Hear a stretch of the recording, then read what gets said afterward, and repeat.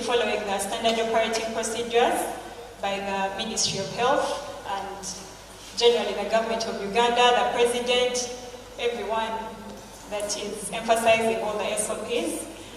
Let us keep sanitizing, let us keep our masks on where we are next to people or in crowds. We put ribbons, the green ribbons. You see where you see a green ribbon, please don't sit. It's to ensure that we maintain the social distancing. We are doing both a physical and an online event to make sure we are within the SOPs and the guidelines by the Ministry of Health. So leave 2 seats, or at least 2 seats, between yourself and your neighbor on either side. That's my kind request. Our areas of convenience, you can walk straight up. There are the two exits up. You walk straight, and on this same building, there are areas of convenience at the extreme corner on every floor of the building. In case of a fire, our fire assembly point is in the parking at the main building of the the School of Economics. That's our fire assembly point in case of a fire. There are no planned alarms, so in case you hear any alarm, that's a real one. Yeah? That's it for our safety moment. This year's symposium is under the theme National Content and Sustainability of Uganda's Oil and Gas Sector. I'll take us through the program. We'll have welcome remarks from the Vice Chancellor. This will be followed by, from the Vice Chancellor of Makerere University. This will be followed by opening remarks by the Chief Coordinator of Operation Wealth Creation. And thereafter, we'll have the keynote address and the official opening of the symposium by the Minister, the Honorable Minister for Energy and Mineral Development. After that, we'll have the phase that's on setting the stage to get us ready for the panel discussions. And this will it will consist of remarks from selected industry players, including Professor Eria Hisali, who will take us through recent developments in Uganda's oil and gas industry. We'll also have the Permanent Secretary for Ministry of Energy, who will take us through what the next steps are in Uganda's oil and gas industry, and this will be building on the current achievements. Then in that same phase, we'll have an overview of state and national participation in Uganda's oil and gas industry, and that will be by the Chief Executive Officer of Uganda National Oil Company, for which I work. We'll have an official symposium photo session right here at the stage. That will be followed by a tea and comfort break. Then we'll get into panel 1. And panel 1 is on the status of implementation of Uganda's legal and regulatory framework for national content of oil and gas. Yeah. Then we'll have a Q&A session, a short one, after the panel 1 discussion.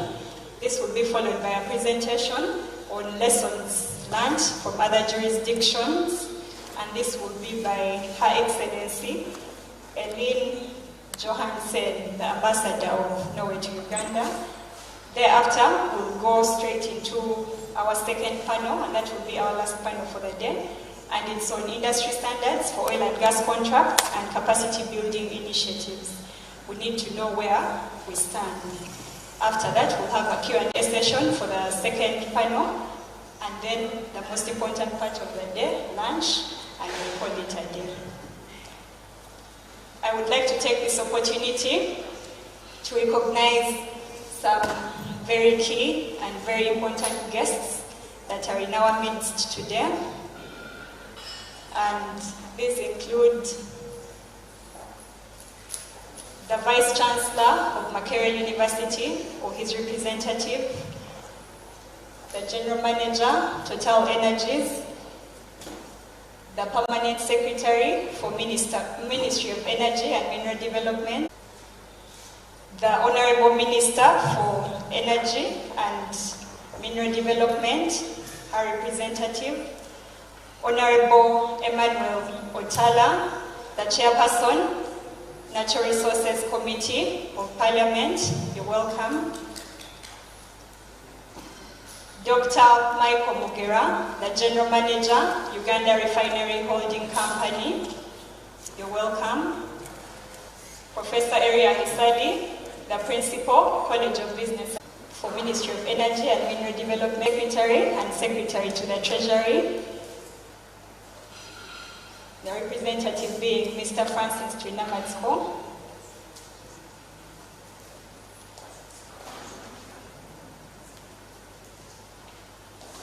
My apologies, Mr. Joseph Enimo.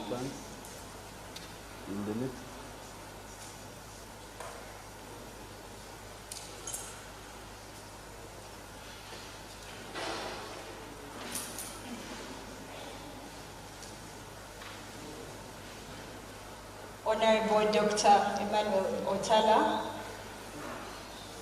please join the team.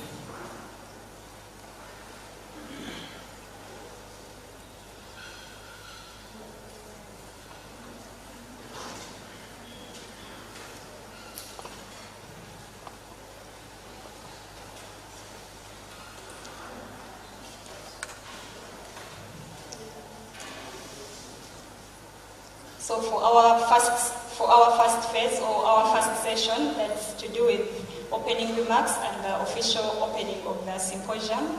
These are our key guests that will take us through this. I'll now hand over to the Vice Chancellor of Makerere University to give us his welcome remarks. Over to you, Professor Eria Hisadi.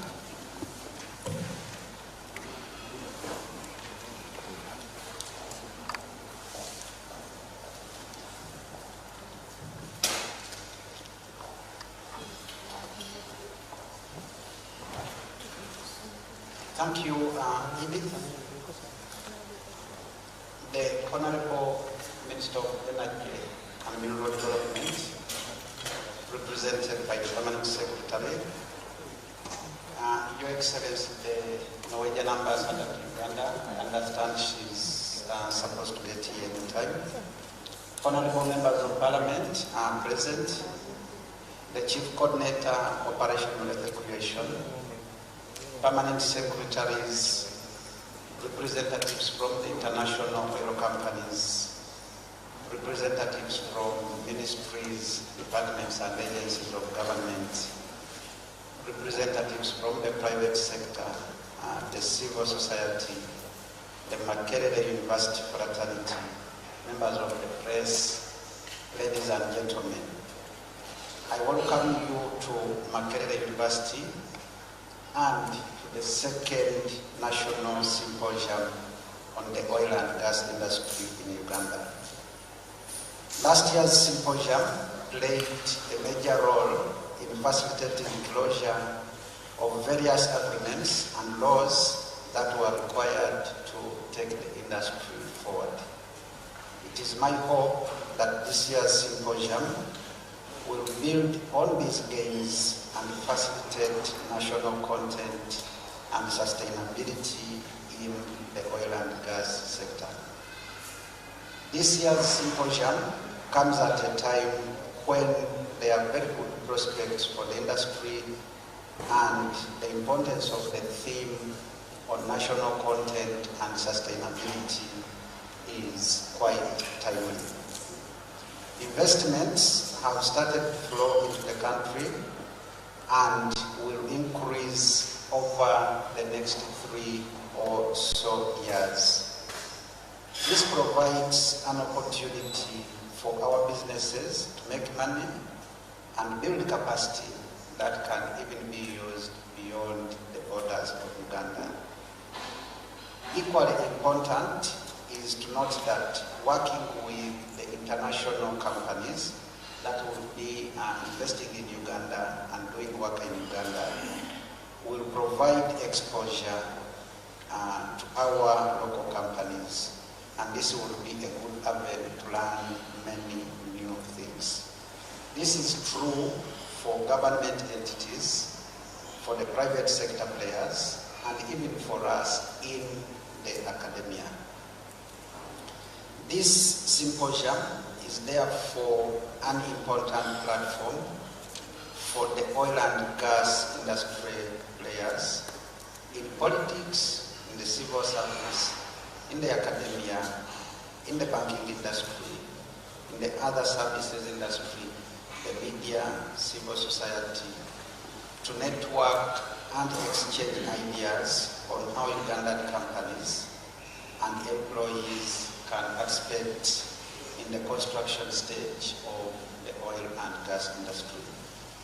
I therefore want to thank all the political leaders, government officials, international oil companies, all our development partners, and indeed the entire public for your enthusiasm, and I assure you of our commitment to such engagements.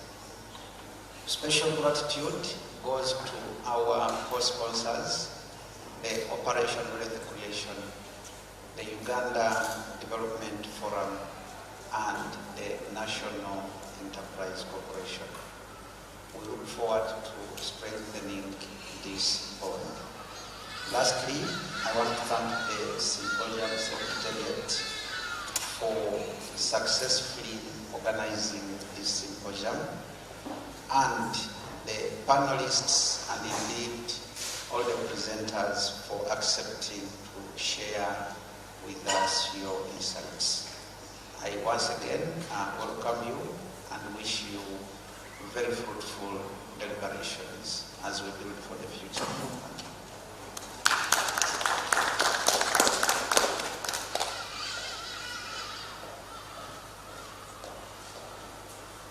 Thank you, Professor Eria Hisali, standing in for the Vice Chancellor of Makerere University. Let's have opening remarks by the Chief Coordinator of Operation Wealth Creation, who is joining us online. Technical team, are we ready?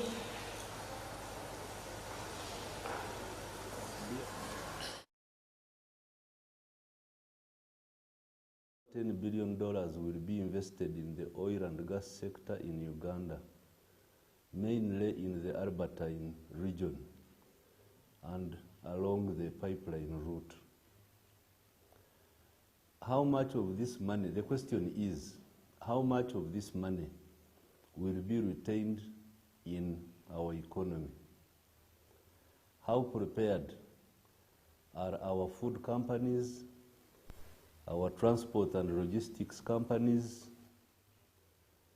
our security companies, our engineering and consultancy companies? How prepared are we for this massive investment that is going to take place in the Albertine region? Dear participants, in the next 5 years, over $10 billion will be invested in the oil and gas sector in Uganda, mainly in the Albertine region and along the pipeline route. How much of this money, the question is, how much of this money will be retained in our economy?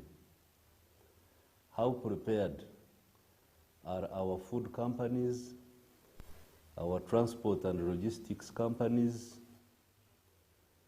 our security companies, our engineering and consultancy companies? How prepared are we for this massive investment that is going to take place in the Albertine region? Dear participants, in the next 5 years, over $10 billion will be invested in the oil and gas sector in Uganda, mainly in the Albertine region and along the pipeline route. How much of this money, the question is, how much of this money will be retained in our economy? How prepared are our food companies, our transport and logistics companies,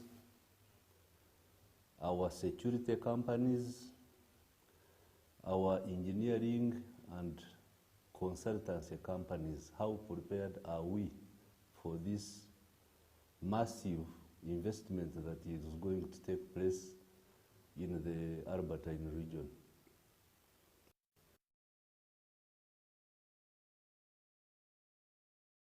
Thank you very much, General Caleb Akandwanaho, the Chief Coordinator of Operation Wealth Creation. The oil and gas sector is very key for the economy, and in fact, our initial theme for last year's Oil and Gas Symposium was the potential contribution that this very important sector has to the economy of Uganda. So it's in line with what the Chief Coordinator is talking about, and we need to know how we as Ugandans can participate, how Ugandan businesses and Ugandan companies can participate from this sector. Allow me to welcome the Honorable Minister for Energy and Mineral Development, Engineer Irene Batebe, to give her keynote address and officially open the symposium. You're welcome.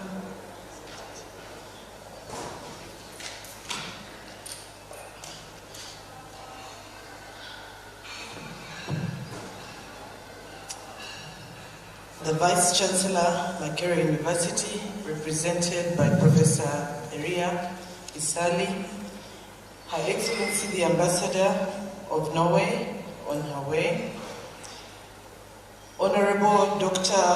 Otala, the Chairman, Environment and Natural Resources Committee of Parliament, other members of Parliament present, the Chief Coordinator, Operation Wealth Creation, the Permanent Secretary, Ministry of Energy and Mineral Development, represented by Minister Malinga Hani, the Permanent Secretary of the Ministry of Finance, Planning and Economic Development, the General Manager from Total Energies, Mr. Philippe Brouet, the private sector representatives, distinguished ladies and gentlemen, good morning.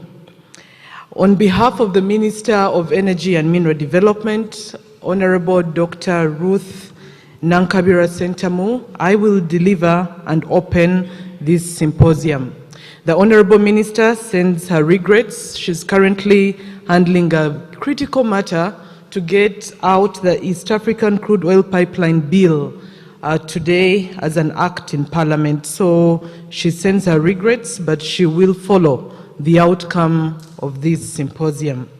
So on behalf of the Minister, it is my great honor to be part of this second annual symposium on Uganda's oil and gas industry under the theme National Content and Sustainability of Uganda's Oil and Gas Sector.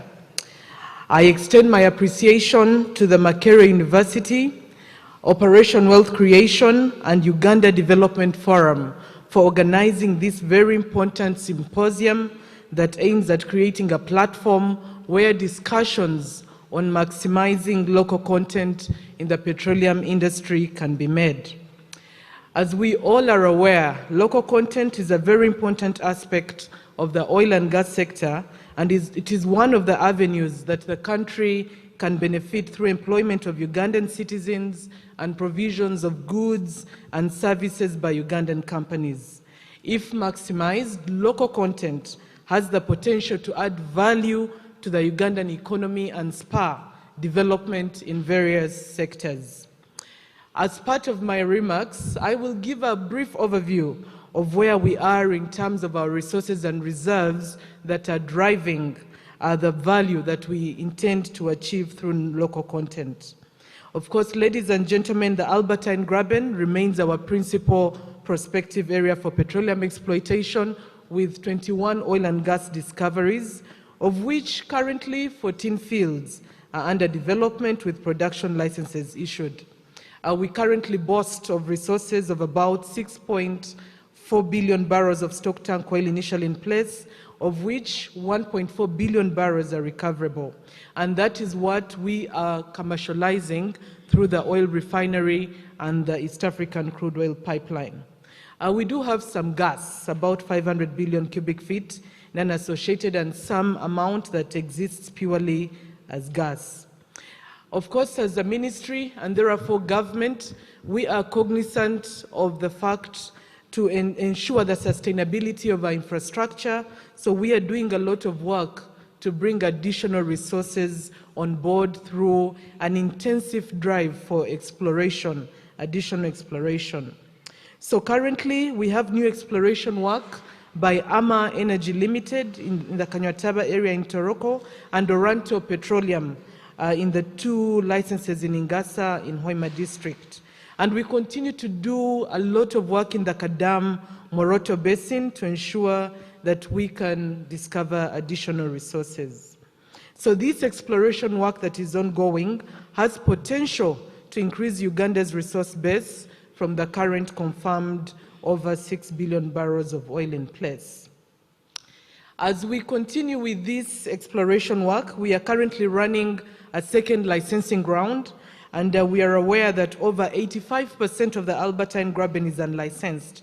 So my ministry is currently undertaking a second licensing round, after which granting of new exploration licenses will be made. So we are preparing to commence negotiations of new production sharing agreements with 2 companies, and one of them is the Uganda National Oil Company. So hopefully, early next year, we should be executing new production sharing agreements with these 2 companies that have succeeded in the second licensing round. Ladies and gentlemen, the sector is now moving into the development phase, and the Chief Coordinator Operation Wealth Creation poses a significant question: how much will be invested, where we seek to invest between 15 to 20 billion US dollars in the sector. But he also posed a critical question that the symposium will be seeking to address: how prepared are we as Ugandans? So the key projects that we are looking at that are driving this investment are largely developing the oil fields in Tilenga for production, but also in Kingfisher development area, and the East African crude oil pipeline, where we seek to export about slightly over 200,000 barrels per day through the port of Tanga. Of course, the oil refinery is very critical to ensure the security of supply of petroleum products in the country, because we continue to rely on importation entirely from Singapore and the Arabian Gulf. We are also constructing a number of supporting infrastructure, such as airports and roads, and as part of the discussion, the Uganda National Oil Company, together with the representative of the Permanent Secretary, will walk us through those details. So, ladies and gentlemen, today the project is ready for takeoff. You must have witnessed the signing of key agreements this year in April, and those key agreements launched the oil and gas project. So the Uganda Host Government Agreement, the Shareholders Agreement, and the Tariff and Transportation Agreement for the East African crude oil pipeline were critical to ensure that we commence the next phase of the project. We are also working on an enabling legislation to support and enshrine the provisions of these agreements as part of the law, and that is what the Minister is currently working on in Parliament to ensure that law is out to enable the contracting to continue or to be finalized. Coming down to the theme of this workshop, national content in the oil and gas industries, ladies and gentlemen, this symposium, which brings together various experts to discuss the participation of Ugandans in the oil and gas sector, is in line with our strategic objective as government, which is to encourage national content, but also creation of forums where solutions to challenges affecting local content can be discussed. So in order to maximize national participation in the petroleum industry, government put in place a local content policy, but also bespoke regulations to support that industry. In terms of skills development, and this goes to partially answer the question posed by the Chief Coordinator Operation Wealth Creation, how prepared are we as Ugandans? Ladies and gentlemen, we have undertaken a number of studies as government to understand the level of opportunities, but also what is required in terms of national content. So from the studies, we have assessed that about 161,000 jobs will be created within the next 3 to 4 years during the development phase. And of these, 14,000 will be direct in the industry, working in the operation areas as engineers, as geoscientists, etc. 42,700 will be indirect, and over 105,000 will be induced jobs. What does this mean? That means it's important that we develop the supporting industry, the ripple effect arising from the oil and gas industry, to ensure the induced jobs come to fruition, because it is the largest number we are looking at. It's important to note, however, that 94% of these jobs will be for craftsmen and tradesmen. These are people that hold certificates and diplomas.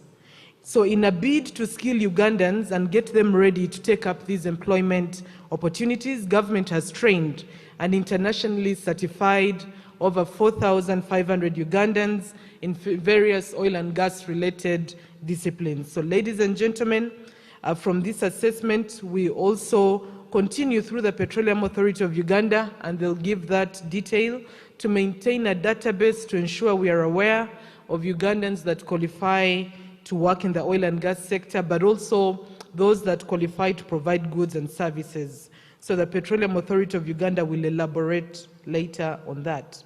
So coming down to enterprise development, in addressing once again the Chief Coordinator Operation Wealth Creation's concern, the Ministry of Energy and Mineral Development has partnered with the German government under the Skills for Oil and Gas Development in Africa, and we've upskilled and trained over 1,400 local suppliers in the oil and gas industry in bid management, just the tendering process, to be able to compete, procurement, and health, safety, and environment standards. This has been done to make the local suppliers more competitive in order for them to compete for these jobs. We continue to support farmers' associations as a ministry to undertake trainings in market access and value chain optimization. And in addition, over 330 farmers were trained in business and entrepreneurship skills for SMEs in the Albertine Graben. Of course, the Uganda Petroleum Institute of Kigumba is here, and I hope they will have an opportunity to elaborate on the enormous effort they are putting in to skill Ugandans through vocational training, supported by a number of stakeholders. So the ministry is also in final stages of contracting a consultant to undertake a capacity needs analysis study for farmers along the East African crude oil pipeline route to determine their capability to supply agricultural products to the pipeline contractors. We are also aware that the African Development Bank, through the Petroleum Authority of Uganda and of course the ministry, is supporting skilling and training of SMEs along the East African crude oil pipeline. So there's quite some effort in this regard. We've also partnered with banks like Stanbic, and we are working on how to skill and ensure that our farmers are competitive.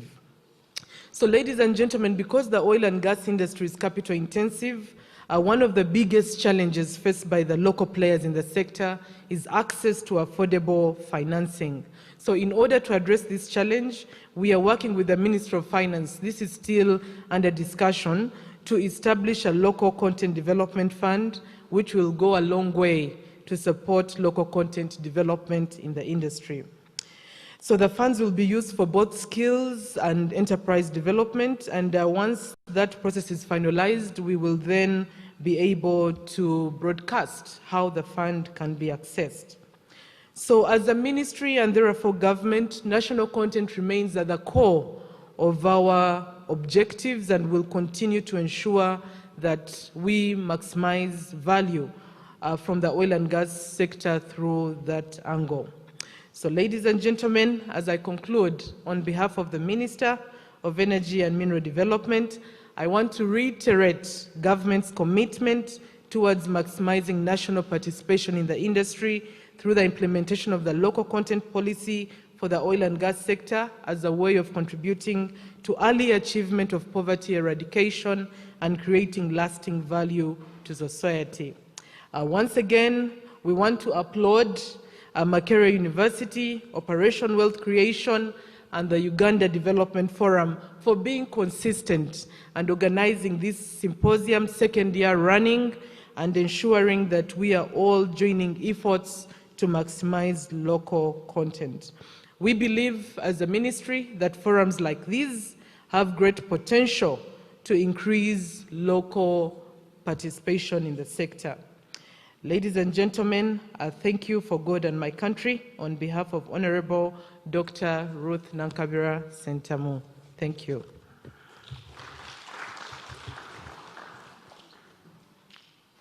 And at this moment, I want to declare the symposium open on behalf of the Honorable Minister. Thank you. Thank you, Engineer Irene Batebe, the Permanent Secretary for Ministry of Energy and Mineral Development, representing the Honorable Minister of Energy and Mineral Development. Ladies and gentlemen, let's give her a big round of applause.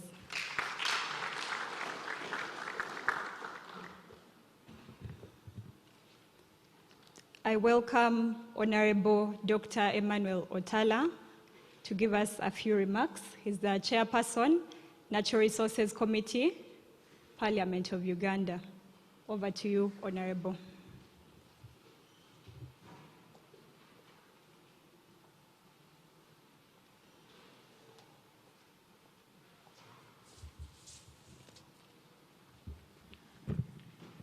Thank you very much, the Mistress of Ceremonies, the Honorable Minister of Energy and Mineral Development, represented by the PS, Your Excellency, the Norwegian Ambassador to Uganda, the Vice Chancellor of Makerere University, the PS, and all of you distinguished ladies and gentlemen in your various capacities. I want to thank the organizers of this symposium for recognizing Parliament as part and parcel of this process that we are pursuing in developing the oil and gas sector in Uganda. And I want to thank you for inviting me to be part of this occasion today. May I begin by saying that I'm going to make just one or two remarks, and after which I will take leave, because together with the Honorable Minister, we are handling this very important bill on the crude oil pipeline. And so I will not be able to participate fully in this symposium today. But I want to thank the organizers for giving me an opportunity to say just one or two words. First of all, I want to say that we as Parliament are doing our duty by, first of all, scrutinizing the bill that is before us that will unlock the resources, all those resources that you've heard the Chairman Operation Wealth Creation talk about, that are going to be invested in this sector. So once we pass this East African Crude Oil Pipeline Special Provisions Bill 2021, that will determine the next step, which is the final investment decision. And our key partners who are here present will have the confidence of our commitment to pursue this investment. So, as I said, we are handling this bill. Yesterday, we passed a number of clauses, and so At 10 o'clock, I'm again meeting with the minister to harmonize a few of the clauses in the best interest of Ugandans. And so I will be taking leave to go and handle that very important matter. Now, the theme of this symposium is national content, sustainability of Uganda's oil and gas sector. And this theme is very appropriate in that it's an eye-opener for us Ugandans to position ourselves and be ready to tap on the enormous investment that is coming to our country by this project. So, the chairman, Operation Wealth Creation, posed a very fundamental question: how prepared are we? And I want to encourage all of us to inform members of our various organizations, entrepreneurs, company leaders, wherever they are, to make sure they are registered in the National Supplier Database with the Petroleum Authority of Uganda. That is the initial step of how you can position yourself to tap into the enormous resources that is coming to our country. Secondly, I want to make a call to the Honorable Minister to expedite the proposal to bring into place the policy for petroleum which recommended National Content Development Fund. This fund should support skills and enterprise development in Uganda. Our companies are still, and if we don't deliberately support them, then many times the supply of goods and services for the various initiatives that are now being undertaken under the oil and gas sector will go to foreign companies. So, Honorable Minister, I've been reliably informed that your ministry is currently spearheading the development of the national fund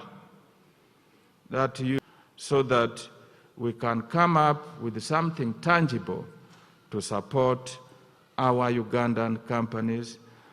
We as Parliament, we are the eyes of the public, we are representative of the people, so whatever we are championing will be in the best interest of the citizens of this country.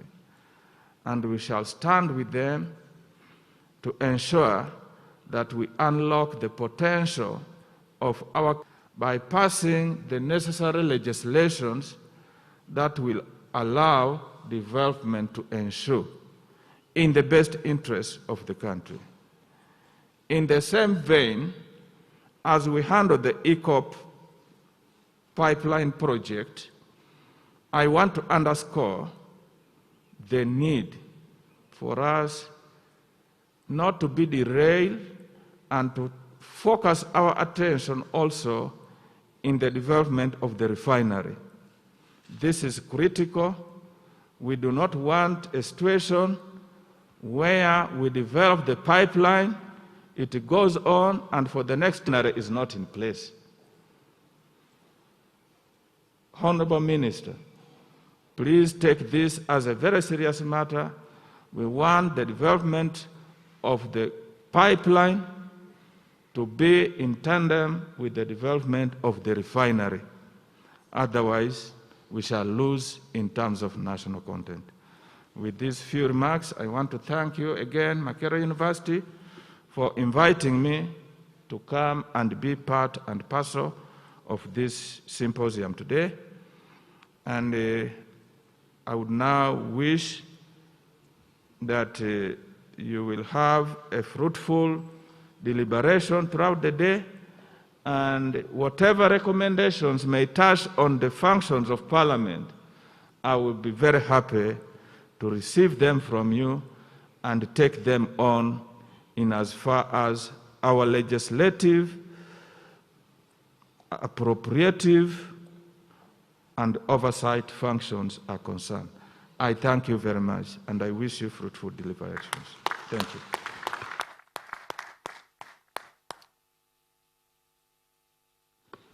Thank you very much, Honorable Dr. Emmanuel Otala. Slight change in program. We're going to have the official photo moment for this year's symposium at the stage just about now, since most of the key guest speakers are already on the stage. I will request Mr. Francis Twinamatsko, General Manager of Total, Mr. Michael Mugera, Honorable Juliet Chinyamatama, Operation Wealth Creation,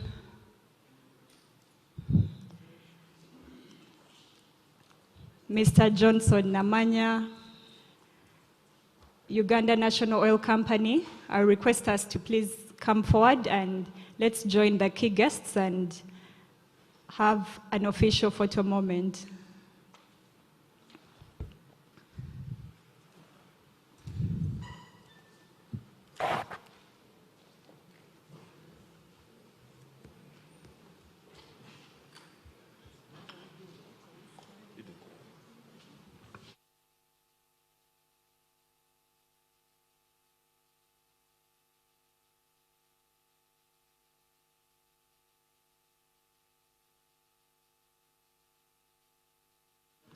All panelists, presenters, panel chairs, please come forward.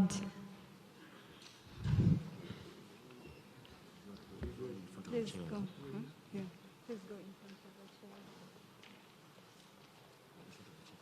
Next time, the other side to balance the photo. This time, the other side so that we can balance the photo.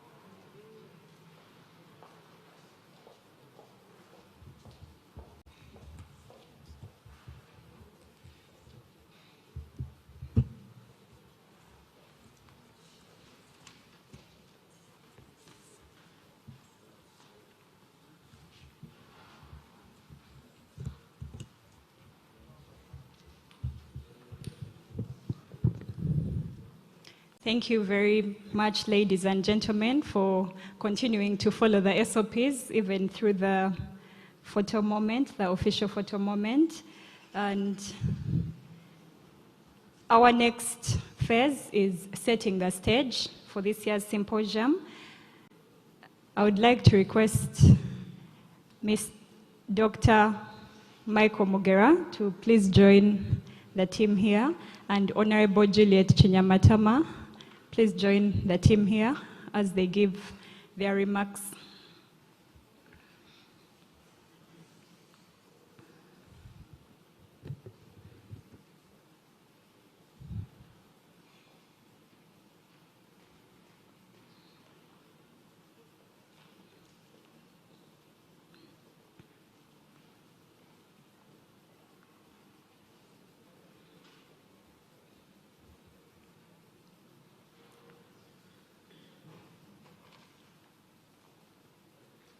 Thank you.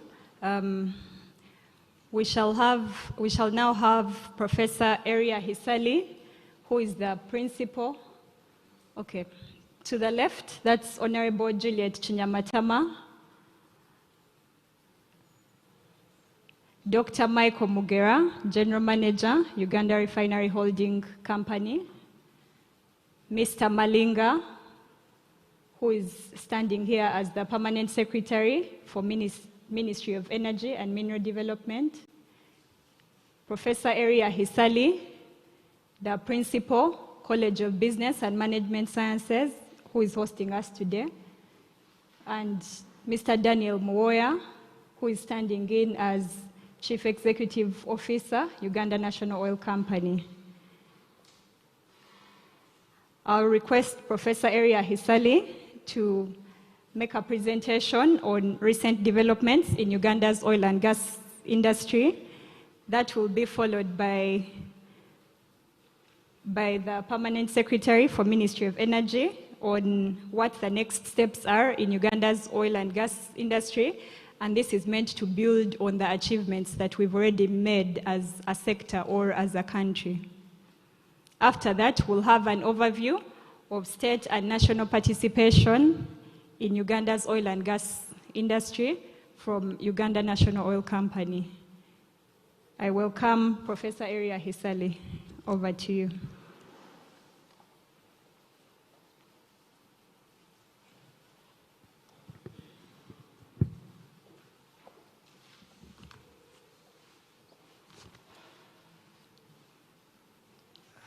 Thank you, Edith. I hope the slides will be shared, but we can get started in the meantime. I'm going to talk about the recent developments in the industry. As we have indicated in our opening remarks, this is an annual event, and it gives us a chance to discuss developments over the last 1 year, and then the prospects for the coming 1 year. So in terms of, I don't see the slides, but I think I will get started. In terms of setting the scene for the last 1 year, when we met here in July, it was a time of uncertainty, and it was a time of too much pessimism. Where was the pessimism coming from? There were about 3 major factors at that point. The first one was the point that the global prices had been considerably depressed. The global prices had been depressed because of the measures that had been put in place by various countries to contain COVID-19. So the prices were very low, around 20 or 19 per barrel. And many people among the public and even in the industry were arguing that it was not worth taking up this initiative. So that was one problem at that time last year.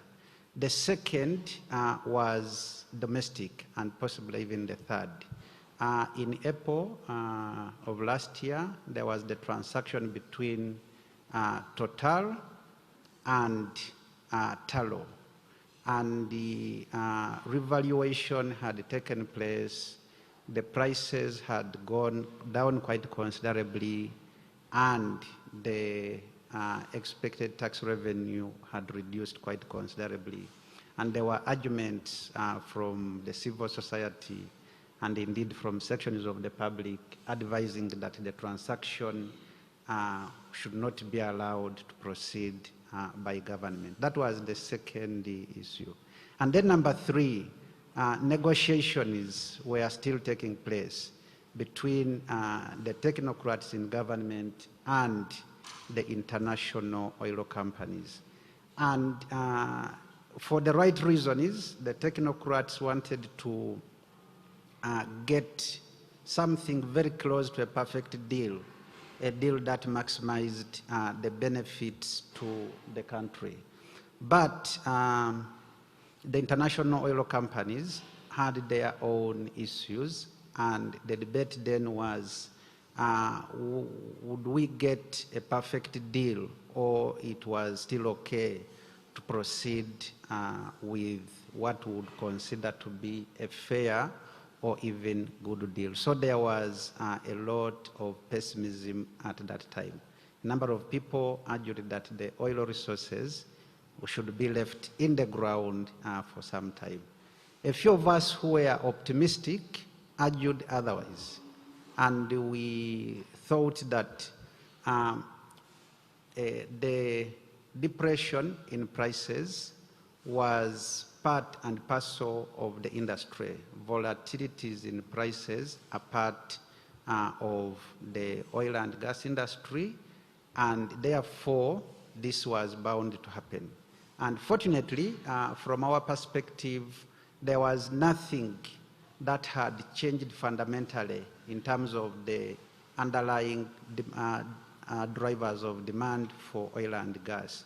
And so airplanes were bound to fly again, industries were bound to run again, cars, factories, name it. So we thought that these were temporary and that things would normalize quickly. But we also argued that sealing the deals in such an environment when prices were low gave an opportunity for the investors and the international oil companies to get the contractors to do work at discounted prices. And most importantly, which feeds into the theme for this year, was the argument that yes, from the oil and gas industry, we benefit from royalties, we benefit from the production sharing agreements, from taxes, but there is also a lot to benefit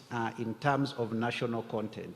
So if the deals, if the agreements were allowed to proceed, there was going to be a lot to benefit from national content, and therefore it was important for the agreements to be concluded that would pave way for production and transportation of oil.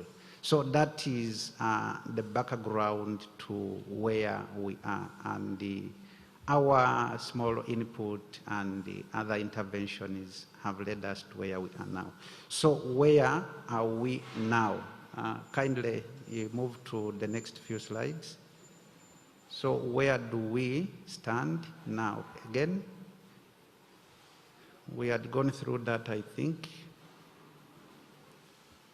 Again, next, please. Okay, so where are we now?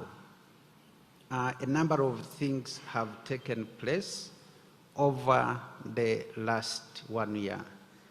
One of the most significant ones is what the Honorable Minister mentioned.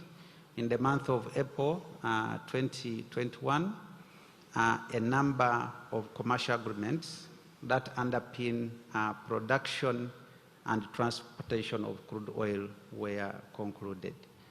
Examples of these are the host government agreement between the pipeline project and the government of Uganda. In May 2021, the host government agreement between the pipeline project and the government of the United Republic of Tanzania was signed as well. But in addition to that, the agreements on shareholding in the pipeline were also concluded. So we know now who owns what in the crude oil pipeline projects. And a number of other agreements have been concluded. So that is the first key development that has taken place from the time that we hosted this symposium this year. The second key development, I think you'll move about 2 slides ahead. The second key development is that the international oil companies have started to issue the conditional letters of awards, the conditional award letters to the main contractors. Just to explain this a little, the way it is going to work is that there are going to be about 2 or even more levels of contracting.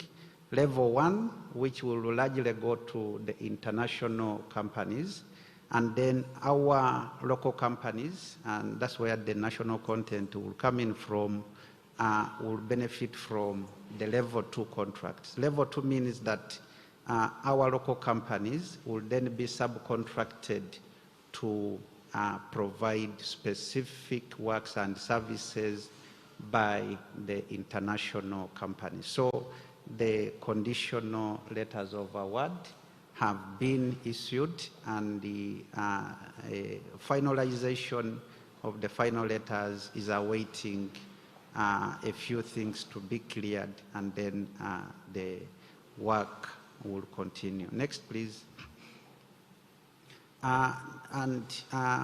Also worth noting is enactment of the East Africa Crude Oil Pipeline Act by the Parliament of the United Republic of Tanzania.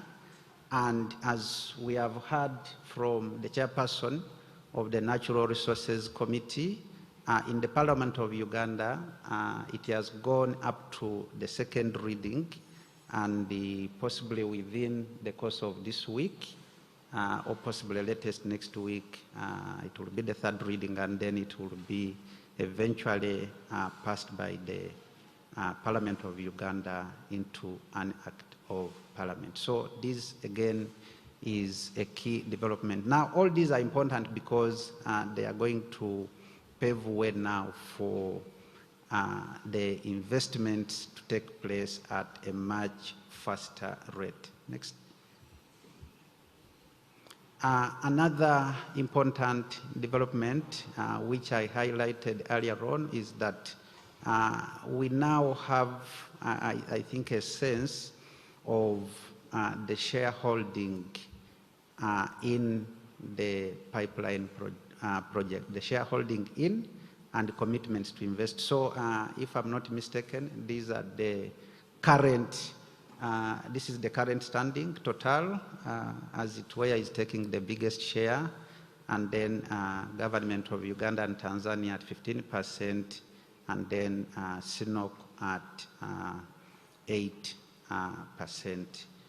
And then, so this would, maybe just to explain a little about this, the shareholding here is going also to be matched by the equity contributions because the pipeline has to put in place. So these shareholders are going to put in resources up to the tune of around $2 billion or slightly above $2 billion towards the pipeline project. But the pipeline project is supposed to cost slightly over $5 billion. So where is the balance going to come from? So negotiations are currently underway between the owners and the shareholders in the pipeline and the potential lenders to mobilize the additional resources required to complete the pipeline project. So that's another key development. Discussion is ongoing. Next, please. A few more. One is worth noting is that some activities in Bulisa in terms of land acquisition have commenced. We also have some early works that are ongoing, and the potential contractors are now fully in the process of mobilizing the required resources to enable them execute the contracts with regard to the contracts that will enable production and transportation of the crude oil. So these are the some of the key developments that have taken place over the last 1 year. Next. Yes, and so in conclusion, the signing of the commercial agreements are indeed a major milestone in paving way for the investments to take place, and a number of activities are going to be taking place over the next 3 or so years. And the good news now, as the Honorable Minister indicated, is that now the prospects for production of oil in Uganda are real. There is no way we will go beyond the year 2025 unless something very unusual happens without having oil flowing. So we want to use this as a platform for sharing these developments, but also for mobilizing the private sector, the public, the academia to identify opportunities and entry points. Thank you so much. I think this was the highlight of what has taken place over the last 1 year.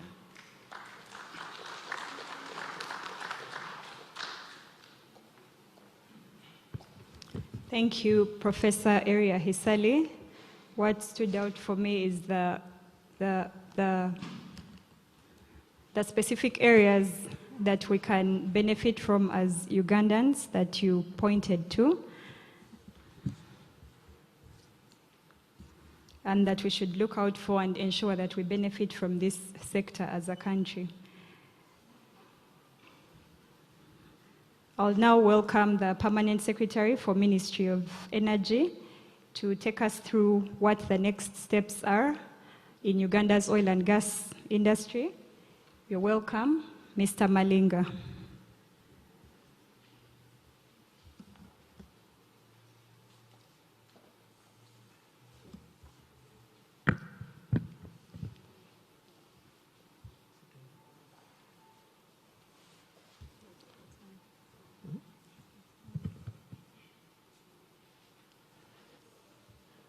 Thank you, moderator.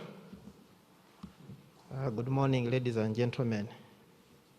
Once again, I'm called Hane Malinga, Acting Director of Petroleum, but I'm standing in for my Permanent Secretary.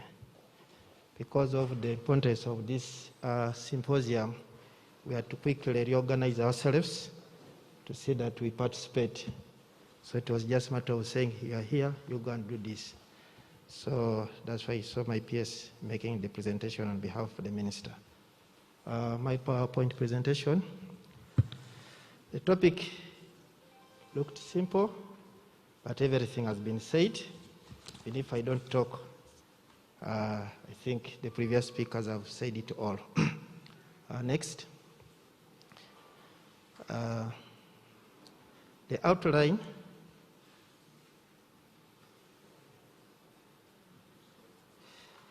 I'll have a brief introduction, talk about policy, legal, and regulatory framework. Please go backward.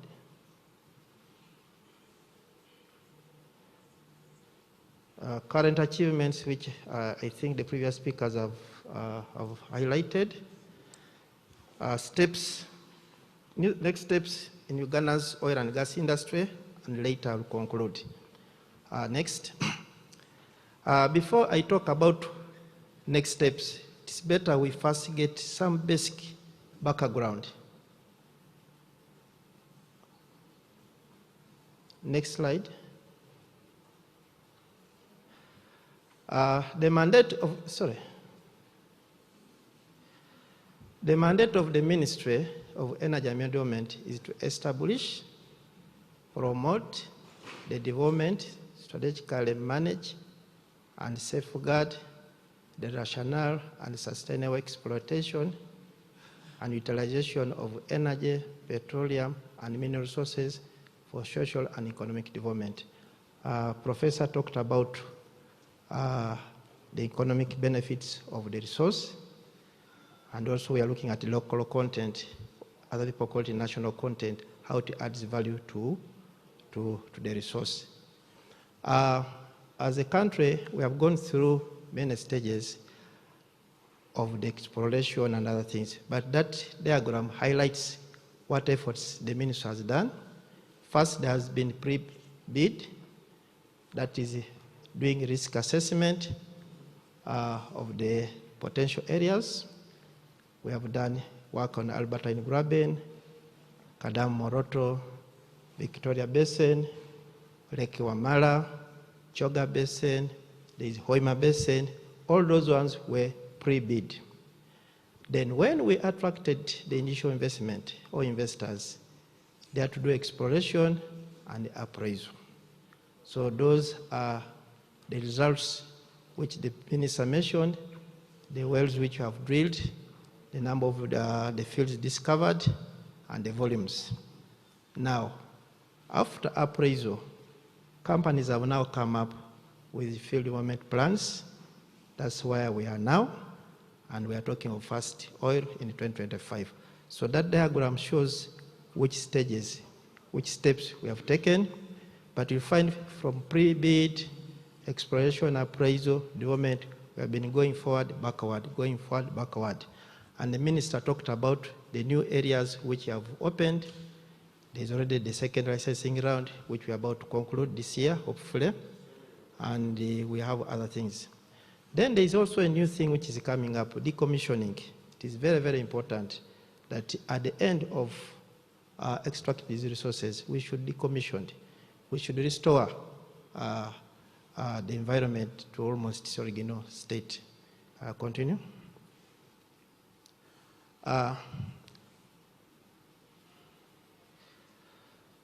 That is a summary of the figures, 21 fields. Succession rate of drilling was 88%. We have over 6 billion barrels of oil in place, recoverable about 1.4 to 1.7 barrels, depending on the technology. Continue. That is already known fact that currently we have 5 companies. We have CNOOC, we have UNOC, and we have Total Energies. Then we have Ama Energy and Oranto. Now, CNOOC, UNOC, and Total are on development stage soon, whereas the Ama Energy and Oranto are on exploration. Among the agreements we concluded was having UNOC being backed in by these 2 companies. So now UNOC is part and parcel of the JVs. So when we are talking, we use arm's length. We don't interact with UNOC the way we have been doing it because we want to show that we are independent. Continue. We talked of the policy. The policy which was approved by Cabinet in 2008 gave us a broad roadmap. It has 10 objectives. Each objective has strategies and actions. So whatever we have done for the last 12 or so years, we've been following this policy and it has guided us. Continue. The first objective is to ensure efficiency in licensing areas with the potential for oil and gas production in the country. We have a challenge that during those days, people thought were being bought off. So we said, okay, fine, let us create a system which we shall follow and have transparency followed. So we are now doing gradual and competitive licensing bidding process in an effort to make sure that there is efficiency in resource management. This one is following the act which was approved or which was enacted in 2013. Then there is establish and effectively manage the country's oil and gas resources potential. In 2008, we had about 300 billion barrels. But as we talk today, we are talking of 6 billion plus. The minister talked about the gases. We also have the gases. We also have undiscovered resources with the potential to have the oil. The third one is to effectively produce the country's oil and gas resources. Government, through the ministry stroke directorate, has reviewed the field development plans, the applications which were submitted by the international companies. So we have done this over time. In 2012 to 2016, there was a lot of outcry. Why are you taking long? We're trying to really make sure that we do proper evaluation. Issues of local content, resource management, and other things. It's because of that. Then the fourth one is to promote value utilization of the country's oil and gas resources. We have been hearing of refinery development. I think could talk more about that. And we have also the crude export pipeline. And we talk about power generation from crude. But as we all know, issues of climate change is becoming an issue.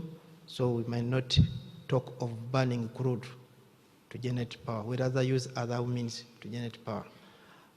So value utilization is going to be done through those two channels. People have been saying, why don't you produce now? It's like if you have water and you have a pipeline, you have water from a source, and if you don't have a reservoir, or if you don't have the users, then there's nothing. So when we're discussing the current bill, there was an argument, why do you want to take our crude through Tanzania? Then we brought an example of deemed energy, whereby you will have power, you pay for it, power will be generated, you pay for it, but we are not using it as a citizen. So likewise, if you don't have where this crude will go, then it is better we leave it in the ground and put in necessary infrastructure. That's why we are talking of refinery development and upstream. Continue. The other one is to promote development and sustainable transportation and storage solutions to give good value to the country's oil and gas. We talked of crude, the crude export pipeline, the storage, could talk more about that. And this one is following that act of 2013 and also the Supply Act of 2003. Then to ensure collection of the right revenues and utilization to create lasting value, we know after our policy in 2008, in 2012, Finance put a policy on revenue management, and later the Public Finance Management Act 2015 as amended, and I think soon maybe to be amended. Then the other one is to ensure optimum national participation in oil and gas activities. Local content policy, we have it. It was approved by Cabinet in 2018. And also we have upstream and midstream law. People say, why don't we bring the local content law? We have the law. If you look at those two laws, the Upstream and Midstream Act, there's local content. But we are trying to make sure that we enhance. That's why we have to go back and have a policy. And that policy, as the professor said, we are looking at the principles for the local content fund. The next one is to support the development and maintenance of national expertise, undergraduate, postgraduate studies in petroleum geoscience at Makerere. I was here, I think, 32 years ago. I finished my first degree in 1989. Actually, today when I came, almost got lost. This place was nothing. I did physics, but for me to go to the side of oil and gas, I had to go to Imperial College London. So that is what used to happen those days. But now these things are being done here, and more is going to be done here.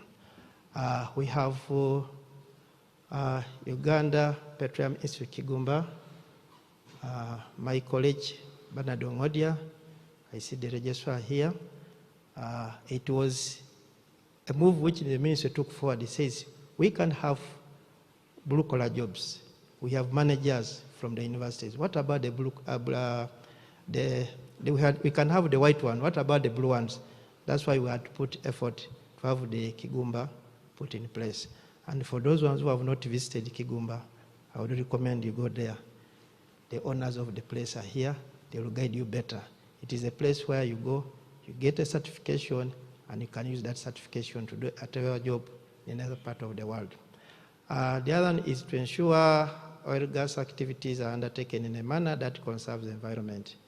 This has been a story. Everybody says oil, oil, oil.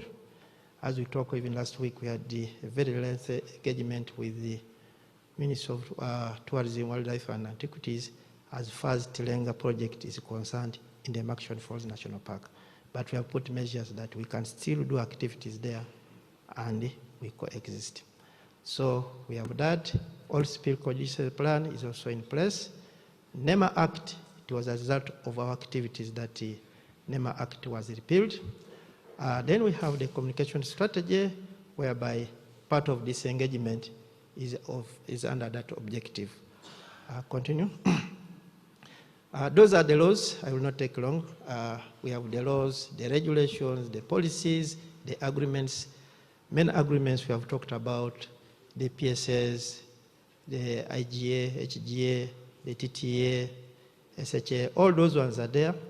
And I want to ask through this forum that the academia, please try to educate the public, because we submitted some of these agreements to Parliament, but up to today they say they are not there, and yet they are there. So the reference always said that we have a record which shows that we submitted. One time when we were engaging a certain group of members of Parliament, their argument was that we don't see the amounts, the figures in the PSAs. For them, they expect to see a PSA indicating that we shall get maybe 50 billion, not knowing that this agreement, the production sharing agreement, is a framework that if production is this is what you take. So there's that argument saying that these are not the agreements which government has. So I don't know how we can really sensitize our leaders so that they really know exactly what they have in their dockets. Continue. Under the institutional framework, in 2013, the Upstream Act created the regulator and the commercial unit. So we have UNOC and we have POW. The Directorate of Petroleum is just administrative. It is not under Act of Parliament. So anytime Directorate can be there, anytime it can be removed. Continue. Summary, we have on resource management, we have the Ministry, Petroleum Authority of Uganda, UNOC, you mentioned it. Environment, we have water, NEMA, UWA, National Forest Authority, local government, agriculture. On revenue, we have our brother here, Francis, Finance, Bank of Uganda, Auditor General, URA. We also have other MDAs which the policy recognized. We work with Ministry of Justice, we work with the Gender, Labor, Social Development, Uganda Investment Authority. We also have local governments and traditional institutions. Currently, like when we're working in Hoima, we take the Bunyoro Cultural Institution as very important. Then we have the other stakeholders, the oil industry players, the development partners. We have had a lot of support from the Norwegian government, the civil society, the media, and academia. Continue. So what are current achievements? This has already been said. We have the Tilenga project. So if there's anybody challenging what we are doing, they should follow the things being done as per the studies.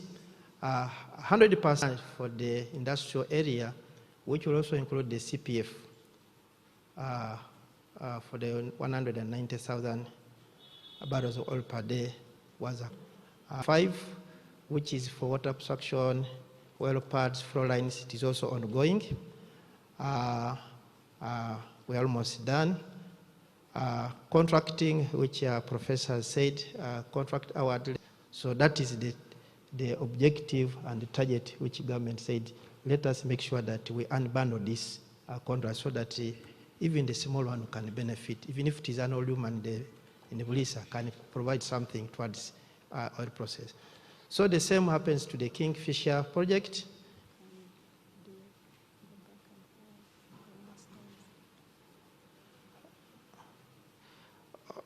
Okay. So now on the midstream segment, we have talked about the refinery. Land was acquired on the ground, doing a lot of studies. There's pre-feed activities. Soon we shall be concluding. And the government, through UNOC, is taking this project forward. We have the East African is land, then there is 2 kilometers. So those figures should not confuse you. AGA, IGA, signed in 2017, HGA, TTA, all those ones have been done. On the supportive infrastructure, the minister talked about it, even Professor mentioned. We have the industrial park, which I guess my colleague, Dr. Mugira, will enlighten more. We have the second. At first, we thought it was going to be a simple airport, but now we are making it a second international airport for Uganda. So there's more other requirements which we have to do so that it meets those conditions, safety conditions. So UNOC is playing a big role. There's a lot of road and bridges construction, and that one's being done by UNRWA. So even those places, I've seen Honorable Kitale, he said Bulisa was a hard place to reach, but nowadays, within a few hours, you're in the Bulisa. Plans for basic utilities like water, electricity, ICT were concluded. Now we are waiting for implementation. That one summarizes the actualization of commercialization plan. On my left, those are most of the activities which we have so far done. Then as you go on the right, on my right, you'll find that there is refinery, then there is the crude export pipeline. I have a challenge, my screen is on and off. So what are the next steps? Continue strengthening government institutions and the key stakeholder involvement, and I think this is important. Harmonize the petroleum sector players under one common policy and goal. We don't want to talk different languages. Develop more regulation to cover areas such as decommissioning, enact and amend existing laws to provide for and allow most operations in oil and gas. There are many laws which are going to be amended. We have also regulation which will follow. Continue supporting training institutions to acquire international accreditation and certification. My brother Ngodi will talk more about that. Finalize the establishment of Industrial Enhancement Center. That is very, very important, so that you go there and pick, and Total is taking it forward, and after some time they will hand over to government. Continue development of standards for all the goods and services reserved for Ugandans. The issue with the industry is standard is the key. So it is not a matter of saying, I want to be a driver, I can drive. You should be a certified driver. So we are trying to create standards with the support of government institutions and being led by Uganda National Bureau of Standards. Continue efforts to have sectors interlinked with the oil and gas. We don't want to work in isolation. It is very, very important that we have that linkage. Then establish local content development fund to support the players. Minister talked about it. We came up with the principles, the draft principles, but we realized that we needed to do other things before. So we had to do the regulatory impact assessment, and now our request is with finance to see whether they can give us the financial implication. so that we go to cabinet. So in conclusion, Uganda's oil and gas sector has progressed to development in preparation for first oil in 2025. And I want to applaud Professor who said, unless things change, 2025, total is here. Then Uganda reformed the legislative and institutional setup of the oil and gas are in line with the best regulatory practice. The separation of roles is very, very important, that at the end of the day, we know who's doing what.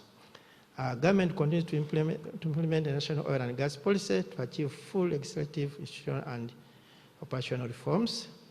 Then national content development is the key to ensure maximum benefits from the natural resources. I want to conclude with that slide. We are all very important. For those ones who do engineering, anything which is in the triangle is always strong. So we have the state, where we have the government, the executive, legislature, judiciary. So we have the citizens who have delegated their responsibility to the state. So as a state, including honorable members, let us do our job well. If we don't do our job well, then we shall be frustrating the citizens. Likewise, citizens should also not just talk. They should not start doing politics. You find people talking of things which are not happening, so you find they spend more time talking. So we have the role of citizens, we have the state. State has brought in the international companies, the licensees, the contractors. Now, what next? We should also have a good working relationship, where we have the licensees, the contractors working with the state. Responsibility. Give the little so that at the end, the citizen acknowledge that, yes, we have the petroleum resource in the country. I want to thank you for listening to me.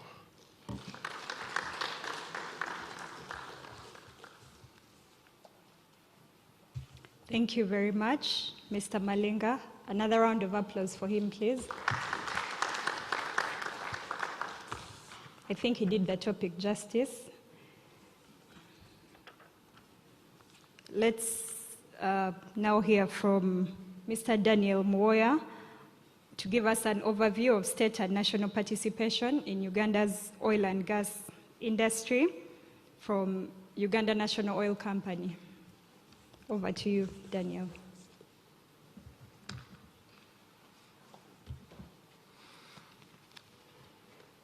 Thank you, and good morning to everyone. Honorable members of Parliament, Vice Chancellor, all protocols observed. Let me have the slides, please. So I bring apologies from my CEO, my Chief Executive Officer, Ms. Proskovia Nabanja. She's unable to be here and has assigned me to discuss this important subject of state and national participation in Uganda's oil and gas industry. And let me start by saying that when we discuss national content, one of the key tools that government has implemented for national content is this state and national participation. There's participation of the citizens and the citizens' companies as service providers and employees. But there's also the participation of the state on the commercial side of the industry. Of course, there's a state as a sovereign with the delegated power that Mr. Malinga has discussed, has the right to take royalties and taxes, but it also has the opportunity to go into the business side and extract value. And that is the role of National Oil Company. If we go to the next slide, please. So the next slide is a summary of the institutional framework, the governance framework that we operate, and we've already seen it here today, and we will see it when the Petroleum Authority comes. The overall role of policy and promotion and licensing lies with the ministry, with Mr. Malinga as director, but we have the Petroleum Authority, which is responsible for regulation. And then the National Oil Company, Uganda National Oil Company, is charged with the commercial aspects, with participating as a commercial entity along with our partners Total and CNOOC, and eventually the rest of the licensees that are here, AMA and Oranto, and that will come as we progress the industry.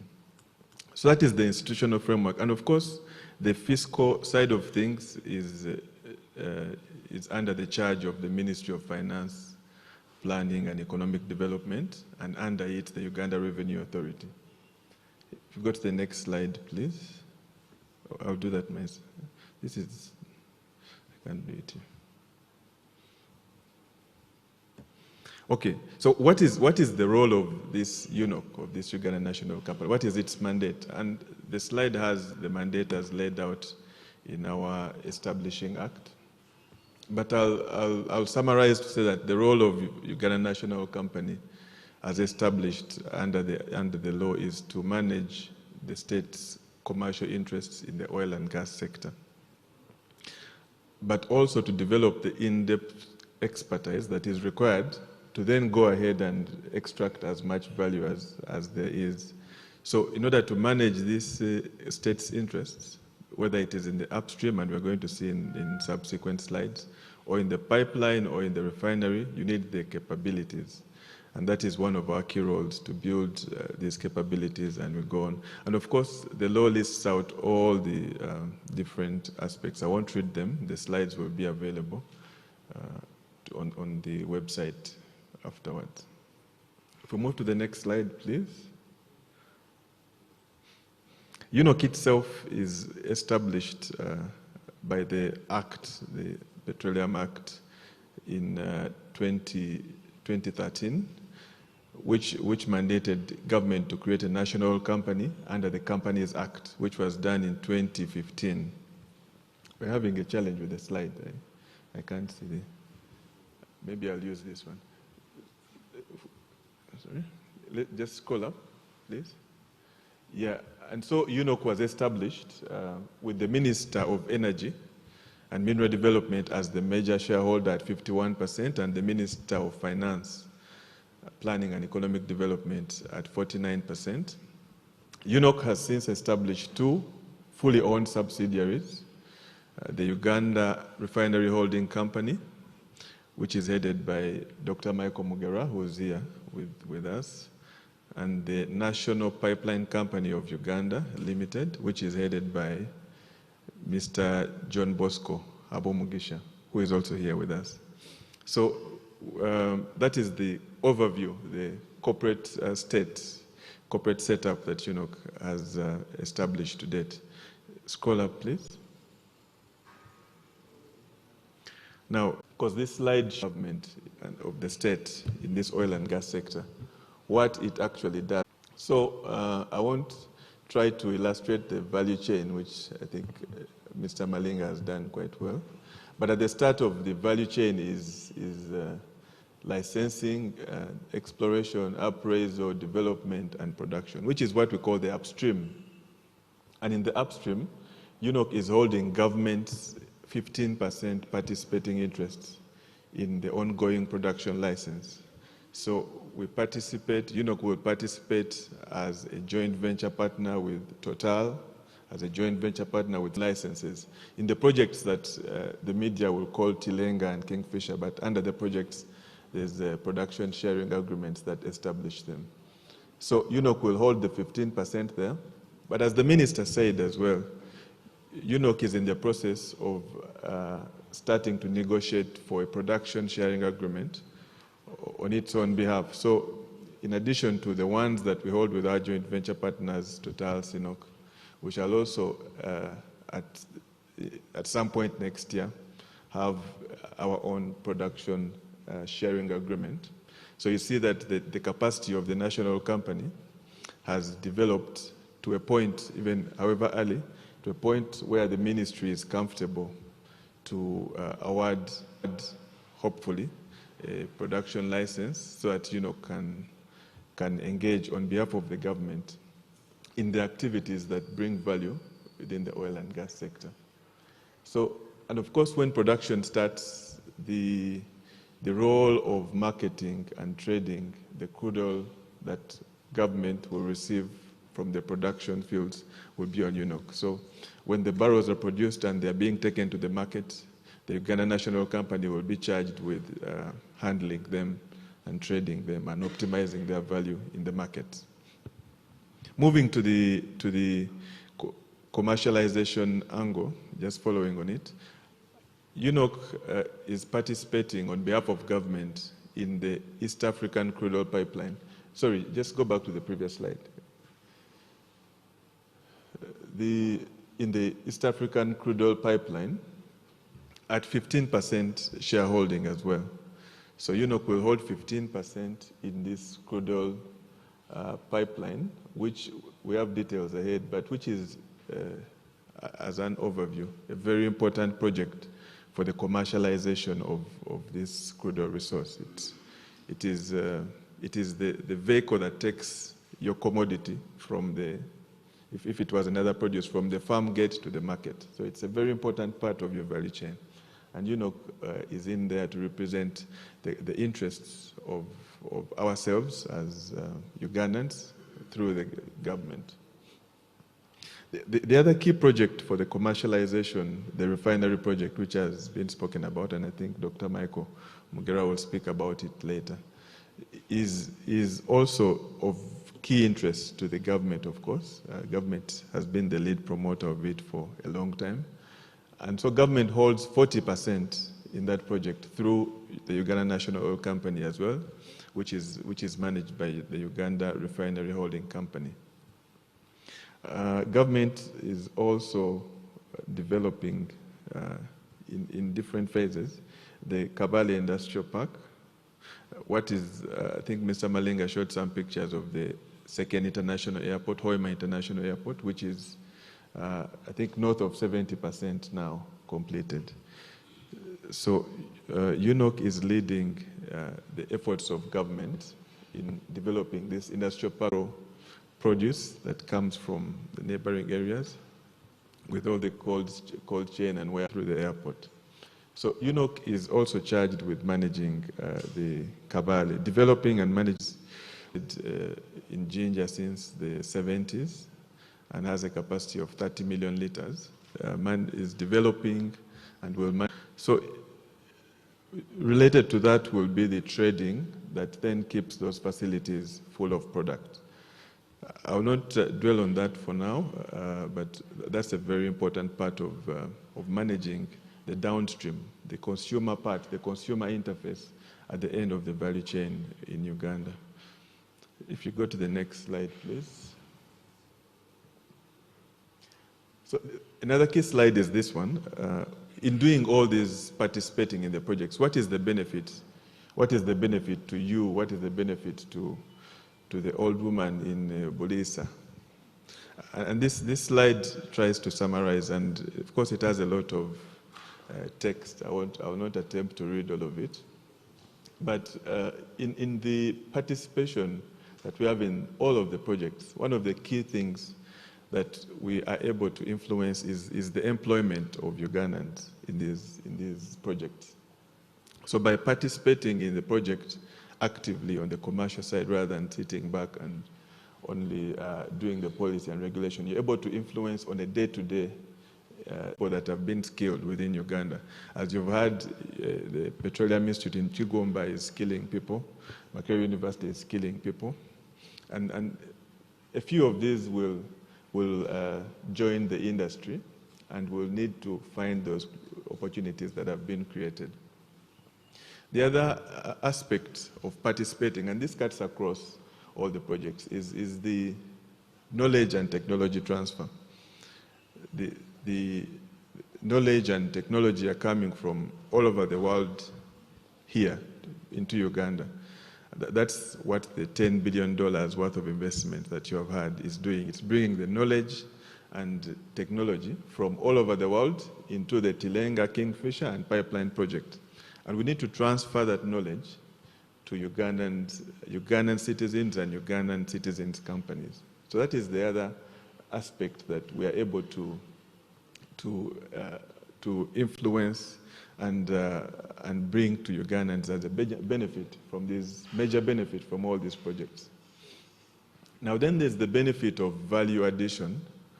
And value addition, I speak to mainly two projects, the refinery and the industrial park, but also the trading aspect. The barrel, like any other commodity that exists in the world, adds value as you move it along the value chain. Just like coffee or anything, it has a value at the farm gate. It has a much higher value when it comes to your table as a small pack of coffee. The same applies to this oil and gas. We're able to follow the barrels from the ground into the final product. And that final product may be a fertilizer that will be produced from the industrial park. It may be a plastic that we shall be able to pick from the petrochemicals park, or it may be diesel in your car. So that's the value addition aspect is the third key aspect of this slide that will be important to note as a major benefit of why this government company should participate in the oil and gas industry. If we move to the next slide, please. The next slides detail each of the projects that have been summarized in the previous two slides in a bit more detail. I will not attempt to read, I'll just pick the key messages. You can see here the key is that the project costs for Tilenga and Kingfisher is above $8 billion. And $8 billion is significant in an economy of our size, which is under $30 billion GDP. So $8 billion will be the investment in this Tilenga project. And of course, on top of that, you've had the $5 billion that will be for the pipeline, and $4 billion approximately, which will be for the refinery project, and a lot more investment, including close to $1 billion that government has invested to create oil roads and other infrastructure like the airport in the Albertine region. We'll move to the next project. Sorry, next slide. Just scroll up, please. I've spoken about this. The second licensing round has seen the Uganda National Company succeed to the stage of negotiating a production license. So we shall, in the very, very near future, be negotiating a production license. Sorry, a production sharing agreement, not a production sharing agreement. And there's a slide, I don't know if the pointer works. There's a slide, there's a graphic on the side, which is very important. So I'll spend a minute or two on this. So these bars going up represent the production that we project from the current production licenses. So the bar graphs in blue, orange, I think there's a gray, yellow, blue, and red, and green, represent what we expect to produce from what we know, what we have done work on. However, you can see that at a certain point, maybe 10 years off and reduce significantly.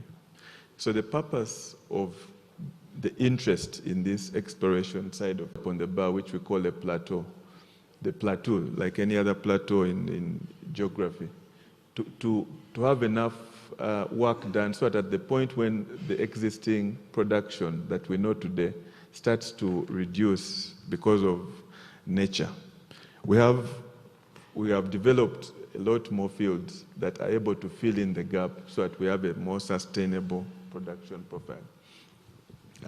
So I just wanted to spend some more time on that particular graphic because it gives a very important message about the importance of the exploration efforts that are going on in the Albertine Graben, but also in the Morotoka Dam Basin. The refinery project, I think Michael will speak about this, but it's also a very important, it's probably one of the more important value addition projects that I've spoken about, and is currently at the stage of basic front-end engineering design. I'll just move on from this. Slide up, please. You've already heard about the pipeline, the East African Crude Oil Pipeline. Currently, Parliament can Crude Oil Pipeline Special Provisions Bill, which bill is intended to enable the very peculiar aspects of this project to be legal, to have legal standing within our framework of laws. So that is expected to be completed very soon, and that will then create certainty more certainty about the 2025 and more certainty to the people that are working in the project that what we are doing is actually legal. If we move on, please, to the next slide. Kavala Industrial Park, we've spoken about that. Just keep moving. And lastly, I believe will be the storage terminals and the downstream trading aspects, which I've also spoken about. And these two last slides, the storage terminals and the bulk trading, work in tandem as the projects that then manage the interface between the... Next, please. So in conclusion, I'll just conclude with the message similar to what I started with, that national content is one of the most important aspects of this industry, because like the chief coordinator of Operation Wealth Creation said, what do we do to retain the value from these $10 billion or multi-billion dollar projects within the country? So one of the tools that government has implemented that is very important and has already shown results is the state and national participation, which is managed by UNOC. In addition to that, we shall have the participation of Ugandan labor as employees, and participation of companies that are owned by Ugandans as service providers. Thank you very much.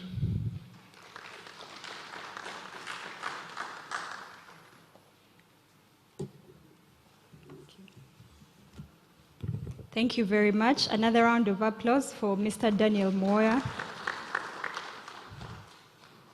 Thank you very much for setting the stage. A round of applause for all of them as they go downstairs.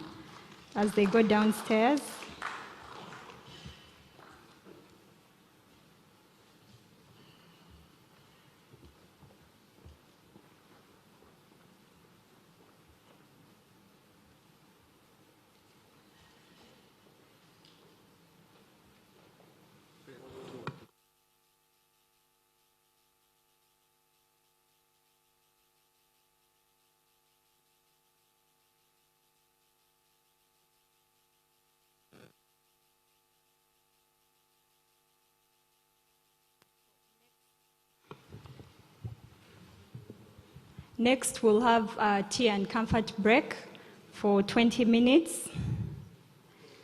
So we should be back here at exactly 11:20 to start our first panel session, and it will be on the status of the implementation of Uganda's legal and regulatory framework on national content in the oil and gas sector.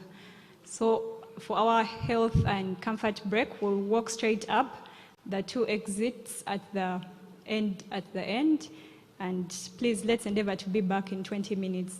Thank you.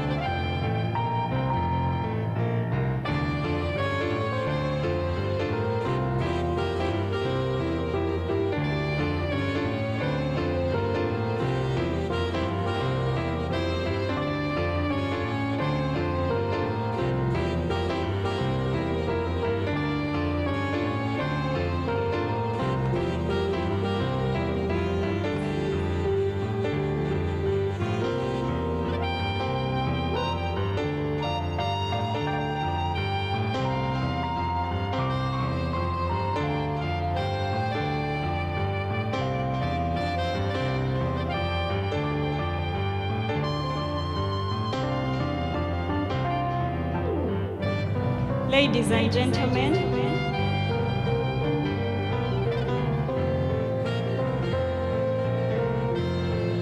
let's resume. Let's take our seats and resume, please.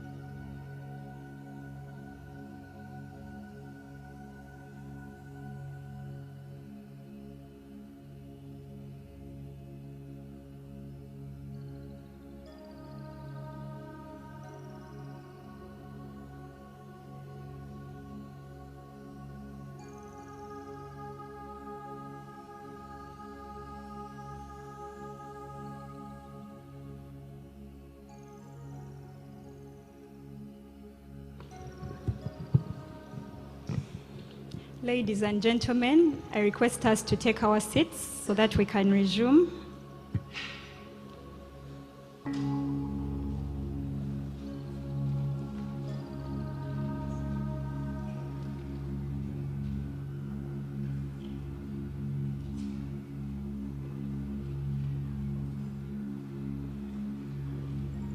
Okay.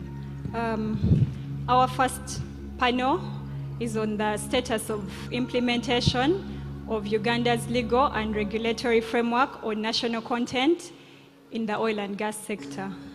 And it is chaired by Mr. Francis Twinamatsko. He's currently the Assistant Commissioner in the Tax Policy Department, Ministry of Finance, Planning and Economic Development, Uganda. He's a board member of Uganda National Oil Company. He holds a Master's of Arts degree in Economic Policy and Planning from Makerere University, a Master of Science degree in Energy Studies with specialization in Energy Finance from the University of Dundee in Scotland. Through his career, he has done several short courses as part of capacity building programs under the Ministry of Finance. You're welcome, Mr. Francis Twinamatsko. As part of his panel, we'll have Mr. James Musherure Rujochi from Petroleum Authority of Uganda. He's currently the Senior National Content Officer in charge of contracts at the Petroleum Authority of Uganda. He's a UK-trained petroleum lawyer and business economist who previously worked at the Directorate of Petroleum, Ministry of Energy and Mineral Development.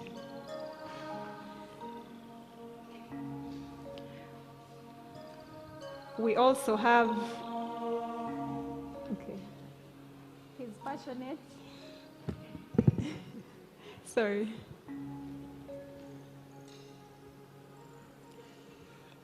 We have Victoria, Miss Victoria Namusoke Kayemba, Acting Sector Head, Oil and Gas, Stanbic Bank.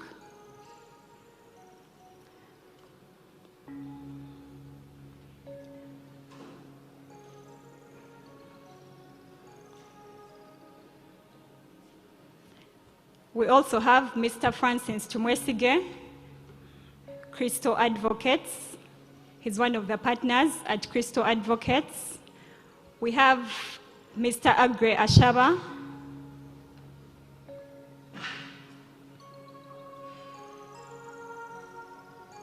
Okay. We have a few technical glitches. We have Mr. Agre Ashaba.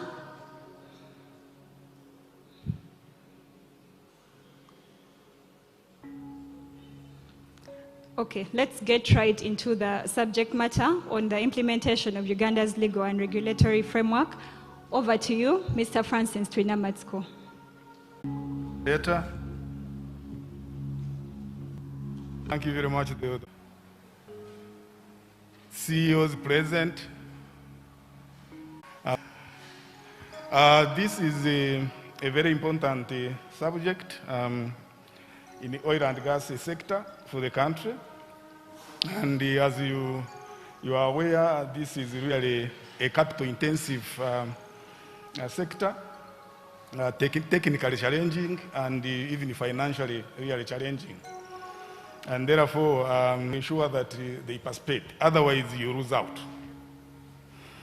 The rules basically assist us to answer the question why that has been raised by the Chief Coordinator of Operation Wealth Creation.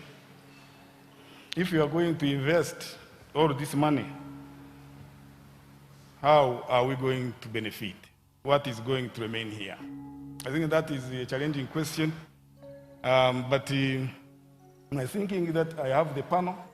The panel is going to assist us unravel this question because we are going to discuss the status of implementation of Uganda's laws and regulations, and the panel should be able to assist us see how we are benefiting as Ugandans, how Ugandan companies, suppliers are benefiting, and how Ugandans are getting really the jobs in the sector. To discuss this, the panel has already been introduced, but basically to summarize is that we have a regulator. A regulator automatically the one who oversees these laws and regulations. We have private sector. Private sector should be able to highlight whether these laws and regulations are assisting or whether there are gaps or challenges. We have Stanbic Bank. Stanbic Bank should clearly highlight whether the banking sector in Uganda is ready to support oil and gas sector with this heavy investment. And then we have Oil and Gas Association. I don't know whether is around, but importantly, we have a service provider from Crystal Advocates. I think with this experience, this level of expertise, we should be able basically to answer all the questions related to how we are the status of implementing of Uganda's legal and regulatory framework. With that, I would like to start with the Petroleum Authority of Uganda to summarize the progress of implementation of Uganda's legal, institutional, and regulatory framework for national content in oil and gas. Over to you, Paul.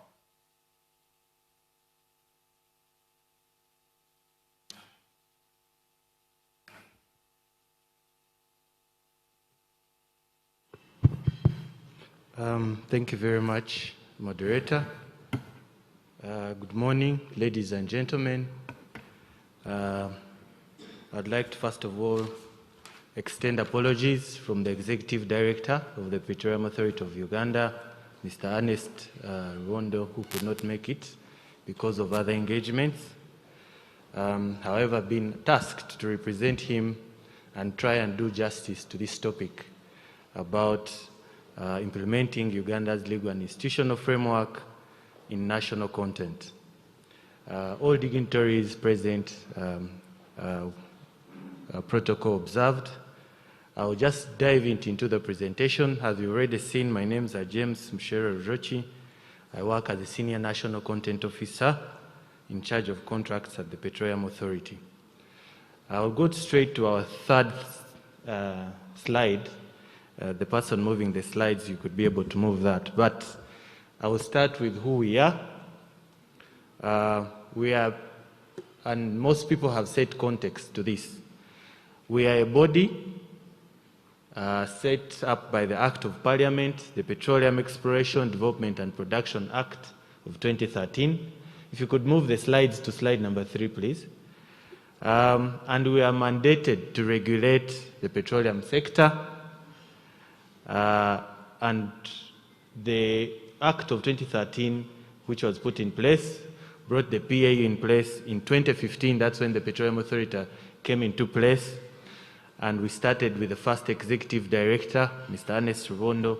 We have gradually grown, and we have over 200 staff now. I don't know what's happening to the slides. Okay. Okay. I will not go much into what many people have said. I've talked about who we are. We regulate the upstream and midstream. We don't regulate the downstream. And the policy and the law are not yet revised. So the upstream, we mean exploration, and then you discover, and therefore develop and produce, and then transportation and refining. So we don't go down to the petrol stations that you see that have come up, Haas, whatever. We don't do, that's not the mandate of the PAU. We stop at exploration, at development, transportation, and refining. I'll go, they have already talked about the barrels of oil discovered, and I'm not going to go into it. And therefore, what do we regulate? Currently, we are regulating a project that has about 6 billion barrels of STOIP and recoverable 1.4. What does that mean? That we also regulate the projects that they have talked about, that the minister talked about, the new licensing round that is coming, and the one that has already been done where we have projects under exploration of Aranto and Ama. So, but the main focus and the main gist of where the regulation is and what we are doing is the excitement in the discovery, which will lead to development of infrastructure, like a refinery and a pipeline that they have talked about the whole morning. I will not go into it. Those pictures show you an example of what a refinery looks like on the top right. The pipeline map from Uganda to Tanzania, and down is what the central processing facility, or the facilities that will be used to extract the crude and, to separate the crude from other impurities and have oil will look like. So these are big installations and big infrastructures that are to be in place, and they have talked about them, so I will not go into them. What it means is that the $15 to $20 billion they've talked about for the upstream, refinery, ECOP, are key and important for regulating as a petroleum authority. And therefore, when we are regulating, we are looking out for mainly 7 pillars. One of them is resource management, to make sure there is optimum recovery of resources.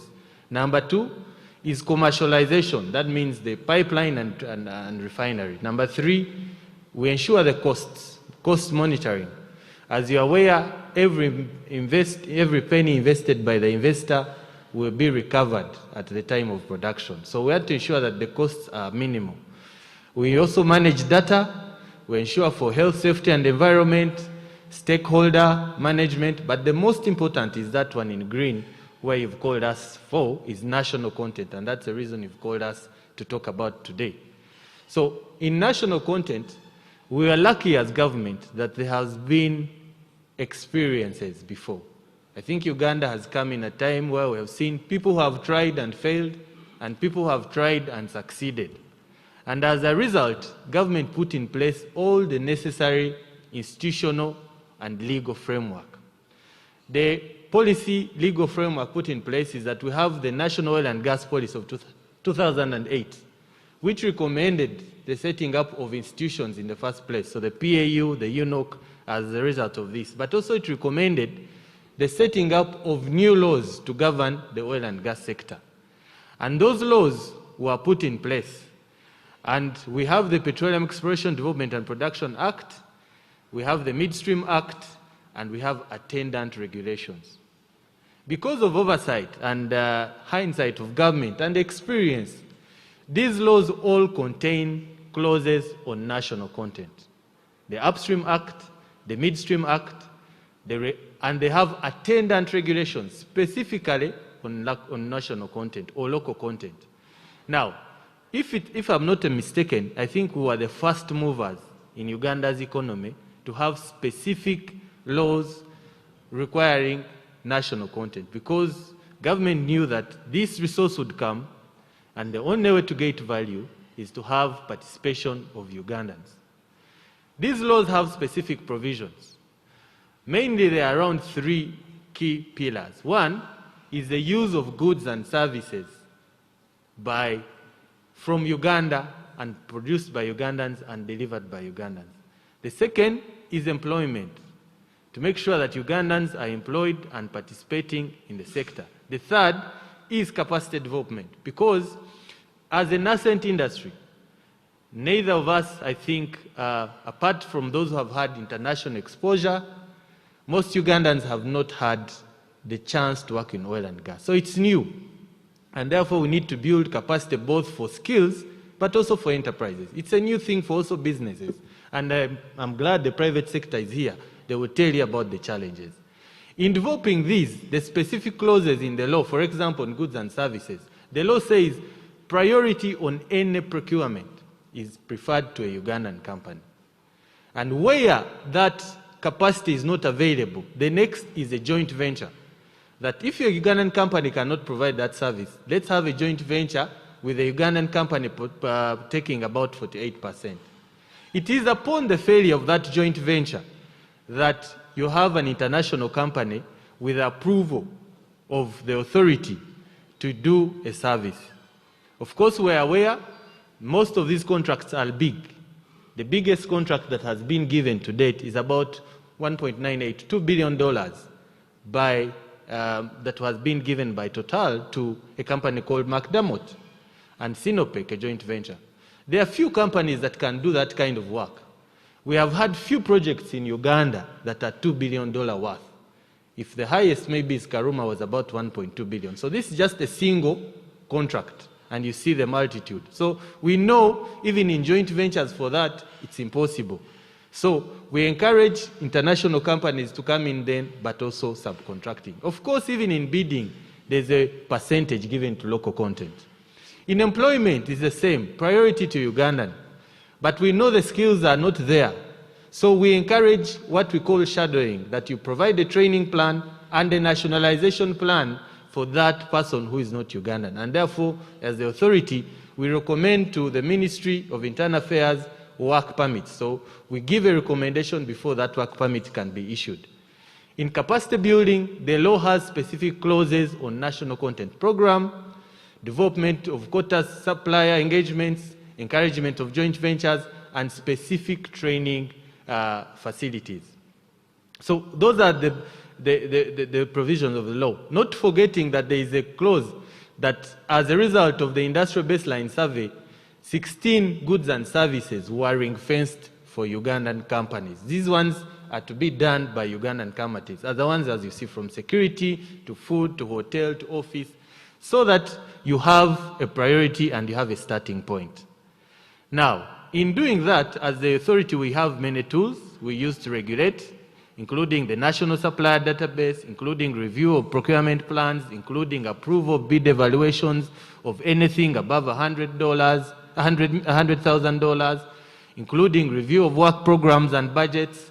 So it's a beehive of activity to ensure that the laws that have been put in place are being implemented. And I can tell you that there has been some sort of success. From the $3.8 billion invested so far by the investors, about $1 billion to date has been retained or given to local companies. And we keep calculating this. In particular, I think it's, in particular, we have seen an increase in the last 3 years. So we have seen Ugandans being able to participate and get some of this petrodollar. And we've seen, for example, in 2017 to 2020 alone, the companies or the licensed companies were able to give contracts worth $147 million. And out of this, 52 was spent on local entities owned by Ugandans. 37, which is about 37%, which is an increase. We've seen an increase from, if you see that curve, from 0 to about 33. And in times when there were no heavily scientific periods, we have seen a shoot up to about $70 million, 70%. So we've seen progress. We also set up a national supplier database. And from the time this database came in place in 2015, there are about 500 companies. Currently, we have over 2,500 applicants. 1,900 are qualified, and out of those, 1,300 are Ugandan companies, which is over 70%. So we've seen more interest by Ugandans coming in. And remember, the law says you cannot provide goods and services unless you're registered on the National Supplier Database. So these are percentages still of procurement that this thing keeps going off. About 338 procurements were done of the NSD, which is 94%, and about 25, sorry, this thing keeps going on. About 25 procurements, 6% were companies not on the NSG, and that's our compliance rate. So we are ensuring that companies register on the NSD. There's been progress. We've seen originally, when the process was starting, companies just doing basic services, catering, a bit of few services. But we've seen a gradual improvement. And this has come through joint ventures and capacity development. We've seen Ugandan companies now being able to do things like geotechnical surveys and geophysical surveys, RAPs. We've seen them doing water management. We've seen them improving to be able to do higher and more complicated.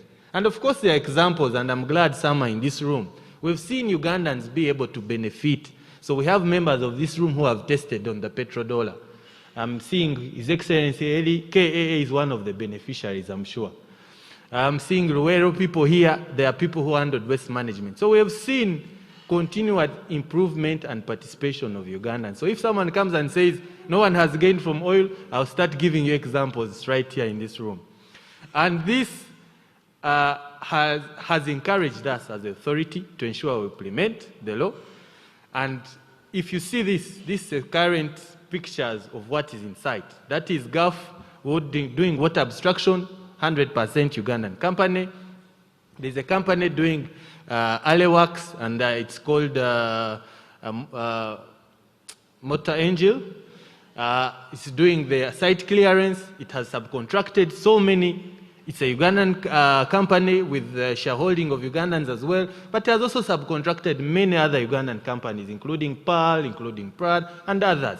So we are encouraged by this. That's the Kabale International Airport as well going on. So going forward, we report quarterly. This is this year's progress from about 14 million that was issued. About 12 went to Ugandan companies, which is good progress on our side. So as I conclude, ladies and gentlemen, we have achievements in employment. From 2020 December, as per employment is concerned, Talo, which has exited, was at 100%.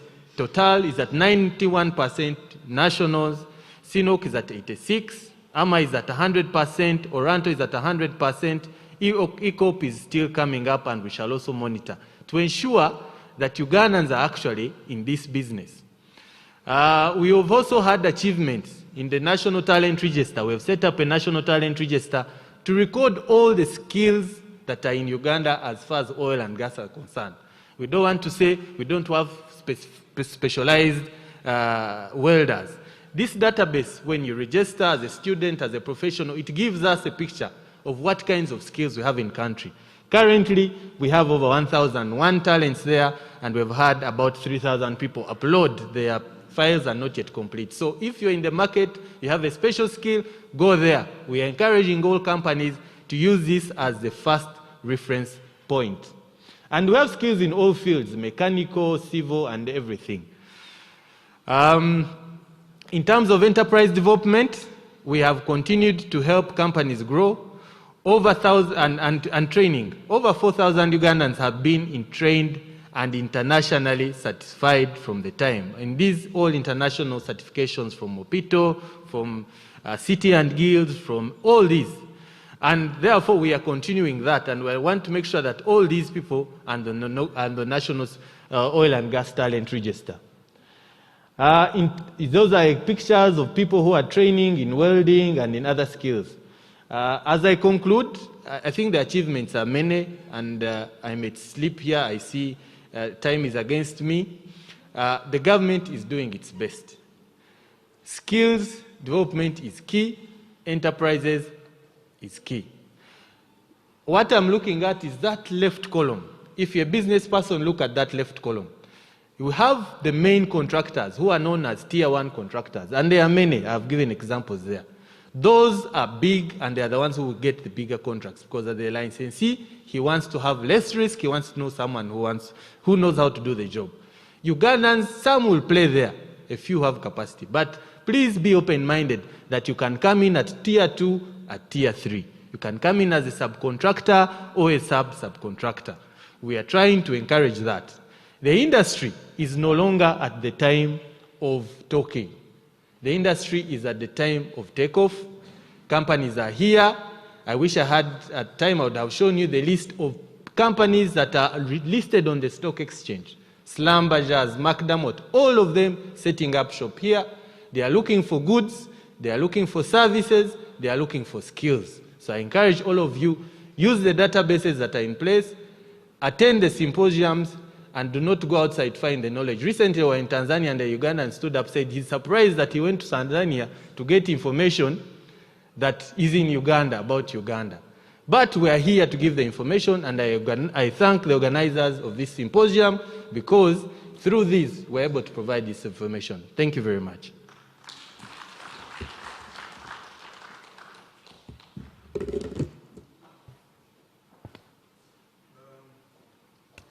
Thank you very much, James Musherla from Petroleum Authority, for that wonderful presentation. We are time bad. I think I'll give you only 5 minutes because we are time bad. I think James has clearly highlighted the benefits we are getting as a result of this implementation of the legal and regulatory framework. You note that the law required gives preference to Ugandans in terms of employment, provision of services. You have seen the benefits we are deriving because of that. The law requires also partnership. I don't know, maybe I will give James a minute to say about partnership, but he has clearly said that because of partnerships, we are also seeing capacities for our companies and suppliers. The local content regulations clearly earmarks services and goods for Ugandans. You take advantage of those, at least because we know that we have the capacity to supply those services. We have capacity to supply security, we have capacity to supply accommodation, we have capacity to supply transport. So let's take advantage of this. Earmarked 16 goods and services basically for Ugandans. For companies, I think the best way is to partner. I think you need to partner to ensure that you benefit from this investment, 15 to 20 billion investment. I think in the interest of time, let me invite Private Sector Foundation, Aguri Ashaba, to highlight the perspective of the private sector. Thank you, Chair. Can I speak from? You can speak from there. Okay. Thank you so much. Good morning, everyone, and thank you to Makerere University and the organizers of the forum. Mine is to, first of all, share the contribution of private sector to this whole oil industry. And obviously, under Private Sector Foundation sits many other private sector players, because that is the holding body of private sector in Uganda. And with them, obviously, working in conjunction with the government of Uganda, and specifically the Uganda Chamber of Mines and Petroleum, the duty is to promote, protect, and develop meaningfully the industry to the benefit of Ugandans, but also to the investors. And through the promotion is through forums like this. Uganda Chamber of Mines also has an annual forum. I know Total also does those. Even currently, as we are in this room, SINOC is already doing a Q4 supplier forum right now. I know Stanbic also does its own forums. So what the promotion is about is to spotlight and amplify the opportunity that Ugandans have in this sector, but to also give as much information as possible to the wider public so that we can all be aware and be able to benefit from the opportunity that comes to us. The private sector has also gone ahead to contribute in capacity building. Stanbic itself has an incubator, which probably has done over about 30,000 companies, teaching financial management, doing a bit of governance, basically trying to create a corporate structure and environment for companies to be able to prepare them for this sector. There is also GIZ and other partners who have provided trainings on bid management, HSE training, safety work environments, and all these areas that prepare companies, especially Ugandans, because this is a new sector in Uganda. It is nascent, and not so many people may understand the challenges and what it is required for you to play there. So private sector has already done its contribution in that sector, and also through different relationships with MasterCard, different relationships with World Bank, with Private Sector Foundation, and a couple of embassies. Private sector has gone ahead also to provide funding for skills development, and they have done trainings for different welders, for transporters, drivers, and different types of capabilities to be able to shore up the capabilities of Ugandans to be able to participate in the sector. However, private sector has also been a beneficiary of exactly what James has been highlighting in terms of the Petroleum Act of 2013 and the policy of 2016. Because without those two legal frameworks, it would be impossible, or not impossible, but it would be difficult for Ugandans to be able to appreciate and be able to play in this sector. Because they've provided that goods and services have to be procured from Ugandan companies. They have provided that employment of Ugandans has to be at least 70%. They have provided that in the event that this good or service is not available in country, then a joint venture up to 48% should be provided that allows the Ugandan company to participate, build up their skill competence, but also have a share and skin in the game. And through that, obviously the Ugandan companies now get emboldened to take part and to be able to partake of this share, and they are doing much as they can from the private sector side to see that this is done. Out of the 70% employment that is required by the law, I think the Petroleum Authority has gone ahead to also clarify that at least 30% of those should be at management level, 40% should be at technical level, and 100% should be all the other trades. Obviously, they are cognizant of the fact that being a new nascent industry in Uganda, we may not have all the skills available. However, at least 30% of those should be in management, 40% should be in technical, and 100% should be all the other trades. They have also gone ahead to provide for succession planning. Is that in the event that that skill is not available here, you need to have a Ugandan shadowing the expatriate for at least 2 or 3 years or a year that is ready and will be able to take up this position in a space of about 2 to 3 years, which is a huge advantage for private sector, which is a huge advantage for Ugandans.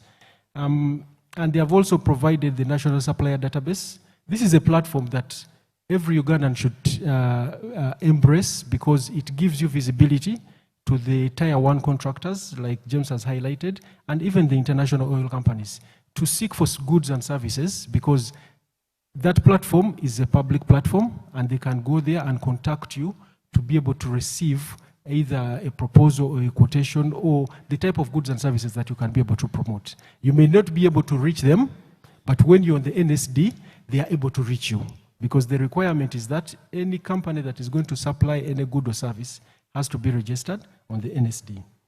They have also gone ahead to provide another incentive, which is the National Talent Register.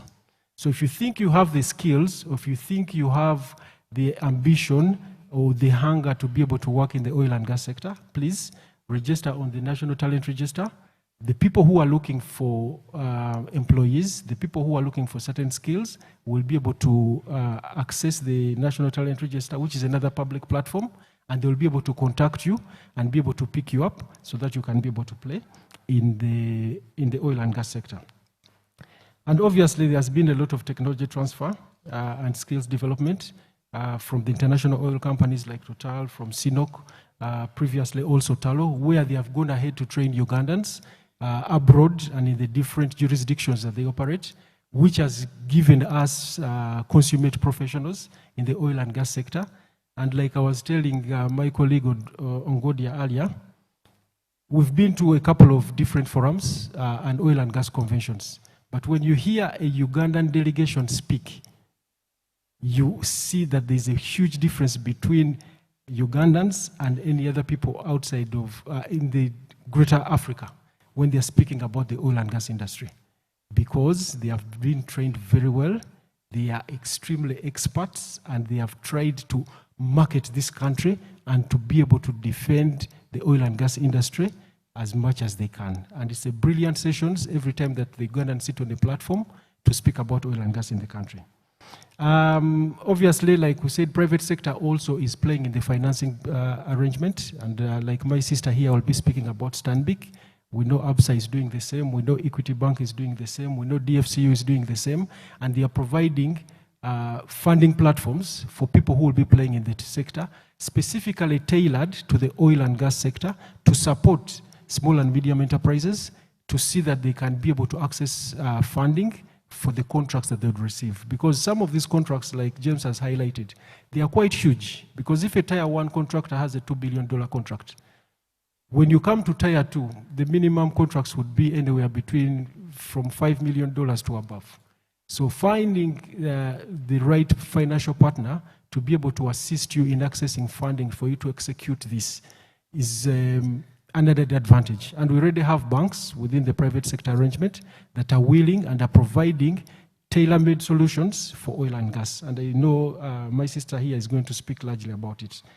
And then finally, as the local content fund is being put in place, which is another incentive for private sector, we believe that the time is now for Ugandans, and we think, like my chairman usually says, it's a clarion call that for us as Ugandans, we need to stand where duty and responsibility requires us today, so that when history looks back, we will not be accused of abdicating the opportunity that is before us. Thank you very much, Chairman. A round of applause for Mr. Agule Ashaba. Thank you very much, Agule Ashaba. What I hear is that all is good. But I think you need to explain whether there are no gaps, whether there are no challenges, so that for us in government we are happy. So basically, I think if I have time, I'll give you a minute just to explain, because we are interested to hear from you as private sector. Thank you very much. This time, let me call the financing from Stanbic Bank, Victoria Kayemba. She's from Stanbic Bank. She's going to share the current constraints to SMEs in Uganda and how the banks are prepared to support them. Thank you very much.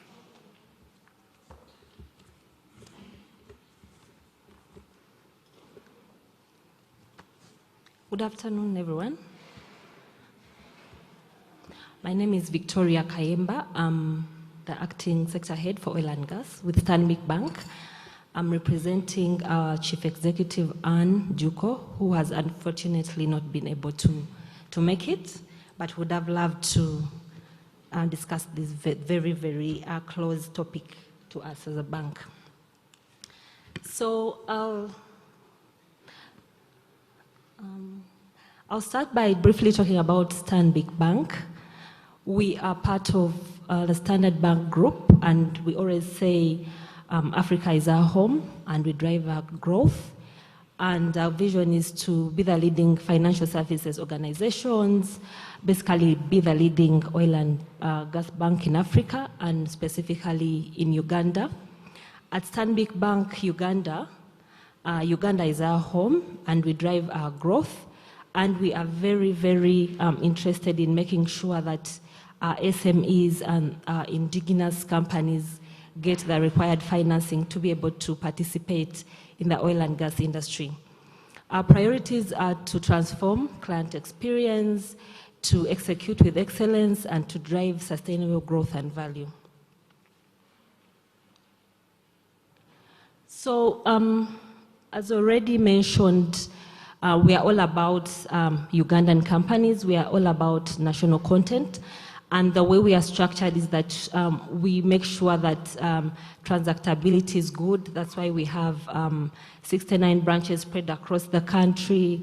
We make sure that we support the companies over their contract cycle, all the way from bidding to commissioning of the projects. And we have a number of solutions tailored to that in terms of collections, payments, and also we really care about the employees, so employee value proposition is good up there.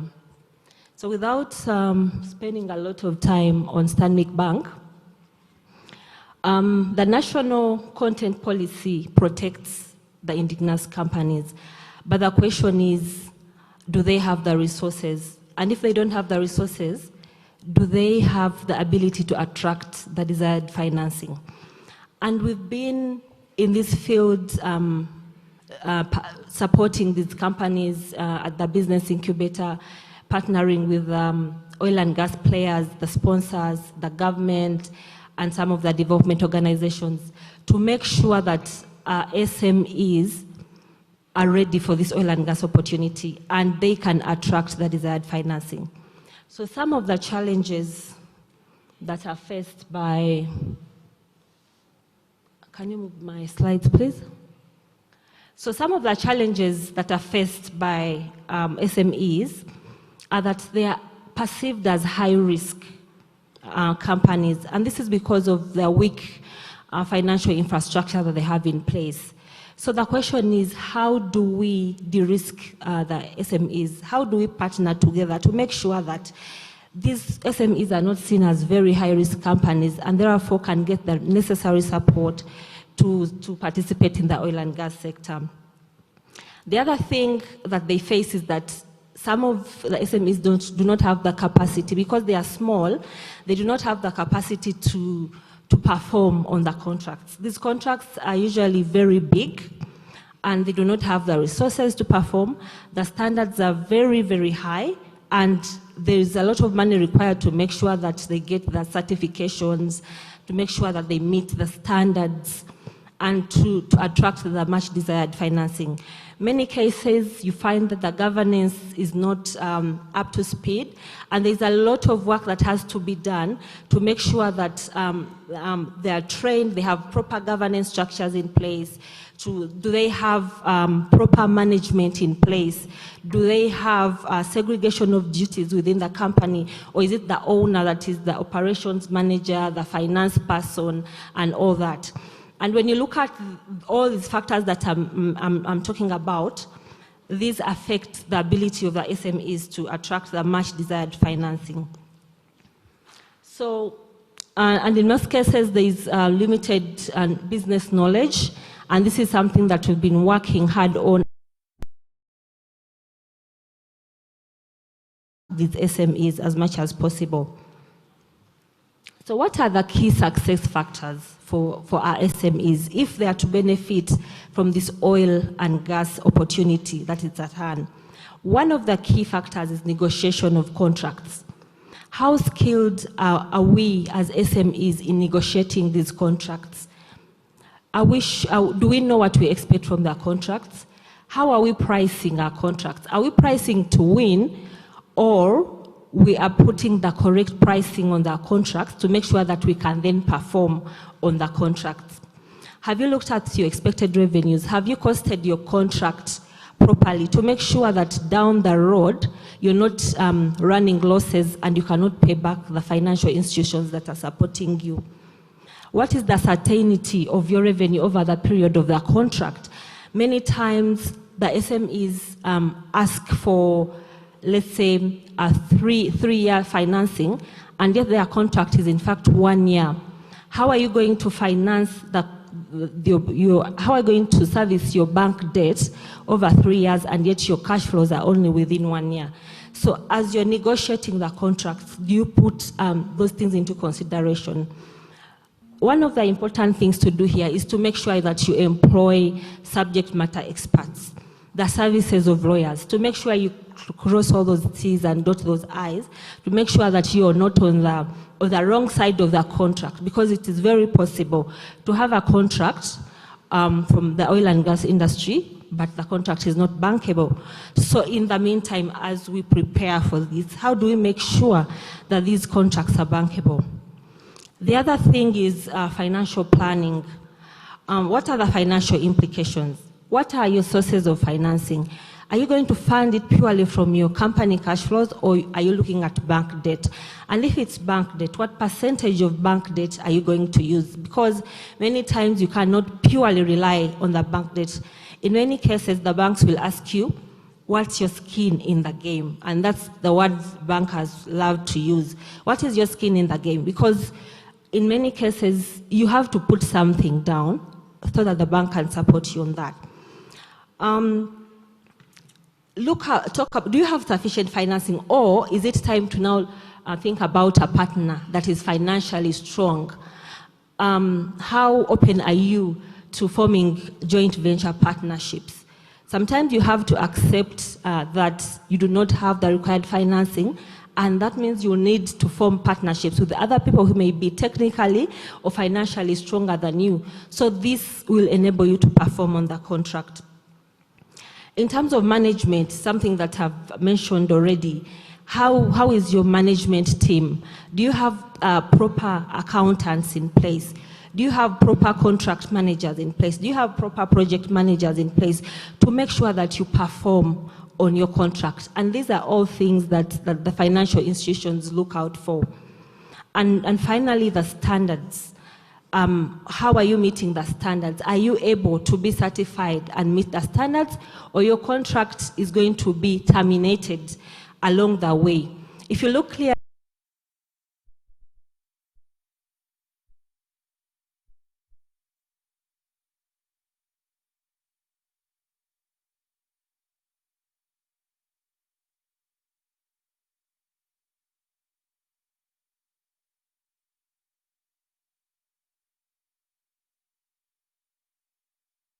is in a particular field. So, next.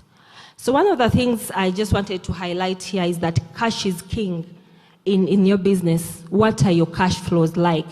Do you have positive cash flows or negative ones? Is your business able to generate cash flows to run your day-to-day business, to run your operations, to pay salaries, to pay taxes, and to finance your operations as well?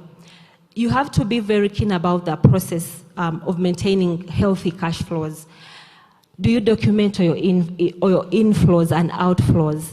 How frequently are you maintaining these records? And you have to equate everything you do into money.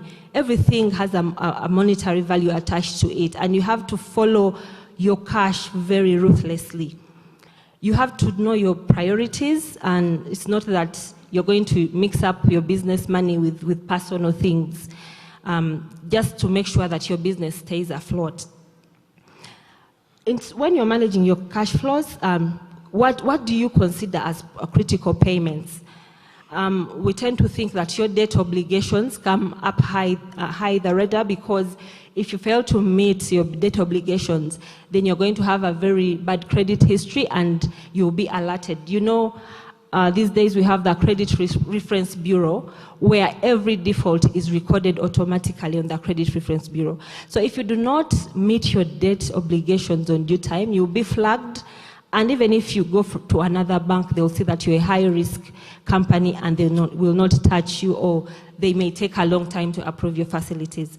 You have to pay all your taxes, your insurance premium, and then you can talk about the other utilities that are used in the business. The other thing you should not forget is creating a buffer in your business. You have to plan for unforeseen circumstances, and that means you have to keep some cash ready in case something comes up. You have to stress yourself and ask, what if this happened? What if my contract employer did not pay me on time? Will I be able to meet these other obligations? Or is it time to go to the bank and negotiate some terms to bridge the gap between when I receive the money from my contract employer and the time when I have to pay out? So cash flow is king, and you have to pay very close attention to that. I'll not go through that slide, but that was to just really emphasize that the SMEs are protected under the national content regulations. And the only thing that we have to make sure right now is to continue building the capacity of the local businesses to make sure that we do not lose out on this opportunity. So financing considerations. As an SME, you have to leverage your contract. We've seen the challenges. Okay, that slide talks about what the bank looks at when you come to the bank for a credit application. So the bank will look at your character, your ability to pay, your abilities by assessing your cash flows. What are your cash flows like? And I've already talked to that. What amount are you looking for based on the size of your contract? Because you can have a $1 million contract, but you're busy asking for $5 million. So you have to gauge and understand what amount should we be looking at here, what are your sources of repayment, what is the purpose of the loan, and a number of other things that the banks will look out for. So as an SME, you have to be ready to answer or comfort the bank that all these criteria is met. Our next slide is about... So having said that, and having mentioned all the challenges that SMEs face, how do you then, because you may not have the cash flows from your existing business, you may not have an already developed, management team, or maybe you're just developing it, and you may not have all these boxes ticked. But then how can you leverage your contract to get financing, the much desired financing from the banks? So the contracting cycle has a number of stages. There's the bidding stage, then there's the stage where the contract is actually awarded, then there's the execution of the contract itself, and then the final stage is handover of the project. So how do you leverage your contract and talk to the financiers in such a way that you're able to get the much desired financing? So at bidding stage, bid bonds come in handy there, where you come to the bank and the banks issue a bid bond to the contract employer to say that this guy is actually serious and he's willing to go all the way. At the award signing of the contract, there's what we call performance bond, and the bank issues these to assure the contract employer that if anything goes wrong on this performance, the bank will pay you. And that's why it's very important for the bankers to become comfortable around your performance. What are you doing around your performance? Are you able to perform? Have you done this contract before? Do you have a partner that has the technical skills that can help you perform on this contract? Sometimes we need to issue advance payment guarantees. In many cases, as an SME, you don't have the initial funds to start on the contract. And what does that mean? Your employer will say, okay, I'm willing to give you some cash on condition that you get an advance payment guarantee from the bank. So the bank will proceed to issue the advance payment guarantee, comforting and confirming to the employer that in case this guy does not do the work, I am willing to pay back whatever advance you've given them. So at that stage, they will then issue the advance payment guarantees. And at contract stage, of course, depending on the nature of contract that you've gotten, we have a number of facilities that we issue from supplier finance, and this would work very well for SMEs, because under supplier finance, we don't look at your strength as the SME. But if your employer is willing to work with us, we then look to your contract employer, and they tie in the cash flows. They make sure whenever they are paying you, the cash comes through us. So the strength of the lending is on the person giving you the contract and not to you as an SME. Then we have invoice discounting, where you give us an invoice that you have issued to your contract employer, and then we advance you the cash. Many times, the employer will pay you 60 days later or whatever tenor you have agreed, but the banks are able to advance the cash to you for you to continue operations, and then you pay back when your contract employer pays you back.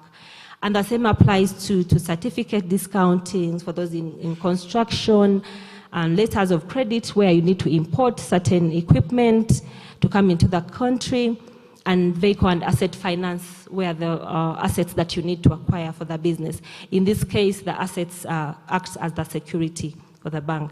Then at completion, at handover, we do retention bonds, just to confirm and give comfort to your contract employer that you're willing to, there is that period where the employer is looking at your performance, whether there are any defaults. So we give them that comfort, and in case anything goes wrong, then the bank would have to pay the contract employer.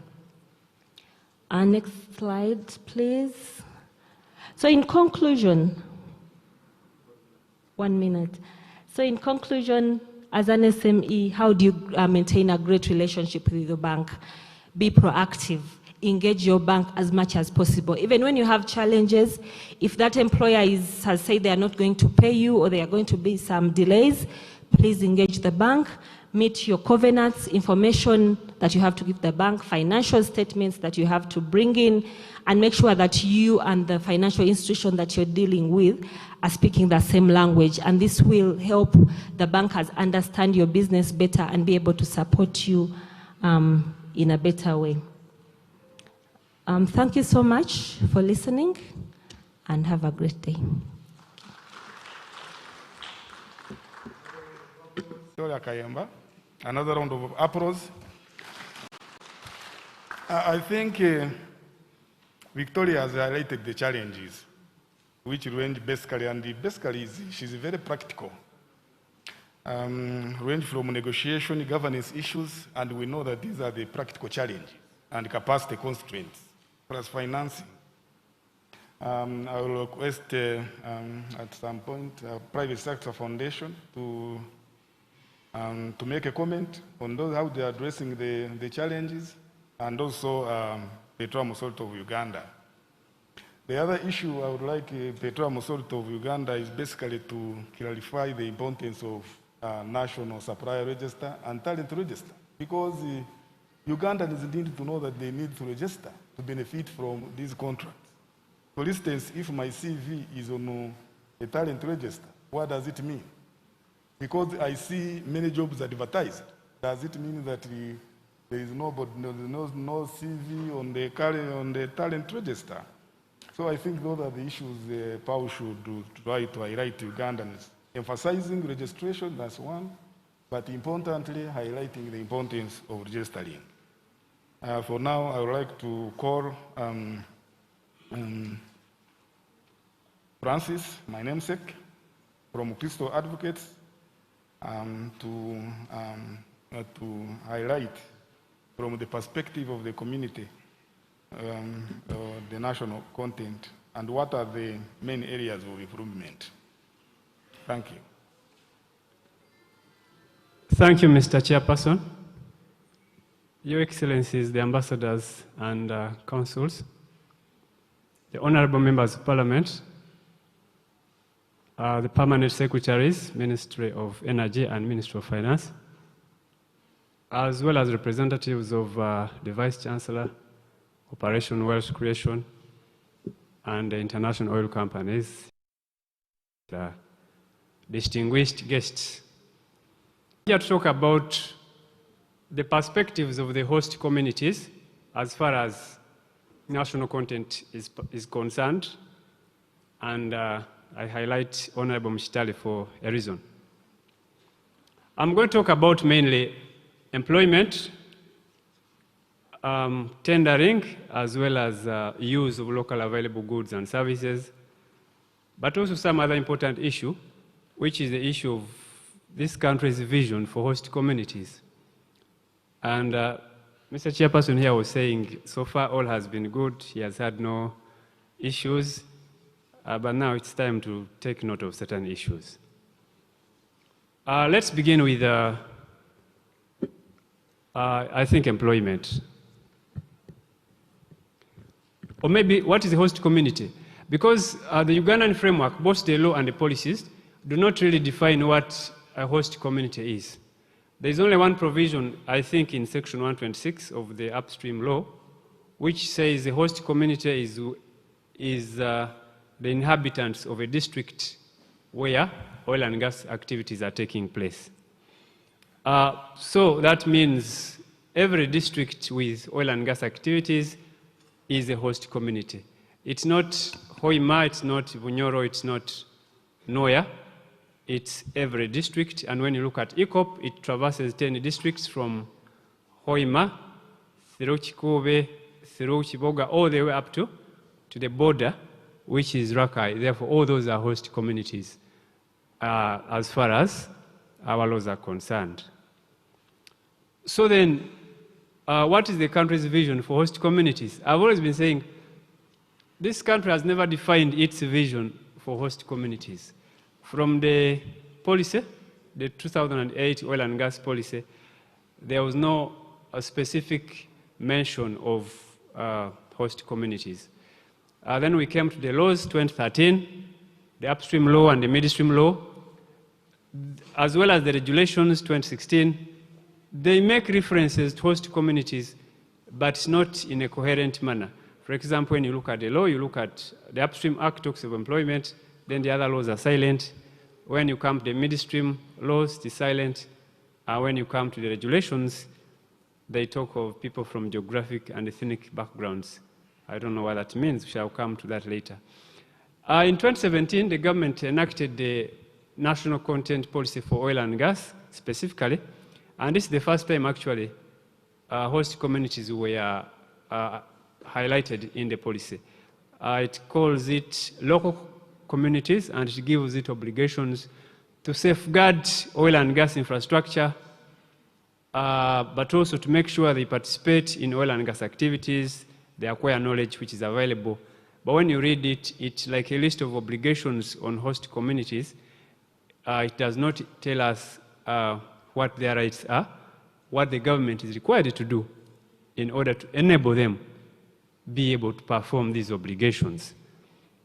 Of course, I know right now the original policy 2008 is under review, and it's a call that finally the country should define first the rights of host communities, and then second, the obligations. The policy has already defined the obligations. If you look at it, I think somewhere around page 42, 43. But then we need what are their rights in terms of their take from the industry. Which brings us to the first issue. So, Mr. PS, the upcoming policies really need to tell us what the country wants to do with host communities, who they are, what are their obligations, what are their rights, and what take do they get from the industry. Employment. I come from Hoima, and I go to Hoima a lot. I go to Chikuba, I go to Bulisa. There is always one complaint of employment. There is a feeling that employment opportunities are not properly accessible as far as host communities are concerned. I've already told you about Section 126 of the upstream law, which says licensees, when they are preparing their employment and training plans, they should put into consideration women, persons with disabilities, as well as people from host communities. I've already said the subsequent laws. The subsequent laws, that is the midstream law, which came a few months later, is silent on that issue. Kind of that provision was removed. Then when you look at the subsequent regulations, 2016, they talk of licensees and contractors putting into consideration women, persons with disabilities, and people from specific backgrounds and ethnic backgrounds. I'm not sure that's still host communities, but that's what the regulations say. When you look at the Auditor General has been monitoring these issues quite brilliantly, and he has regularly said he is not satisfied with the implementation of national content requirements, especially as far as the host communities are concerned. You look at the 2018 report, 2019 report, and 2020 report. Actually, last year's report, 2020, concluded that there had been partial implementation of issues to do with host communities in employment and training. Also, the Auditor General quotes the Petroleum Authority as saying, unskilled labor is wholly or predominantly sourced from host communities, but then skilled labor should be shared on merit nationwide.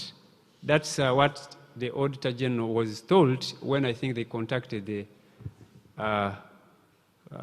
Petroleum Authority, and that's in their report. And first of all, that statement is, in law we say per incuriam. It doesn't conform to what the law says, which requires consideration for host communities. It's like the authority is adopting a different interpretation of the law. So going forward, I think we need to streamline employment issues as far as host communities are concerned, and these are legal obligations which the licensees and the contractors, of course the regulators as well, need to put into consideration. Of course, I know the licensees have been doing everything possible to, as much as possible, put into consideration some of these issues, and that is to their credit. The other issue is the tendering processes as well as use of local available goods. The national content laws provide for use of local available goods and services. Of course, that does not create a specific consideration for local available goods. That's the goods and services available in host communities. However, I know that the oil companies in their contracting, especially as far as the small, low-level contracts are concerned, they've been insisting that their contractor should make provision for using locally available goods and services. However, that has posed a problem along the way because contractors and subcontractors sometimes are hesitant using the excuse that they don't meet the standards or they don't meet the quality. I was in Hoima, as I've told you, and Bulisa last week, and they were telling me, but then what is that quality? They say the goods, the cabbages and the tomatoes do not meet the standards and the qualities. But then the people don't know what those standards and qualities are. When the industry went into a lull, it's like everyone switched off. People went back to their coffee growing and what they do. And then this year, it has just exploded. People have been caught by surprise, like they don't know like this was going to come. So people are trying now to get back. By the way, what are the standards? What is the quality required? And that is the major fear, that the industry is going to explode and take off, and the host communities are going to remain behind because there has been no preparation. And this is not to blame anyone. This is because, like I've said, the industry has simply exploded. Even us in this room, we are not aware that we would be saying the things we are saying now. So there is a bit of work to do with quality and standards with host community goods. Of course, the other thing is some of the products available there are considered a bit expensive by the contractors and subcontractors, and then they prefer buying in bulk from other places. But that's something that the oil companies, the licensees, and their major contractors have to deliberately seek to enforce. There's an issue of, when you look at the regulations, they talk of licensees and contractors establishing a national tender office or a tender office in the country, as well as on the requirement or the request of the authority, they may establish these offices up country in areas. So this idea is that the public should be able to access tender information freely from the offices which have been established. I know that a number of IOCs have liaison offices in host communities. Total has an office in Bulisa, but doesn't have one in Hoima or Luwera. Sinok had an office in Hoima, and it closed it 2 years ago. It has not been reopened. When you talk to them, they say they have a camp in Buhuka, that is in Chikube district, but the camp is not accessible to the public. The camp is a closed-off place. We need an office in Bulisa as well as in Chikube or Hoima. Our new investors, AMA and Oranto, I don't think they are on the ground. And before I leave that issue, UNOC has opened an office in Hoima as well as the Petroleum Authority, and we give credit to them for that.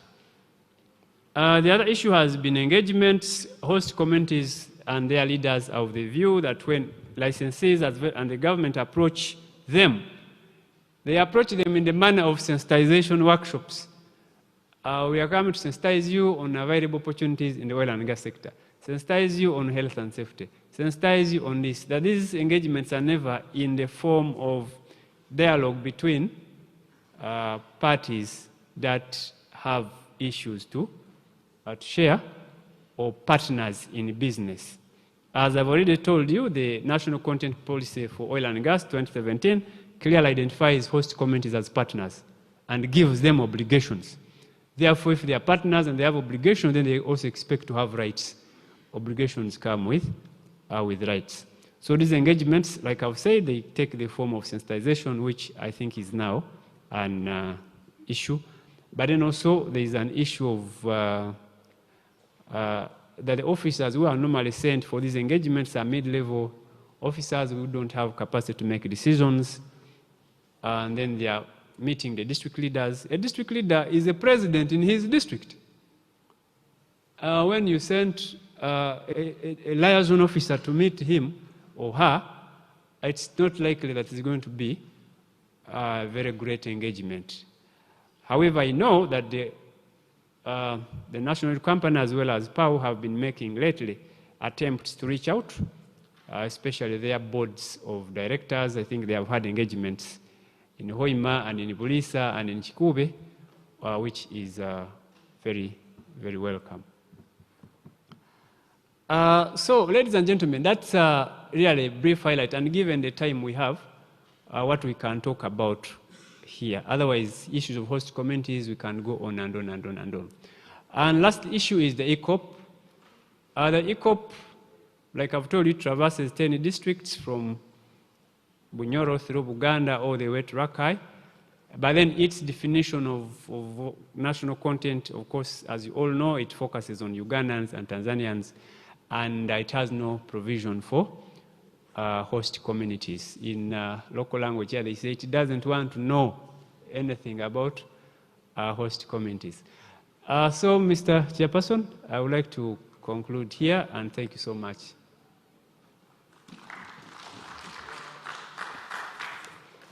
Thank you very much, Francis Mwesije. I think Francis has highlighted challenges for us, even me including, for government basically. How do we deal with the host communities? Because for me, I thought that actually we are doing a lot to make sure that the host communities can benefit from the oil and gas sector, but it seems that they are not happy. So that's the question that we need to think about PS. How do we assist, organize host communities to ensure that they benefit from oil and gas activities? Because they are participated in a number of recruitments. Normally, actually, we give them preference, especially where they qualify. We give them preference. If we get someone from either Hoima or wherever, as long as they qualify, we give them preference.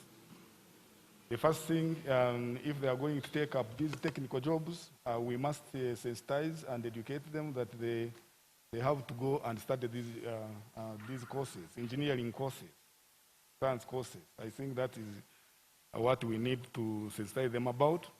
If they are going to benefit from this contract, provision of goods, we need to educate them, sensitize them to produce. Because I can tell you that oil and gas sector will consume whatever you are going to produce. And there is going to be scarcity, you are going to see practically. Well, it is whatever you think about. So produce. We will consume. So I think PS and FAO, National Oil Company, and the Minister of Finance, and the other government agencies, we need to ensure that really we organize those communities to benefit. With that, I think we are doing bad on time. Let's have around 5 or 10 minutes of show and air. Then we can finish this session. Thank you very much. Over to you, moderator. Thank you, Mr. Francis Twinamatskopano. Since we are behind schedule, we'll have just a few questions. Let's stick to 5 minutes as the chair has guided. So let me have questions from the audience. For our panelists, just put up your hand and a microphone will come to you. Thousands of years old. So they want respect. What I said are the very urgent action points. The minister is not here, but whoever is representing the minister and the PS, Ministry of Energy being the lead ministry in this very sensitive time, stop tempting Parliament with piecemeal information. Can you give Parliament what it takes for this project to be executed? With Director Malinga in 2017, when we were trying to do fast tracking 2020, we came up with a matrix, a fast tracking matrix. If you read this policy, every ministry, department, and agency has tasks, has mandates, but we should attach timelines, we should attach budget lines so that this project is executed. Don't go and ask for money for power when you have not asked for money for water for obstruction, because you will not execute that oil without water for obstruction. You know, at the early stage, we had a problem of thinking of petroleum department alone. For me, as a person participating in making these laws of the good institutions we have, if they are not funded, we haven't done our work. So I am talking of omnibus legislation. The ECOP law, the income tax review, the Public Finance Management Act, and I even want to propose the Refinery Act should come at once so that the new parliament comprehends what has to be done. Then you can talk of financing.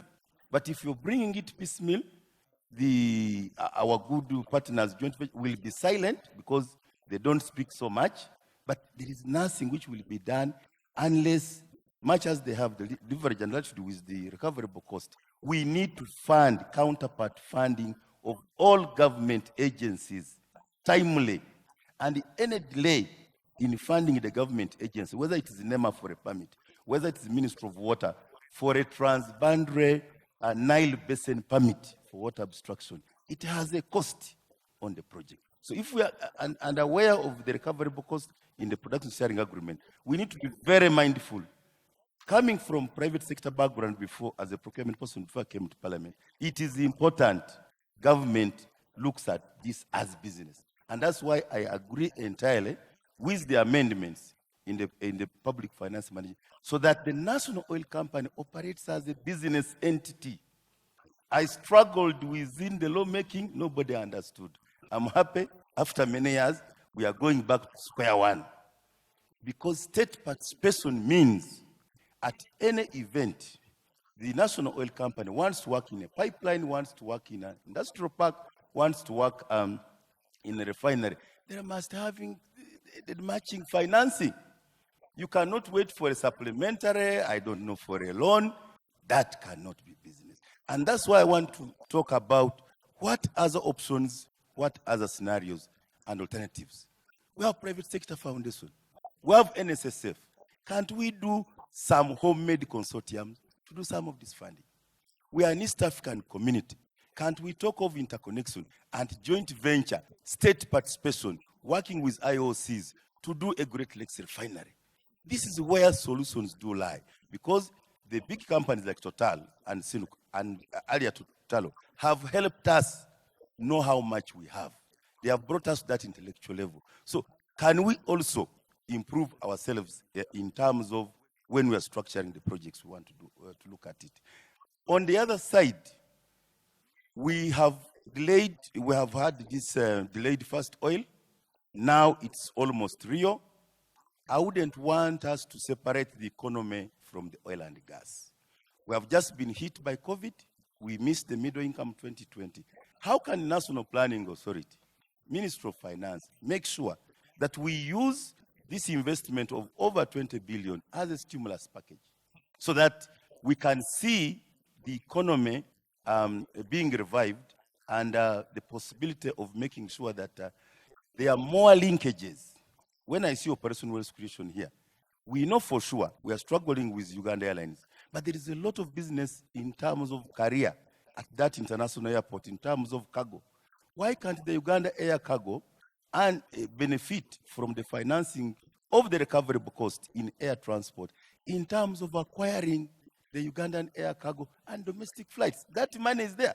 but they are not communicating. We are about to outsource foreign companies, which will do that. So the linkages are very, very, very important. National oil company needs to work with UDC, needs to work with Ministry of Trade and Industry, because the refinery is an industry, because that international airport would do better when we have a simultaneous, as we fast track the pipeline. I would want to see the refinery and the industrial park also fast tracked. Because whereas it is important to have that ECOP to Tanga, to make Uganda land linked and make it a real business, and of course also in respect of the sort immediate interest of our joint ventures who give us finance. For us as a country and the NRM government I serve, we have an obligation to look at the long-term interest, the balancing act in terms of beneficiation, value addition. It is that refinery, it is that industrial park which is going to give us long-lasting wealth as provided for in this oil and gas policy. I'm happy that the ministry is moving to the extent of reviewing the oil and gas policy. If you check on it, the state participation was so limited. I would also want another scenario. What if government wants to come in and go beyond 15% and 25%? And also in terms of that, you saw the communities, the host communities, as Honorable Elias put it, and Crystal, we were mentioned in just a paragraph. There was nothing much to do with the cultural institution, with the host community. So I don't want us to benefit just by, like we have benefited with roads, which I started with appreciate. But there is a lot we can do to make sure that this industry can give us long-lasting wealth. Even when oil ends, how can we make we are already going to benefit from the tourism because of the infrastructure. But can we also see, not just decommissioning? Director, you talked about decommissioning. Sometimes I'm not comfortable with just the word decommissioning. I would want us to have some scrap value, some terminal value, that some of those infrastructure, some of those investments could actually be used. A pier can be used for tourism, for water transport. A barge we can do trade to Nimule, Sudan. We can do trade with DRC Congo. I really want to appreciate this intervention, and in the spirit of the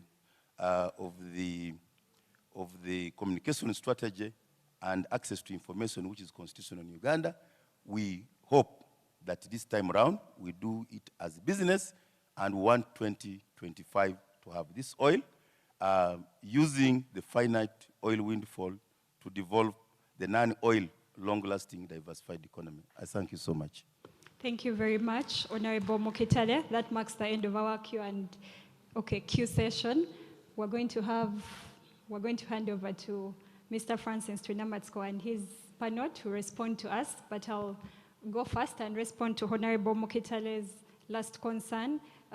Uganda's shareholding in the pipeline is 15%, and that's with Uganda National Oil Company, and the company or the country is free to increase its shareholding or increase its participation in the pipeline project. So it's not like it's restricted to 15%. It can increase its shareholding as long as it puts money down or brings the equity.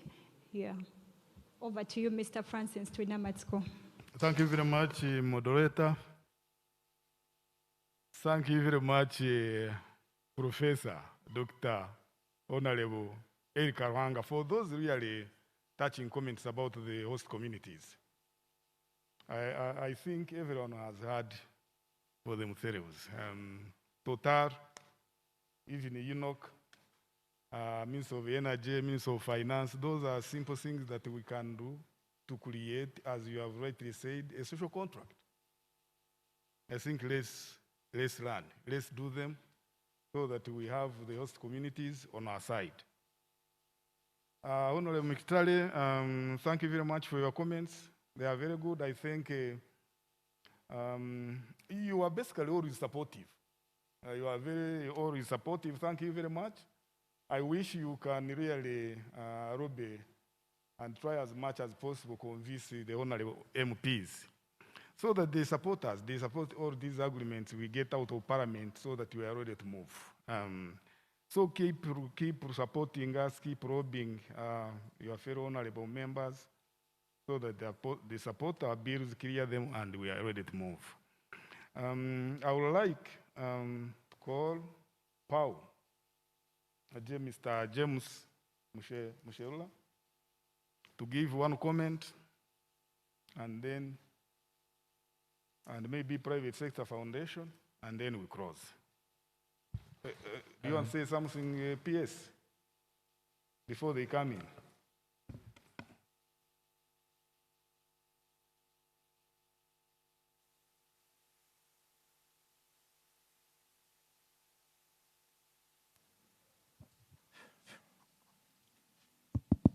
Yeah, thank you, Chair. Thank you, presenters. First of all, I want to thank Stanbic Bank because the campaign which is now going around is that they want to discourage banks to support the sector with this issue of climate change. Now, going back to the issue of host community, it is a good observation. That policy we have been talking about, we did it in 2006 to 2008. And when you look at host community, it falls under Ministry of Gender, Labor, and Social Development. Unfortunately, the person who was with us was on occupational health and safety. But along the way, we started engaging the CDOs and the community development officers to participate in making sure that whatever we do is what is taken forward. But we hope that with the new policy which we are putting in place, we shall capture this. But the bottom line, since you are from Bunyoro, go and tell Bunyoro leaders to be open. There are many things which they have government has put in Bunyoro. But when you go and do the auditing, less is reported. For example, there is a lot of funding from World Bank capacity building. 15 districts within the Albertine Graben benefited from that. But when you ask the leaders, they say, we don't know. When you ask the principal of Kigumba, those ones who went there decided going for, I think they wanted to strike. So those are the challenges. So as leaders, let us put a host community together so that we have a bargaining power. That's my humble prayer.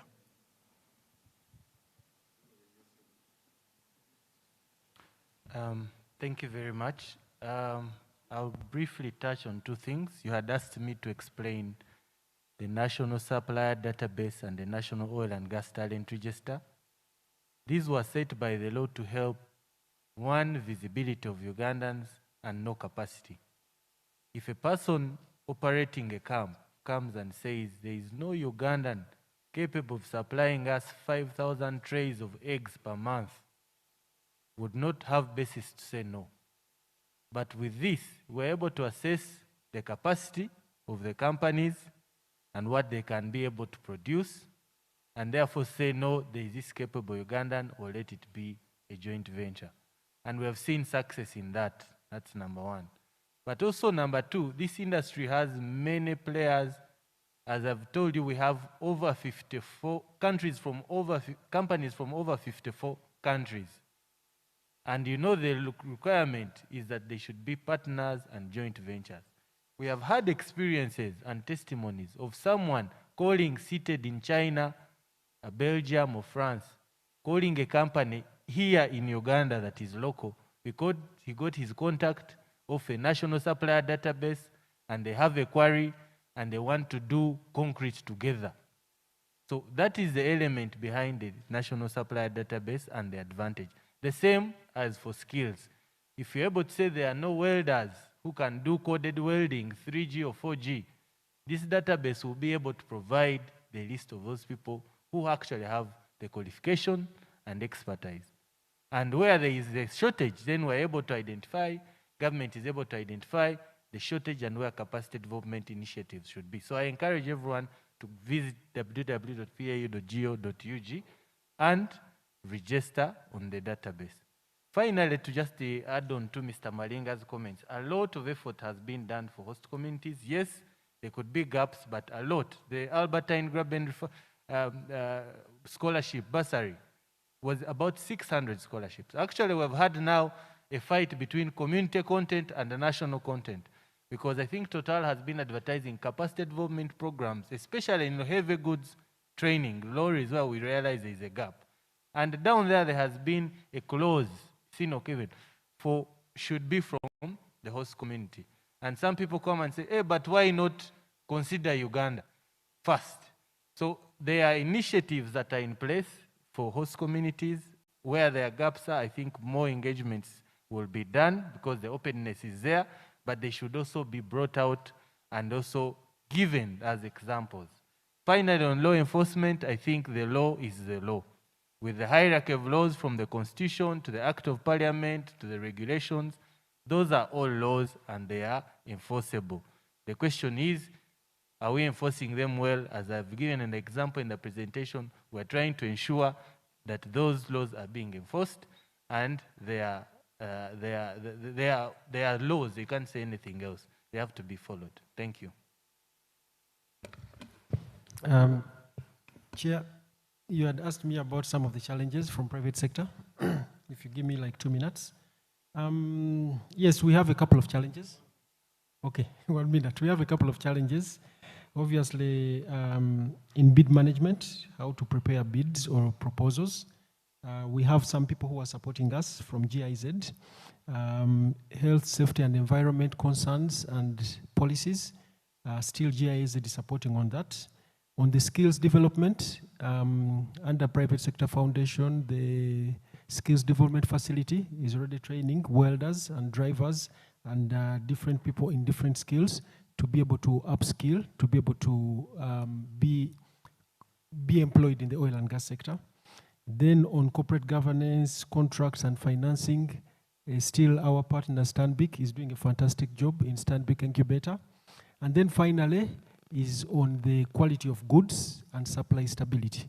And this is one key thing that probably we shall learn along the way, because the big contractors lock in contracts for 7, 5, 6 years. But being able to supply the same quality of good on day one for 60 months at the same price is still a big challenge within the market.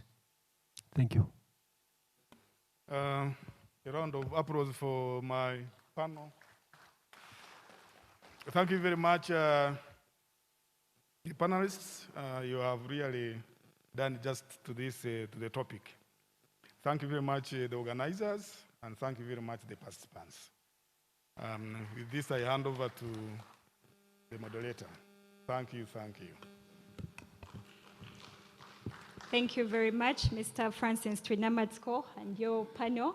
As they walk down, please give them another big round of applause.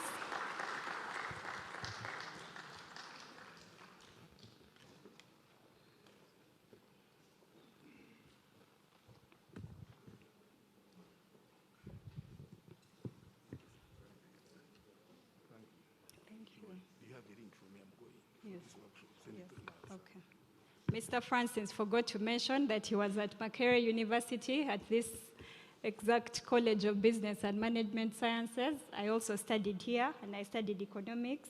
He went to University of Dundee. I also went there and studied energy economics, just like him. So he's an inspiration.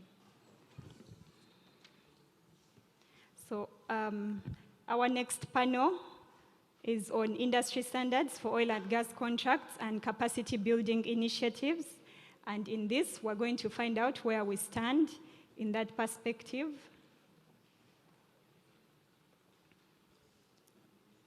Honorable Dr. Elika Ruhanga, Absa, Sinok, Mr. Felipe from Total, E&P, Mr. Bernard Ongodia from UPIC, and Mr. Daniel Kagwa from Connexus. Could you please take up the stage?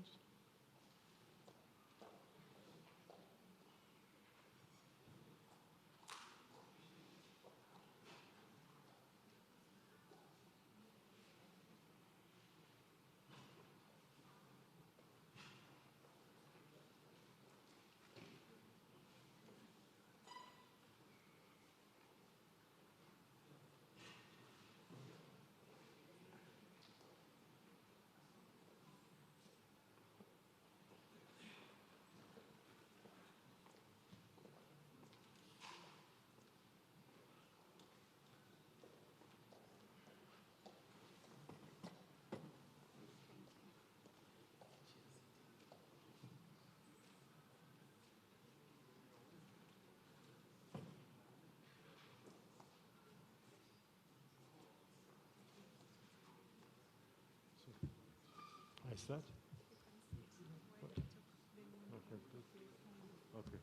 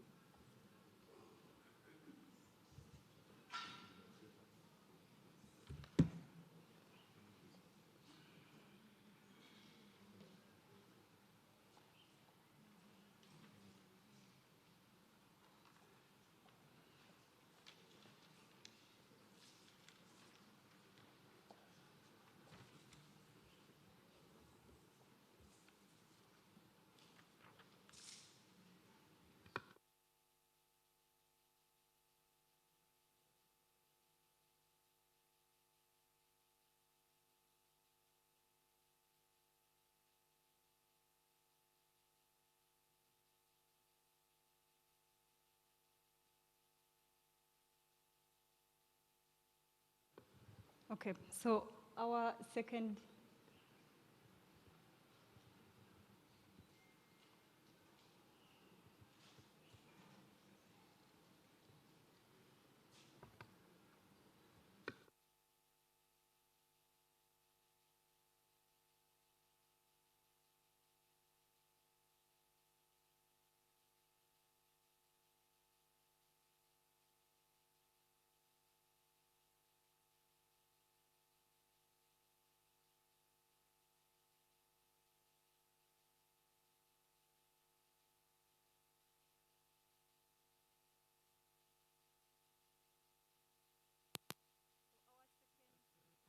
Our second panel will be chaired by Honorable Dr. Eli Karuhanga, who is one of the founding partners of Kampala Associated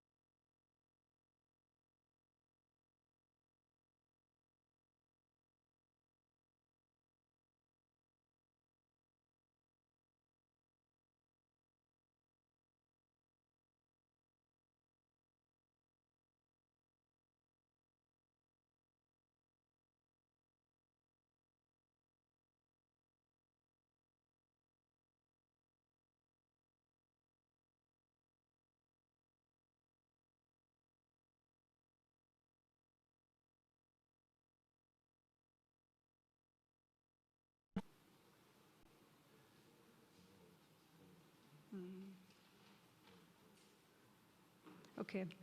Mr. Philip, prior to his assignment to Uganda, he was the managing director of Total Energies, E&P, Denmark. He has a strong operational background in field operations, projects, and operations in Africa, Asia, and South America. He joined Total Energies in 1990 and pursued an operational career up to the level of technical director at Total Energies, E&P, Gabon, from September 2010 to November 2013. Among his numerous achievements, he is recognized for having successfully and safely managed large development projects associated to complex operations, to include his recent assignments. He holds a Master of Science degree in electronics from France. Yeah. We have Mr. Bernard Ongodia. We have Mr. Bernard Ongodia. He's a principal at Uganda Petroleum Institute of Kigumba. We have Mr. Daniel Kagwa, Managing Director, Connexus. Over to you, Honorable Dr. Eli Karuhanga, and your panel. Thank you. Coca-Cola.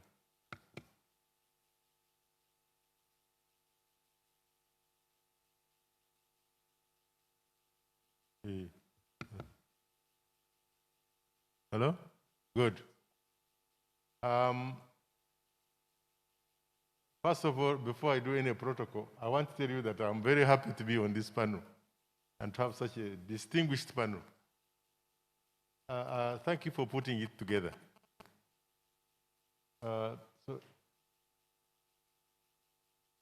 honorable members of parliament who are here, the current one and ex-ones,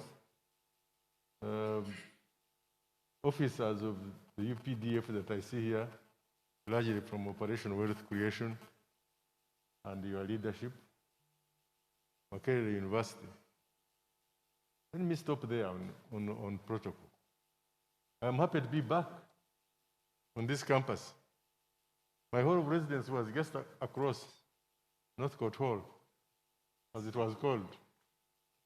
I ran to be guild president here with my brother, Tumsime Mutevire, at a time when politics were banned in Uganda, when Amin had just taken over power. And we were the only ones allowed by Amin to do politics. So we appeared on the only television in Uganda. It was called Uganda Television. Every day I was on TV when I was a student. I became a national landmark because all the politicians who wanted to say anything would come and tell me so that I can say it. When I got out of my room, cars were lining outside for me to join, and some of them I could just open cars. People from Abu Mayanja and all those people supported me. I appeared twice on the front page of national newspapers of Kenya as the son of the Kabaka who is returning the kingdoms in Uganda. Can you imagine? Everything was misrepresentation, but we got a name. So my colleague ran out of Uganda, Mutevere, but he's now governor of the central bank. And I'm still grassing as a farmer in Yabushozi.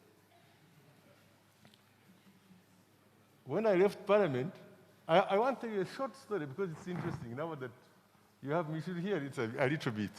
When I left parliament, it's not because my witnesses are here. I was still very popular in my constituency, but I said enough of politics. Let me go to do law. When I opened my law firm, it was like in 2 days, some guy from Australia walked in my office and said, "Are you Mr. Karuhanga?" I said, "Yes, I want you to be my lawyer." Jump like 2 months, he came back and said, "I want you to be the president of my company." Another month or so, we discovered oil. Then we wanted to celebrate, so we held a party at Emin Pasha with all government officials, but he couldn't make it.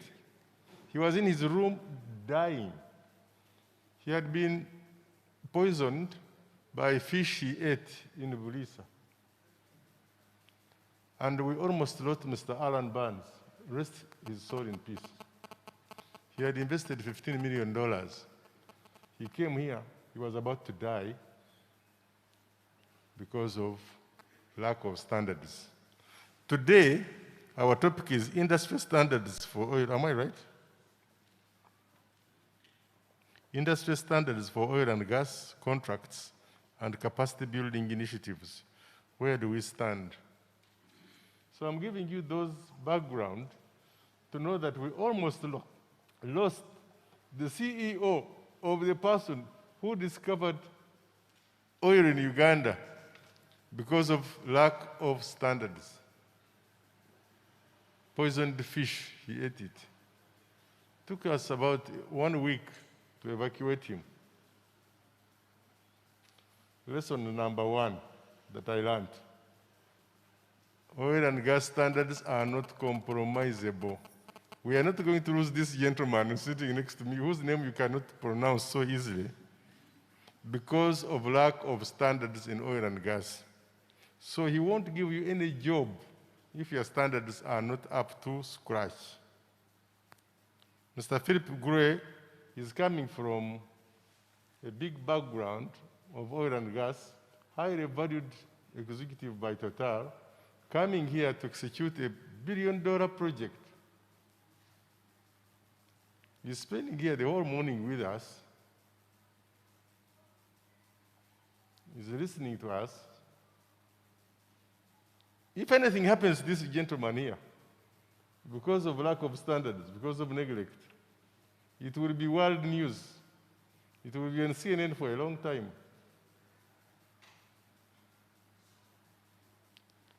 This whole contract we are in is a bonanza for our country. So when I see Operation Wealth Creation participating in it, thank you for waking up. I had put some things on the screen. Oh, thank you. Yes, I can see them. You have helped us produce almost double, almost triple production in Uganda. We clap for you. But where is the market? Please start Operation Market Creation. That's a totally different department and is bigger than yours because everything we wrote. And if you are going to market it, had better have standards. So I quickly throw some figures, scroll up, because they can read what I've said there. Stop there. I stole these figures from the oil companies.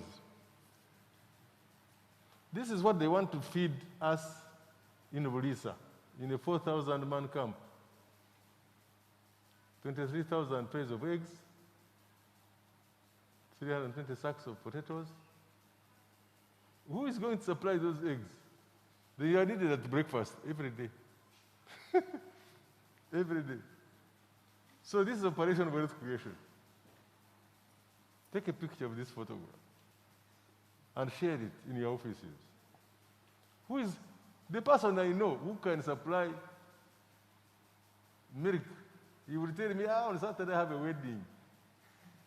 You see, that's not possible. It can't work.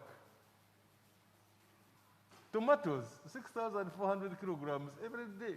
Every day. And you know tomatoes, breakfast, lunch, and supper. Every day. You must supply. Who is going to grow this? Operation Wealth Creation, thank you. But when you do, what happens? Members of Parliament, let's work together. The industry, this is a bonanza. And this is for a short time. But the people going to produce these tomatoes are going to be... This bonanza is over. So anyway, I'm a moderator. I was throwing provocation things. I have been involved in oil and gas from 2006 up to today. I was president and senior advisor, consultant for Taro Africa, director, president. I have traveled around the whole world where oil is produced at Taro's expense. I participated in negotiating with Total to come to Uganda because Taro didn't have the deep pocket to spend money. That's why they are not here now. They handed over to the people who have got. They are no longer. The league where we are playing now is a higher league. So small league players have gone. We are lucky to get these big league players. But they want standards. They want standards. Those tomatoes will not be brought to their camp to poison them. The milk won't enter, they poison him. We are at the university. I want the students and the lecturers and the people in the academia to understand where we are. So, cut a long story short, let me start with Philip. I've talked a lot about you. Say something about standards. Where are we? And how are we building your capacity to meet your expectations?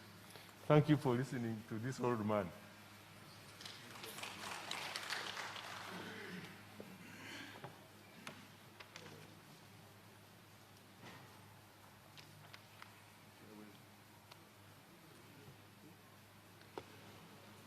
Okay. Thank you, Honorable Eli.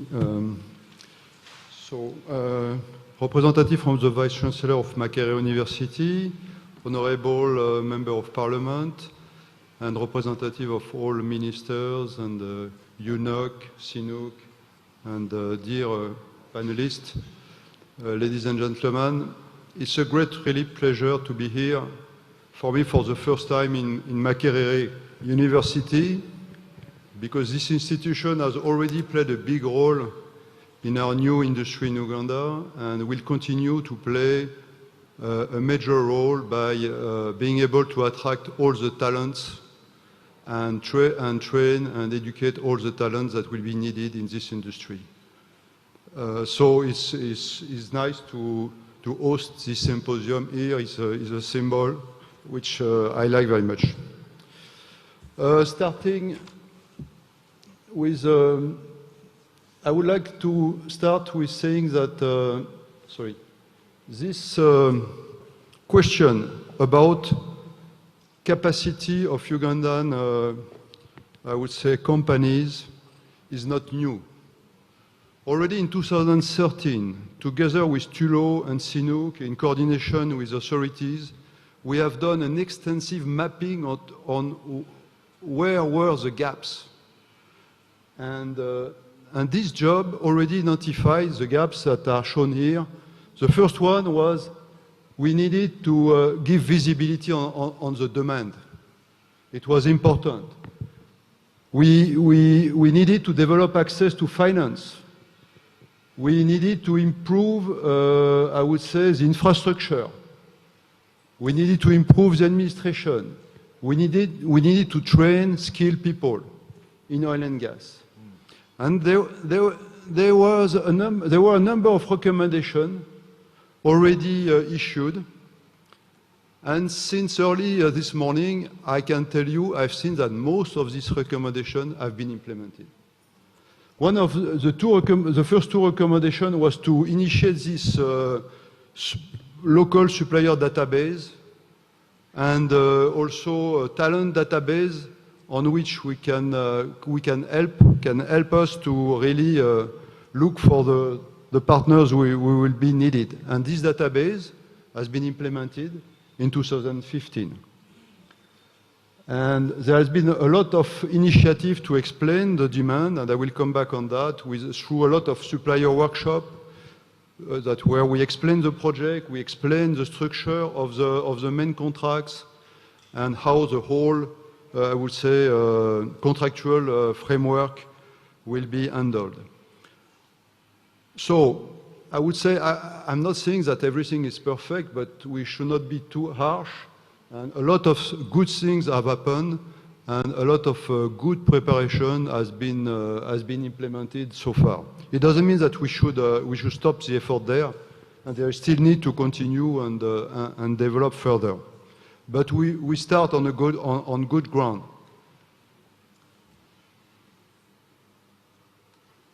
Sorry. So just to come back, just to comment quickly some initiative. So we very early identified that we'll need a lot of welders. But as mentioned by Honorable Eli, I mean, in our industry, we have very high standard. and why we have very high standard. It's a bit like, I mean, in which other industry you will find such high standard? You will find that in nuclear industry, in space industry. So why we need high standard is only because of the complexity of the risk associated to our industry and of the amount of the investment, which means that we have to protect the quality, of course, of what we are doing. A single weld not properly executed can lead to a major catastrophe. A single bolt or nut not from the proper, the right material can lead to catastrophe. Is what we have seen in the space industry with a 50-cent bolt not properly assembled, leading to the explosion of the spaceship. So industry is playing in this category. We cannot afford to make any shortcut on quality. And to ensure quality, we need to be sure that the people who will execute the job, they are certified, they have been, and I mean, their skills have been verified and they are certified. That's why very early in the process, we decided to train welders and to have them certified. And I would say 350 have been trained. We also early identified that we'll have to move a lot of equipment from Mombasa to the site. And this will involve a huge fleet of heavy trucks. And we needed to develop also and to train some drivers for these heavy trucks. And this has been done with more than 160 drivers trained. We train scaffolders, same scaffolders. We need certified scaffolders. We need certified equipment and certified people to assemble the scaffolds. So all this has been really identified since the beginning, and a lot of action have been already initiated. And on top of that, of course, I would say all the initiative related to training, also working together with Makerere and with UPIC. We have an ongoing collaboration with UPIC with a very ambitious program to train all the future operators and maintenance technicians and engineers that will be needed for the 25 years to come. Because we focus a lot, and it's normal, on the next 3 years with a big investment as a construction. But oil industry is not only about that. It's a long, I would say, period industry, and we'll have to operate these very complex objects that we are building for the next 25 years. And this will require, I would say, specific competencies that still need to be developed. And that's really the purpose of this collaboration with UPIC. And this is a big job that we have to do in the next 3 years to make sure at the startup, when the oil will start to flow, and oil will start to flow, we'll have all the competencies, and most of them, they are national competencies in order to operate this complex plant. When I will give you a few figures, but I will give you a few figures. Today, we have on the ground around 2,200 Ugandans working. And they represent 94% of the workforce engaged today. And among these 2,200, we have 1,144 from local communities. After, I mean, I will not comment whether it's enough, not enough, but it's already significant, I would say. And to come back to the discussion on the host community development, I would say that first, together with PAU, we need to measure what we are doing. And we need, because, I mean, it's important that we share the same figures, the same data, and we all agree, even with the community, and we share, we explain, and after we can say we are here and we want to be there, but for me, the first step is to measure. And PIU is, I know, is working hard on providing this measurement. And we have already 167 Ugandan companies directly under contract with Total. I'm not talking about the level 2. I'm talking about the one directly having contract with Total Energies today. And this is just the beginning, because we have started, I would say, really the activity on ground has started only, I would say, 3-4 months ago. We are at the early beginning. So be sure that, I mean, we have been treating this topic of national content very seriously from the beginning. We know it's a key success factor for the project. If we don't, we know the expectations are very high, but we are committed really to work with, of course, we can, with all of you, with authorities, with the private sector, in order to really to deliver what is expected from us. Sorry. So this one I will go very quickly because we're running out of time. What we expect, I mean, from the national companies, local companies, is first to develop their skill and competencies. What can they bring as what kind of skilled people they can bring? I'm talking more, of course, about the core activity. I'm not talking about the, I would say, the snowball effect, but the core activity of oil and gas. We need really skilled workers, and we need to continue. We need to continue to develop geophysicists, geologists, reservoir engineers, drillers, fluid engineers, completion engineers,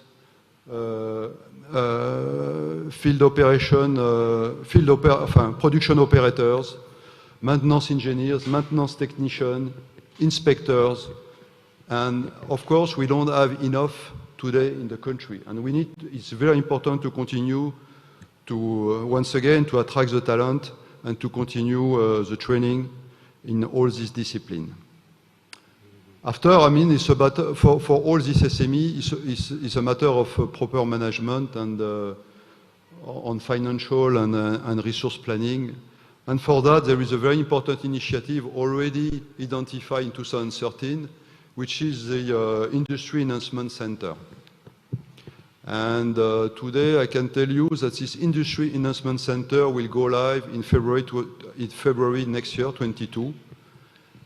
And this Industry Enhancement Center will provide all the necessary support for SMEs to understand all the standards and to adjust to the standards that we are needed. And this center will be really there to help them. And we do believe it will make a difference. So finally, in conclusion, where we should put our effort. First, on the as I said, on the technical. Technical because for the core activity, it is key to continue developing the, I would say, to have a transfer of technology and developing the competencies. We do believe that in some cases, strategic partnership and JVs from local company with international company is a good way, I would say, to accelerate the transfer of technology. So it should be seen as something positive. And of course, it goes as well with exposing the people, which means that our geologists, they should not work for their whole life on, I would say, on Lake Albert. They should see other environment. They will come with other ideas. That's why we sent already a lot, more than 15 of our best engineers working in other affiliates across the world in order to fertilize them with other contexts so that they can come and bring new ideas in country that will help to further, I would say, improve, I would say, the quality of what we are doing here in Uganda. So this should be also seen as something positive. The idea is not to have 100% Ugandan here, is to benefit from the diversity and from the international worldwide experience, have a cross-fertilization. I'm coming from Denmark. Denmark highly competent people. They can do business on their own. In the affiliate, we were 30 nationalities working. It's not because of lack of competency of Danes. It's just because all the people we brought from everywhere in the world, they were bringing new ideas that will have never emerged only among, if we had only 100% Danes having worked their whole life on the same field. So that's also something important to keep in mind. HSE standard is very important. I explain why. You know, the small bolt or the wrong weld done, and then it's the end of everything. So that's why we will never give up on HSE standard, but it should not be a barrier. HSE standard, I mean, we are here to help local companies to understand, I would say, our standard and to help them to get there. And the last pillar, I would say, but it has been extensively covered before, of course, is the financial capacity and the support from the bank, because of this high standard, for a lot of local companies, it will require investment. Investment in new tools, investment in, and they will need financing.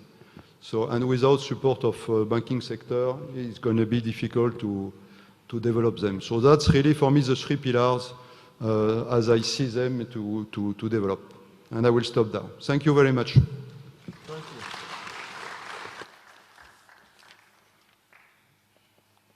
Thank you very much.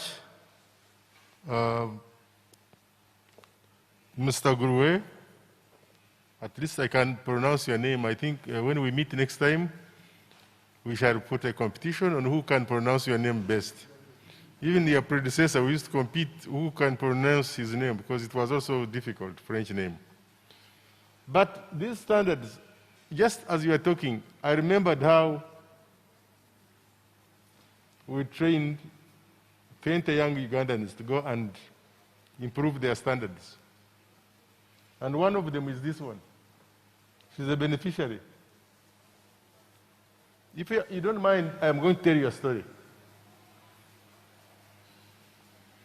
At Talo, we sat and said, let's train some Ugandans. We send them abroad and give them scholarships. So we said we'd start with 20. Then we said host communities, people from affected area, then gender, then professions. So we divided them. And so it means that out of 20, if you don't come from that place, that's a third, you are remaining with about 16. Then if you are not gender, then you are gender, then 50-50. That means you are about 8. Then professions like 4, engineering, this, that. So it was like a sport for one person, almost. So we had to we got 3,800 applicants. And so we hired the British Council to give us the 20 names.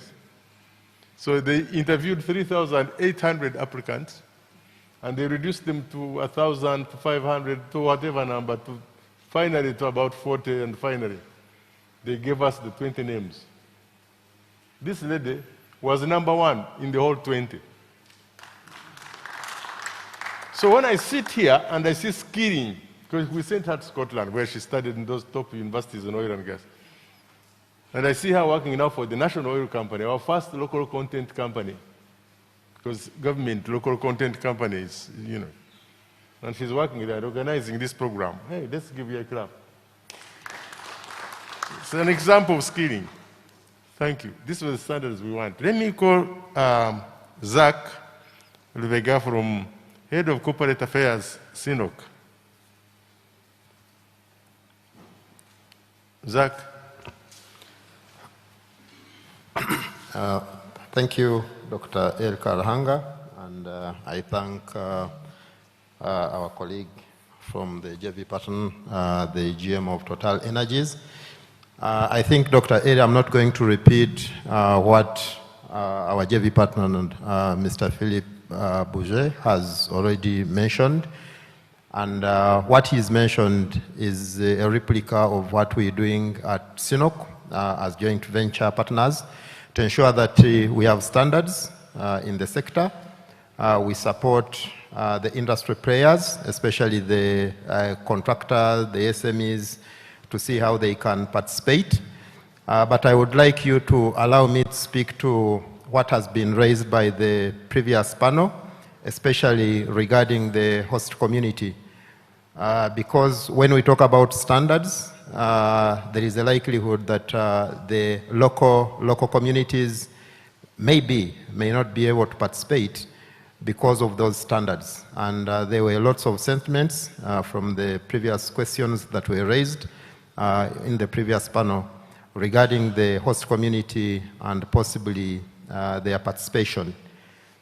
In addition to what Philip has just mentioned, regarding ensuring that as industry players and maybe being at the home of the industry, the developers, we work together with everyone and we ensure the participation of Ugandans without leaving behind the local community. There are a number of initiatives that we have undertaken. One on the slide that Dr. Eri has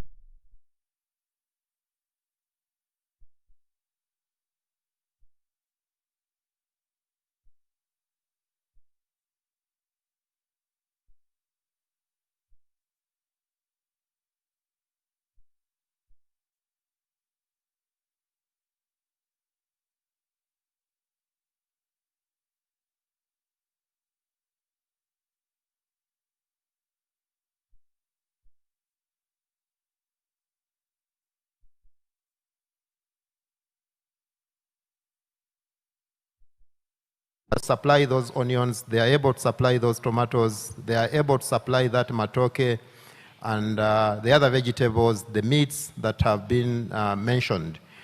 And that's an area we feel strongly that for the host or the local communities or even coming to the national level, there is going to be a lot of benefit for Ugandans. And we're working together with the external service provider.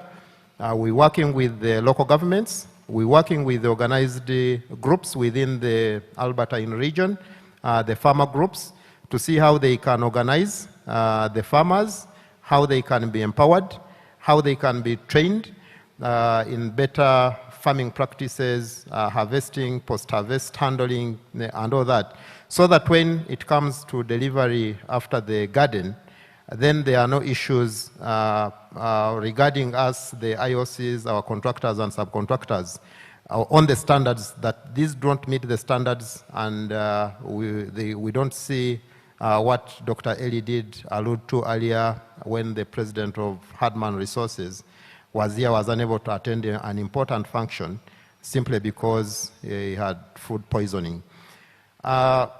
Also, speaking to the previous concerns, we have also an issue that may arise where you find that many people will concentrate on bringing skills, let it be unskilled laborers, let it be the semi-skilled, the carpenters, the electricians, the masons, and the like.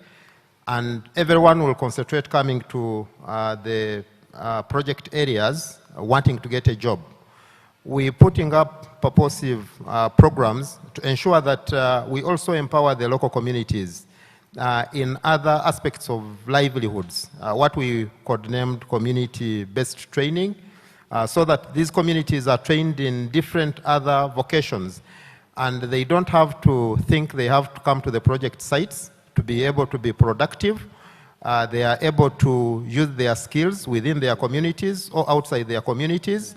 And those who will have an opportunity to come and participate in the industry, get the job with the contractors and the subcontractors, well and good.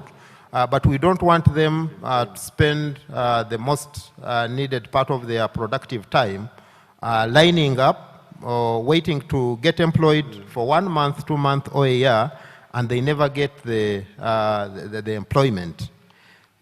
Speaking Zach, also... Zach, apparently it is already 2 o'clock.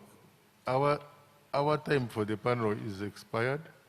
So what we are going to do is do something like all clever people do in oil and gas. So go ahead. Okay, Dr. Eli, I think I will end it there, but I will also re-echo an issue regarding stakeholder engagement to let the participants here know that there is a lot of effort from working together with government and as JV partners to ensure that there is information dissemination. Because we regard stakeholder engagement as one way of ensuring that there is expectation management, and if the right information is given out, then the local communities and Ugandans generally will be able to participate meaningfully in the sector. Thank you, Doctor. Thank you very much. I knew you'd do that. Thank you. Now let me ask the headmaster, Mr. Bernard Ungadia, Principal Uganda Petroleum Institute of Kigumba, who has been skilling our people and who is also the executive director of the Association of all other institutions of training and skilling, where I am privileged to serve as something. Yeah, thank you, Dr. Eli, and good afternoon, everybody. I'll start with a story. 5 years ago, I was employed by Ministry of Energy and Mineral Development, first as a geoscientist, and then subsequently I was given the mandate of spearheading national content development in this country. And during one of my monitoring visits, I went to Kigumba. I asked the management then that what's your future about this institution? What do you have? Clearly they told me, you know, we have one course, petroleum engineering. Our students are sleeping in prefabricated facilities. Our students are studying in the neighborhood. Most of the instructors have qualifications, but they don't have experience. They are not satisfied. I said, yes, I think there's a problem here.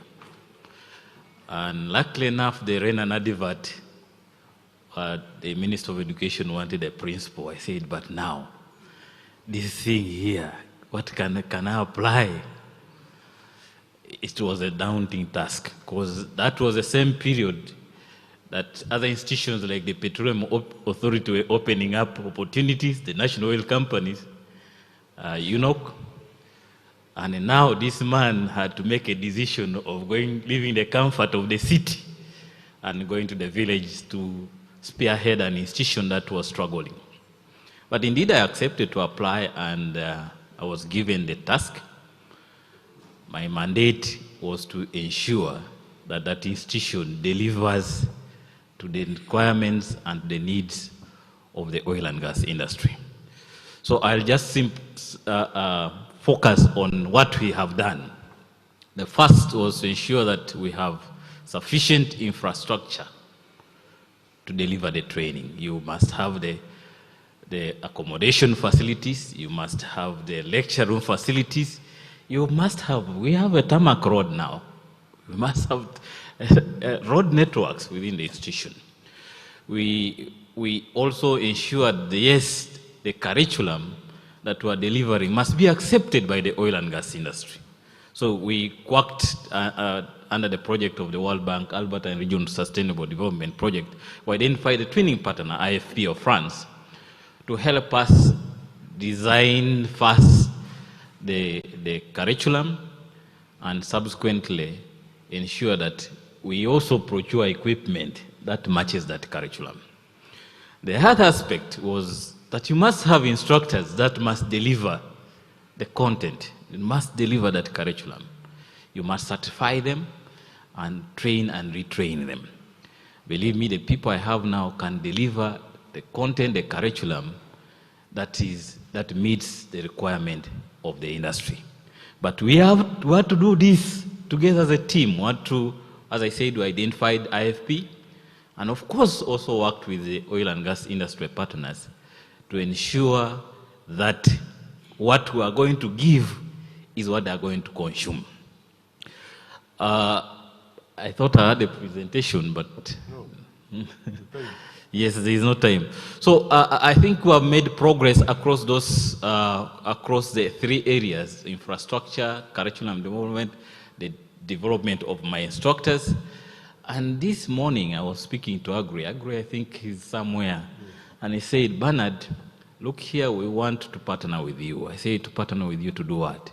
There's a tender that is coming out from Total, and you are the only institution that we think can support us win this bid.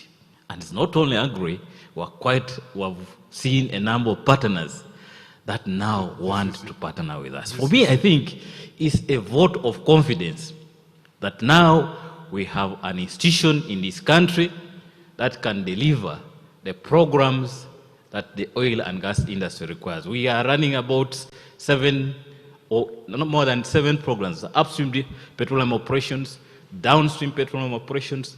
We have mechanical maintenance, instrumentation, electrical maintenance, welding and fabrication, scaffolding, rigging. We're also moving into now narrowing down the scope into the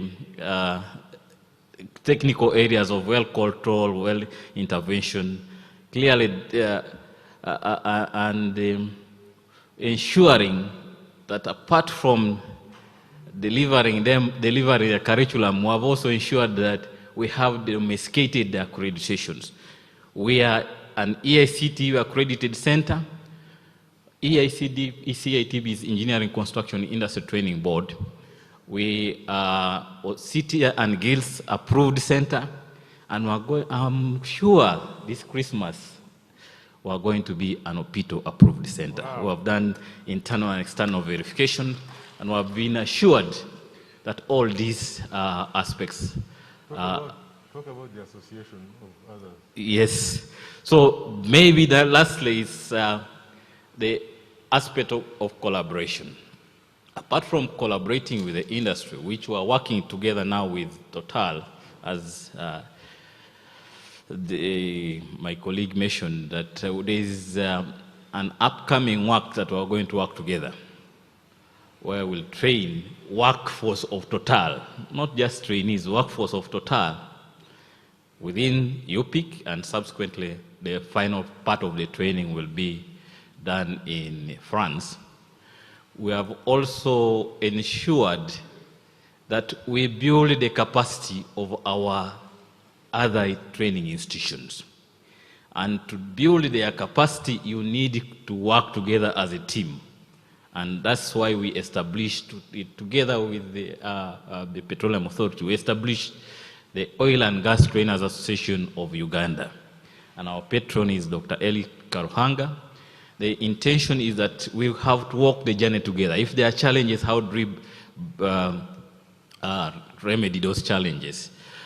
If it is standardization, how do you ensure that we deliver a common standard across all the institutions? So it's a nascent association, but it's growing and growing and growing. If you have not registered, it's not only for training institutions, it's also for providers, people who are providing a service to oil and gas industry. I think I can stop there. Thank you very much. Thank you very much. Thank you, Bernard. As usual, you are a good headmaster and a good vice chancellor of your university. Now let me ask Philip Nwamanya, who is representing Mr. Karifungwa of ABSA, to say how are we going to finance this? Very briefly.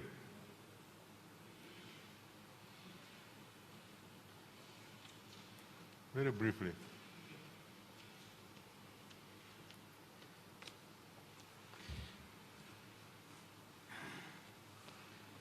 Thank you, Honorable Eli.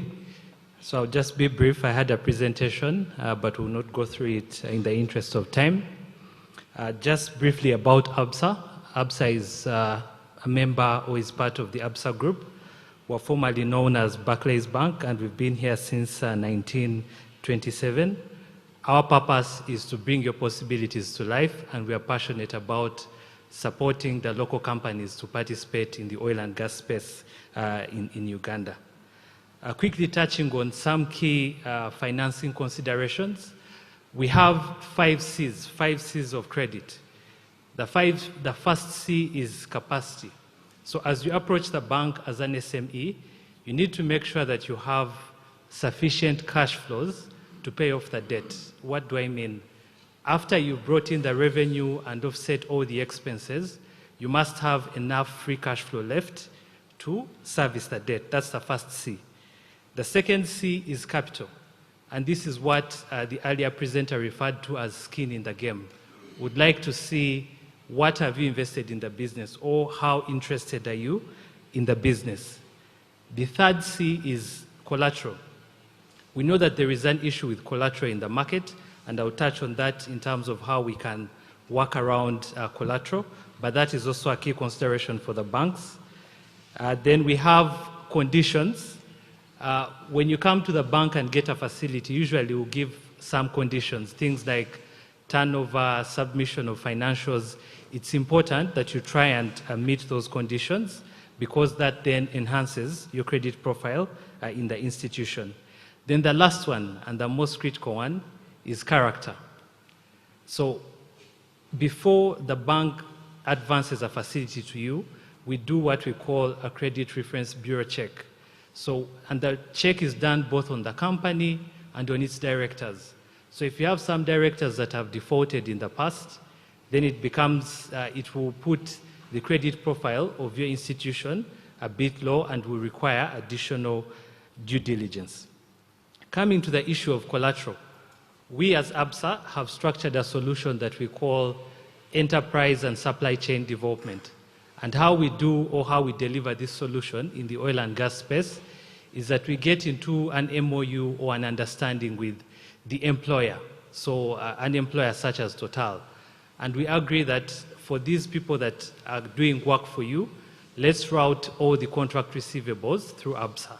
Now, when that happens, the bank is then able to support you in execution of that contract without the need for collateral. Then, lastly, my other point is on there is a product that has become very prominent in the industry, and this is what we call insurance-backed guarantees. And this, again, supports people that have the technical capacity to perform on a contract, but they do not have the collateral to pledge to the bank. So once you get a contract, please approach us and we'll be able to support you to deliver in the oil and gas space. Thank you. Let me end it there in the interest of time. Thank you. Thank you very much, Philip.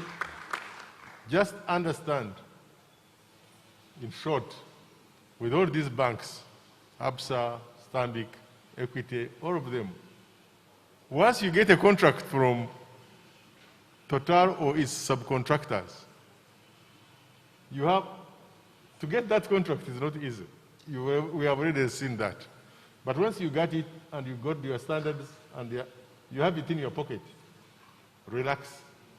The banks are going to give you money. That's the only collateral they really want. This contract guaranteed by them. As long as you are doing the work, and when they pay you, they pay you through that bank. This is the first contract in the world, oil and gas contract in the world, where we are starting with local content. Before other countries, local content came later. Uganda is a winner. And capital is the biggest coward. I keep on saying, capital is a coward. It will run away anytime it is intimidated. But these guys are going to give us capital now, once we have the tender. Get the tender. Let me get an example. Let me ask Daniel Kagwa from Connexus. I think he has tested something nice already. Part of the training world. Thank you, Mr. Moderator. Sir, it's a pleasure to see you.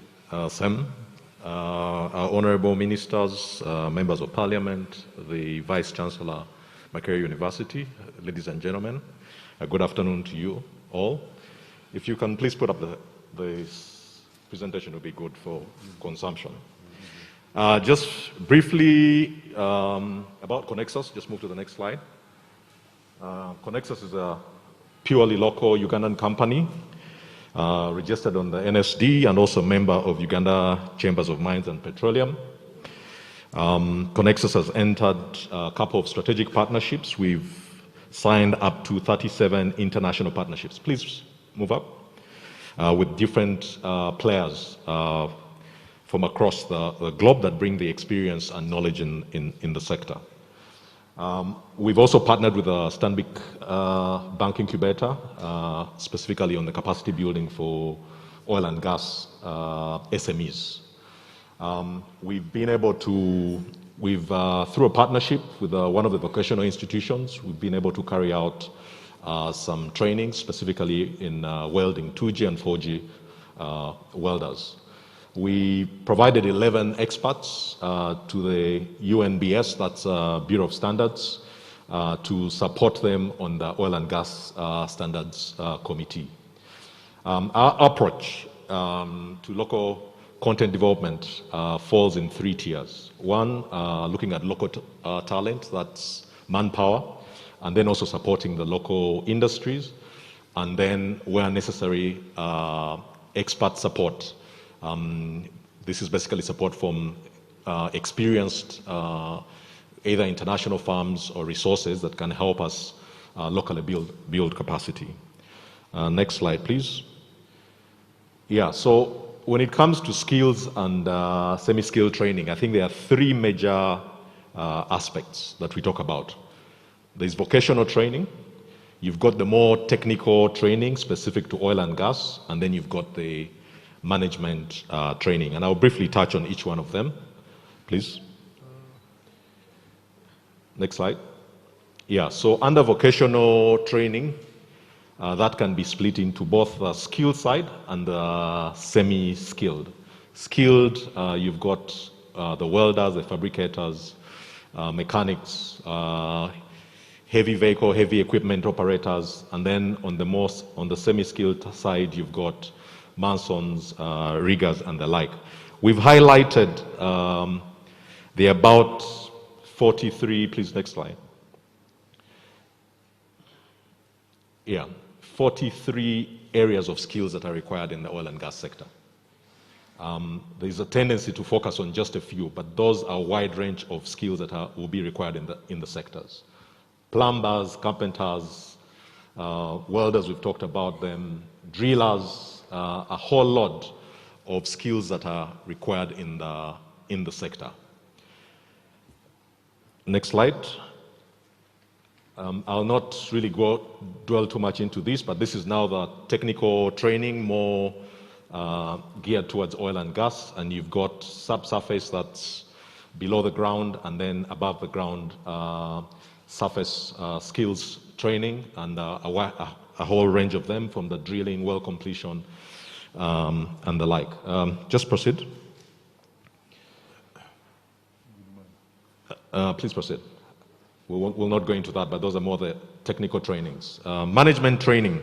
I think someone mentioned about blue collar and white collar. So management trainings, these are basically, finance, business management, financial management, contract management, but specific to the oil and gas sector. And this needs to be appreciated, because it's one thing to have a contract, a $2 million contract. You must understand what is the bottom line that you're going to take. Where does the risk sit? Exactly. Yeah. So you might have a contract, maybe excited about it. The risk is all seated with you, and your margins are quite minimal. And again, here I appeal to the financial sectors to provide some specific or structured financing for oil and gas sector. I've had an experience where with one of the tier 2 contractors, actually gone to the bank and said, listen, we want to know, what do you want from us to be able to access the facility? This is contract financing. And then if it's a $2 million contract and then you're asking for collateral, not so many people are going to be able to provide collateral for $2 million. It's contract financing. You've got the contractor, the paying entity in front of you, I think we need to be clear, and the financial service providers need to be clear what the expectations are from the contractor side and also from the SME side, so that they're able to engage the contractors beforehand and be able to make sure that all these are in place. Thank you very much. Just proceed. You can skip that for interest of time. Move on to the next slide, please. You can proceed.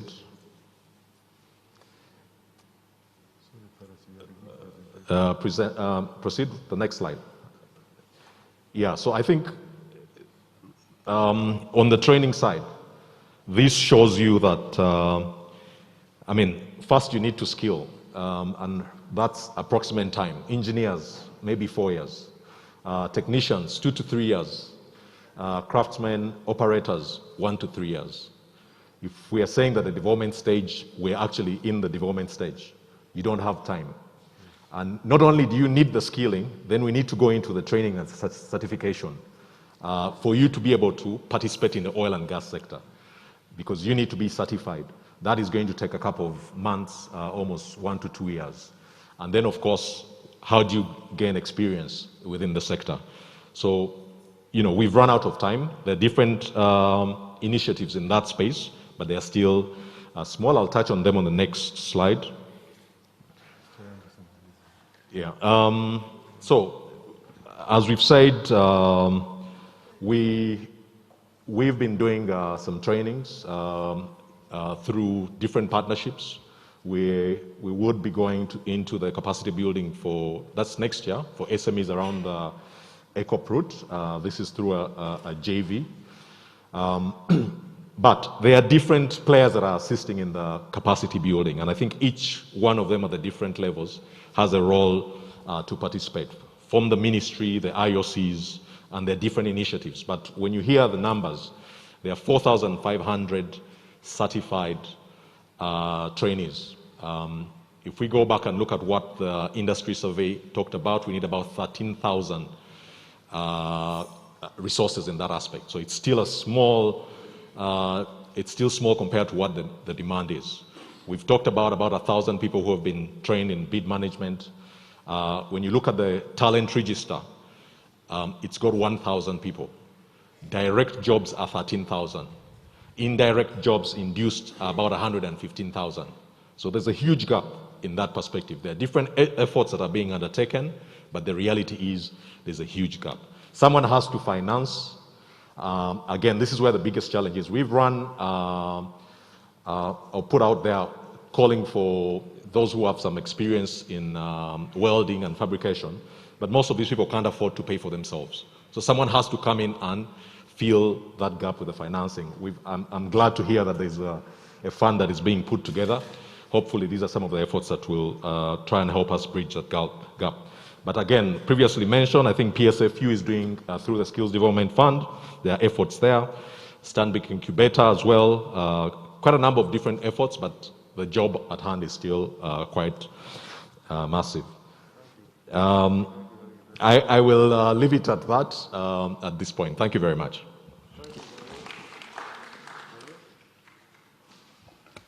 Thank you. Thank you very much. These are fantastic presentations, but the time has really become so unfair. So I know you must be having some questions. Please, just a few questions, and then we conclude this. Okay, thank you very much, Honorable Dr. Eli Karuhanga and your panel. I think you've gone way beyond the expectations of these people who are still here with us. Any burning questions? Yes. Yes.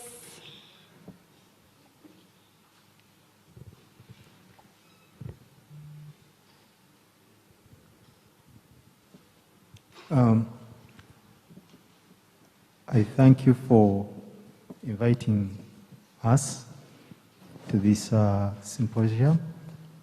My name is Sad Kalule. I work with the Federation of Small and Medium-Sized Enterprises, Uganda. And this is quite good for SMEs.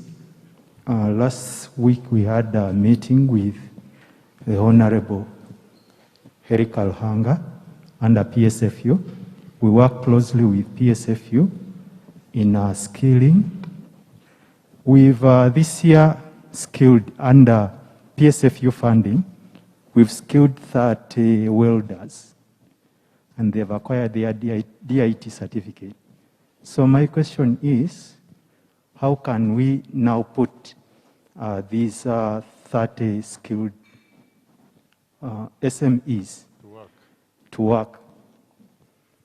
Thank you. Any other one? Yes, sir.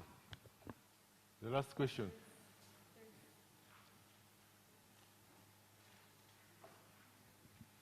Thank you for this symposium.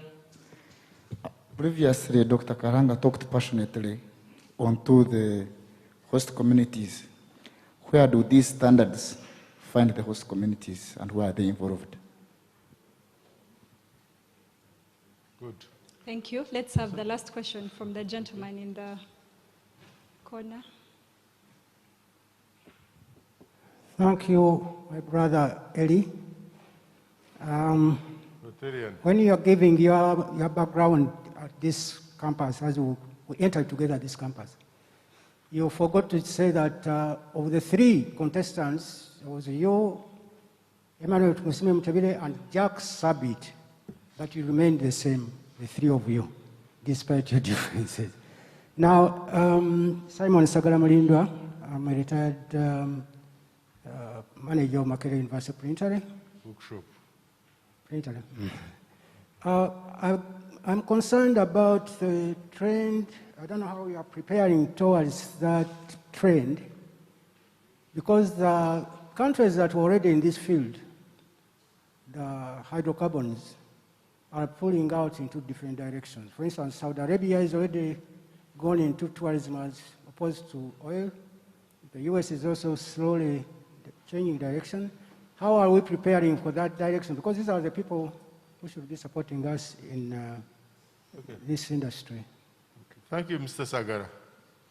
Rotarian Sagara, whom I have known since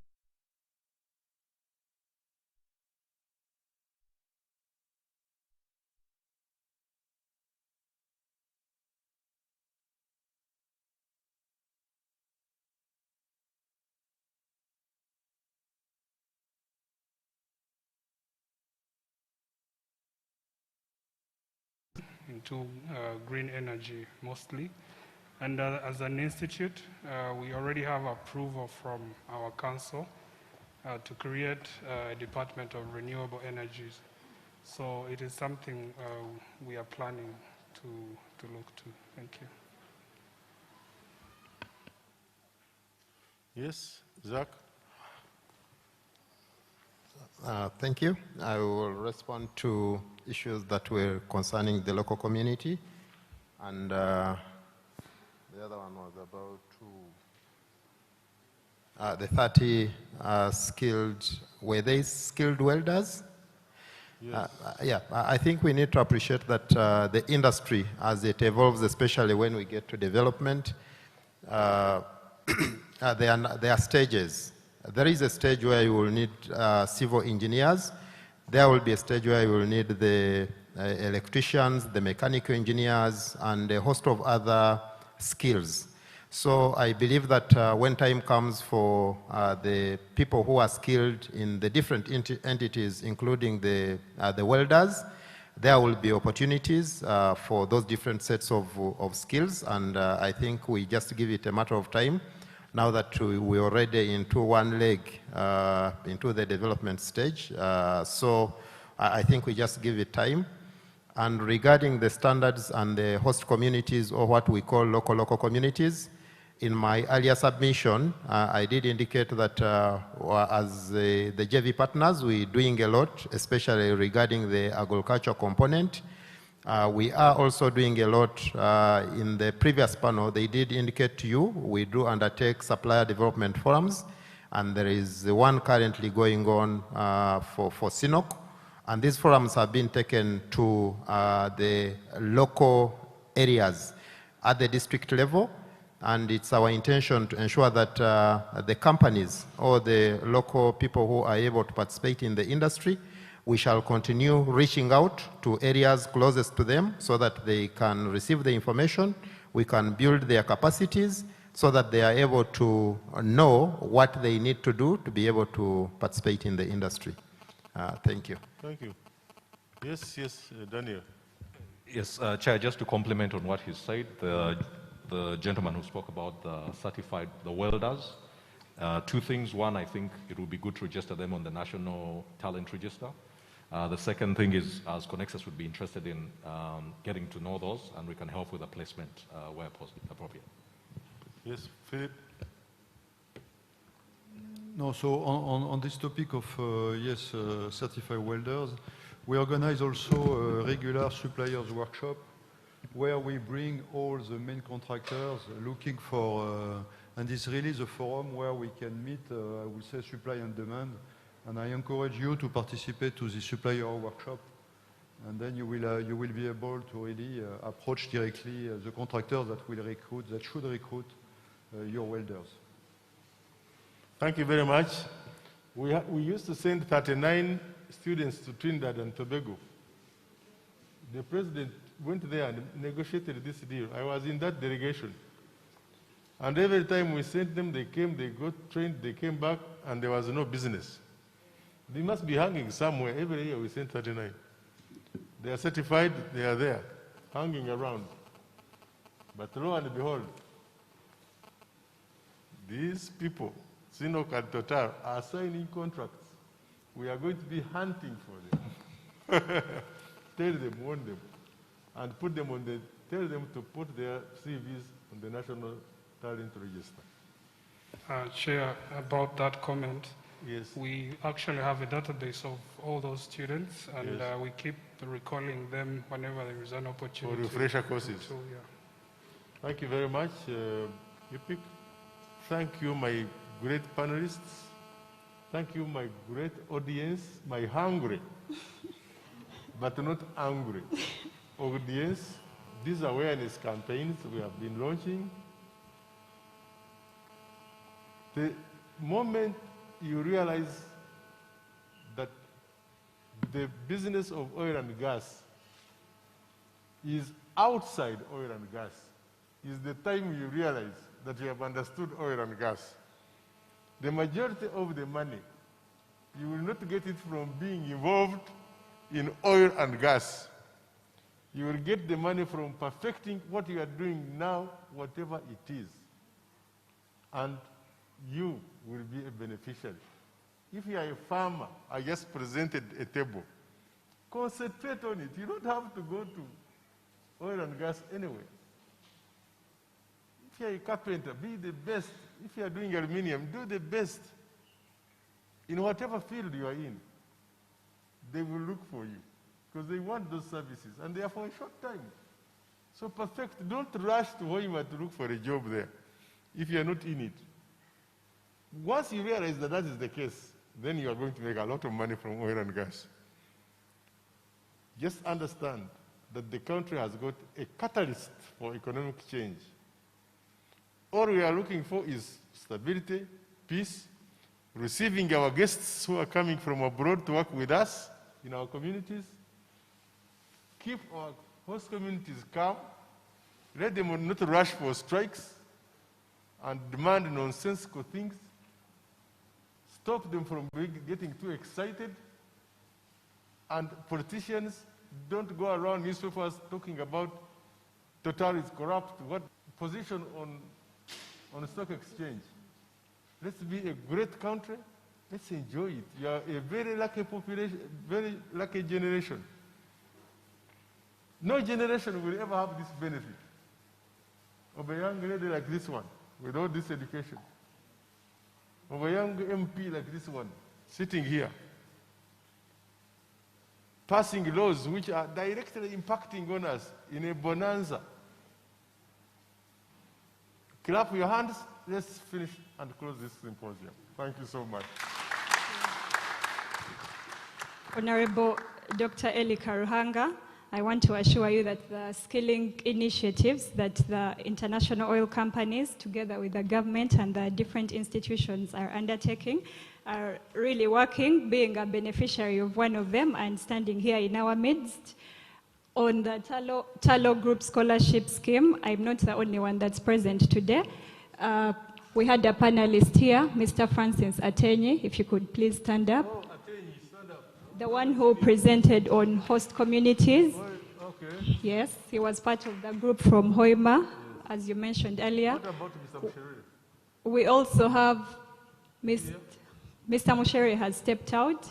We have Mr. Gava, who is an engineer working with National Water and Sewage Corporation. You see, not in oil and gas. And myself, I work with Uganda National Oil Company. So that's 3 of the 20 for that specific year. So kudos to the international oil companies and the institutions and the government and everyone that's involved in the capacity building initiatives. And here we are giving back to the community that raised us and educated us. Thank you very much. Panel 2. Well done. A round of applause, a big round of applause as they go down. Thank you so much. Thank you.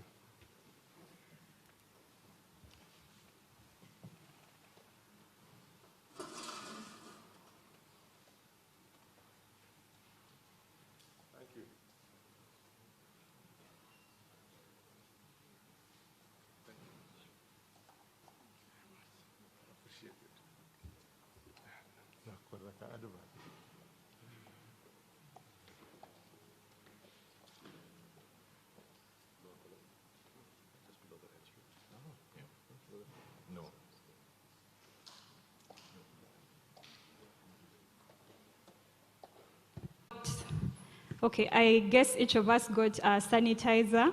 These are sanitizers made by Luero Industries, which is under National Enterprise Corporation. So you just push back to open, you push back to open, and then you spray.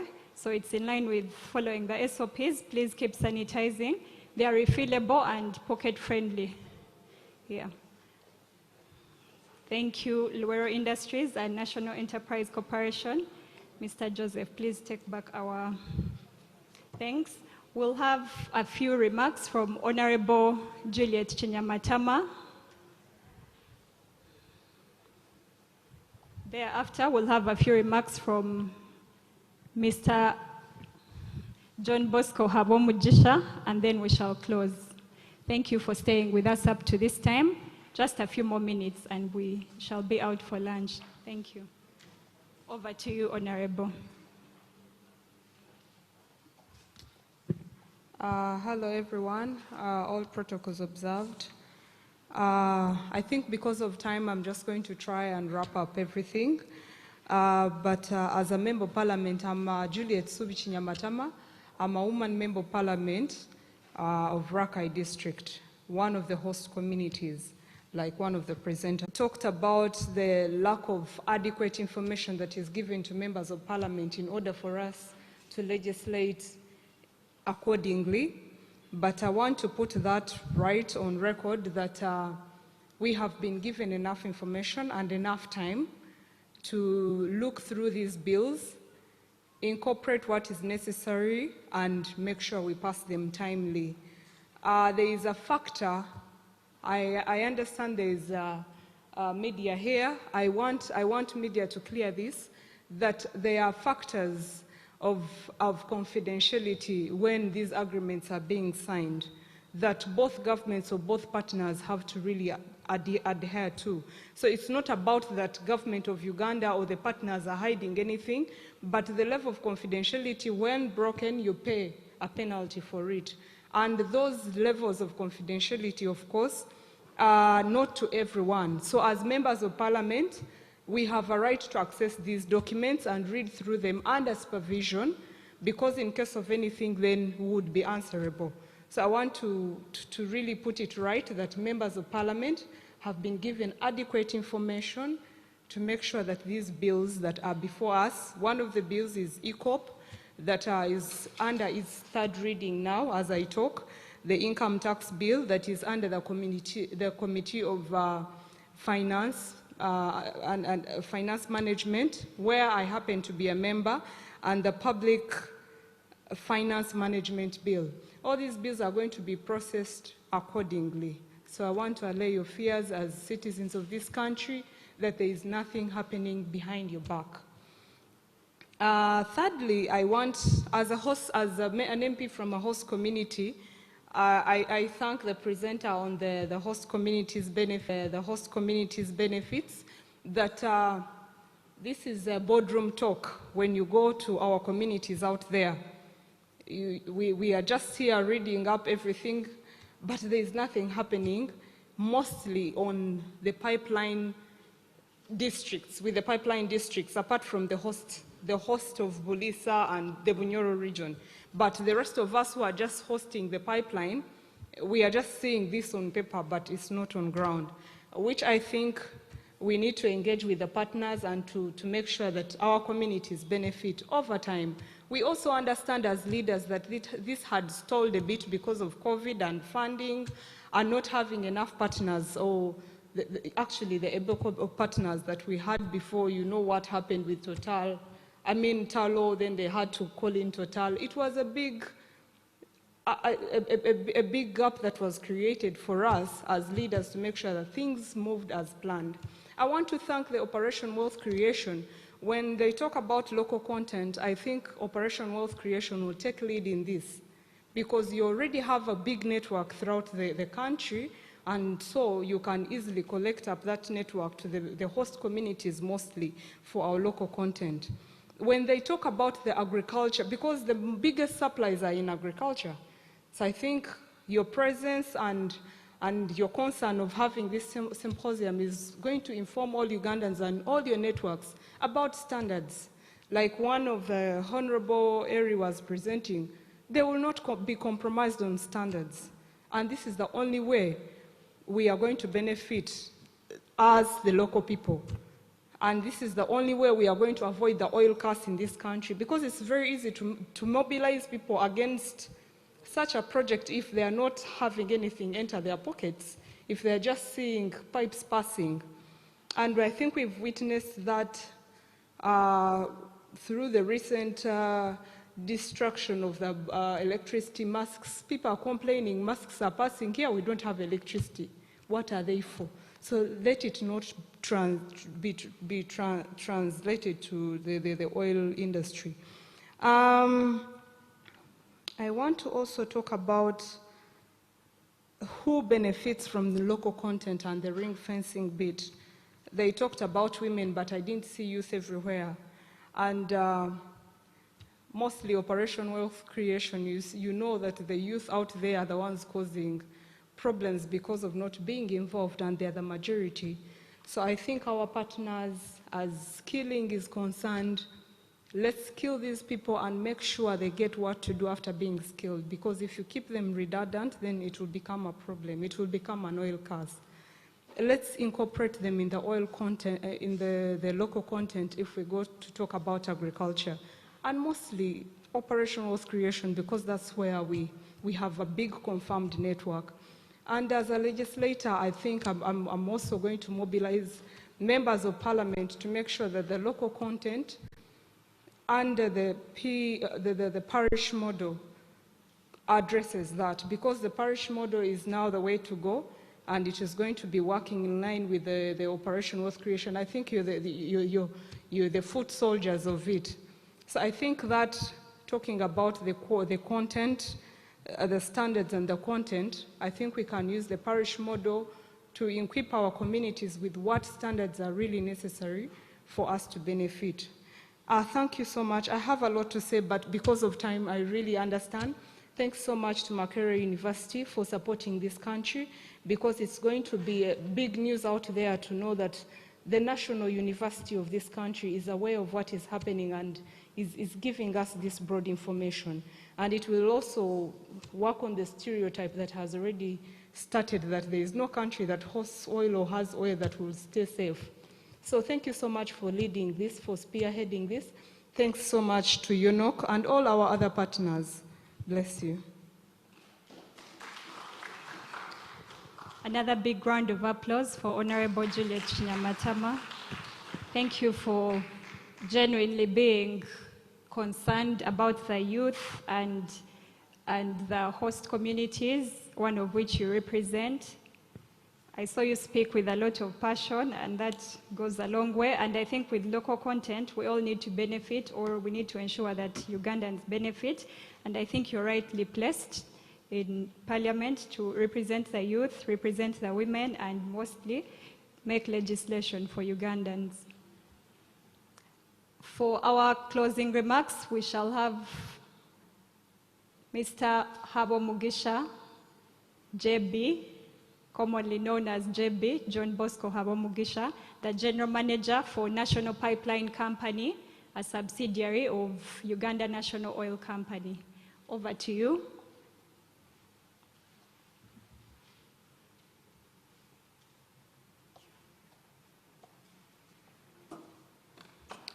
You've heard my name. I think it is the shortest in the room. I am JB. And so we have listened to very many voices today, very many important voices. And we thank Makerere for this arrangement, working with many other institutions, Operation Wealth Creation, private sector, and the oil and gas industry. Thank you, Honorable, for allaying our fears. There are many concerns out there that the legislation process going on, if it doesn't provide the requirements, then we have a challenge around the participation of the Uganda National Oil Company. And we have tried to tell many people that it is well. And so we thank you for your voices. So we have listened to the enablers. When we talk about national content, when we talk about sustainability, those two words are heavy and very, very critical in the oil and gas sector. So we have listened to the concerns for the host communities. And indeed, we all know that you ignore the host at your own peril as an oil and gas industry. We know the lessons that were learned from Nigeria. Nigeria has since changed, by the way. They have had to adjust very many parameters to ensure that the host communities are engaged. We should not err in that area. We have listened to issues of financing. Without financing, there's little that we can do, even when we are capable, as long as the capacity that let us see in the presentations of the bankers. If you don't have the financing, definitely there's a challenge. And we need solutions that work for SMEs. The banking sector has been working to ensure that the small and medium enterprises are engaged. We have listened to skilling and standards. Definitely, we need the right skilling, otherwise the foreign people will come and do the work that we should be doing. If we don't comply to the standards, then we shall not be engaged in the sector. Because the risks in oil and gas, when you err in one area, the entire sector is impacted. And that's why standards are very, very critical in oil and gas. We have listened to the legal and regulatory framework issues. I just mentioned what is being handled in the Parliament. Oil and gas requires the right policies, legal and regulatory framework to function effectively.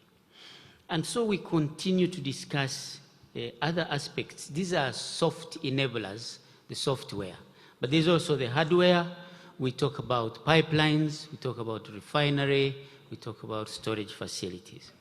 In the space of the hardware, we know that we need a refinery in this country, and it's really part of what we would have to call the hardware of national content. How do we define an oil-producing country if we don't answer the question of a refinery? Now, that is ongoing, and we believe that we'll find a full-fledged solution to establishing a refinery in Uganda. Then there is the EACOP, the East Africa Crude Oil Pipeline. Many things have already happened in that space. We know that there is local engagements around acquiring land, studies, many things have been done in this space. And we have entities that have participated in transport, in medical, in providing communications, in providing the workers, and in accommodation. So there are many aspects we need to focus on. There will be other areas where expertise will come in from outside Uganda, but definitely the things we should do, we should prepare ourselves and we ensure that we do them. So as we move forward, just something for the symposium, we are talking about oil and gas. In the next discussions, I would propose that we talk about these issues that came towards the end, the sustainability question. Energy transition is on, and we need to be discussing sustainability across the entire oil and gas sector, and especially the word gas, because gas is essential for industrialization. We know that we would have heated the ECOP using gas, but we have a challenge to access to gas. And so we'll be taking crude oil, generate power using crude oil, so that we can heat the pipeline. Now that's a component we are going to have to engage the industry, we are going to engage policymakers, because we know, working with Tanzania, as we have done on ECOP, we can work with Tanzania to actually build another pipeline, a gas pipeline. And we know that Tanzania is gas rich, they need a market. We don't believe that they want to export all the gas in Tanzania. A gas pipeline running from southern Tanzania to the hinterland, to Uganda and the other neighbors, will transform not only where it is going. A gas pipeline is special. Wherever it passes, you can power cities, you can power minerals locations, you can actually generate power, you can heat the ECOP, we can be able to change the heating system to gas, and above all for Uganda, we can power the iron and steel industry. So there is, and when you reach Uganda, which is already close to entering middle income, we have industries that need gas. And of course, we need to change our homes from using firewood and charcoal to using natural gas. So there is a market regionally, and gas is one of the sustainability agenda items we need to engage in. And this symposium, if you can look at the issue of gas in your next discussions, you will have done this country and the region a lot of good. And so yes, we must skill the youth. There are very many. They are hungry for skills, and oil and gas is providing an area for deployment. The more we skill the youth, the better for our country in terms of national security. You know, if you don't skill and deploy the youth, you actually endanger national security. So that's something we need to work on as a country. And together, as we define both the soft and the hard aspects of the oil and gas industry, may we continue to be positive, knowing that we have roles to play in each of your areas, whether you're a banker, whether you are in institutions of learning like these, whether you're a policymaker. Do your bit, do it effectively, and let's build the industry together. I thank you very much, and may you continue to support. Thank you very much. Thank you very much, Mr. John Bosco Habomugisha. Thank you everyone for staying with us up to now. Please give another big round of applause to Mr. JB. We're now going to the most important part of today's event, which is lunch. So thank you for staying with us up to now. Let's continue the conversation on #UG Oil Symposium 2021 on all the different social media platforms. So lunch is ready, and it's right where we had our break tea here. Thank you very much. That marks the end of the Uganda National Oil and Gas Symposium 2021. See you again next year. for next year's edition, which will most probably cover gas and other things as Mr. JB highlighted or requested. Thank you. God bless you all.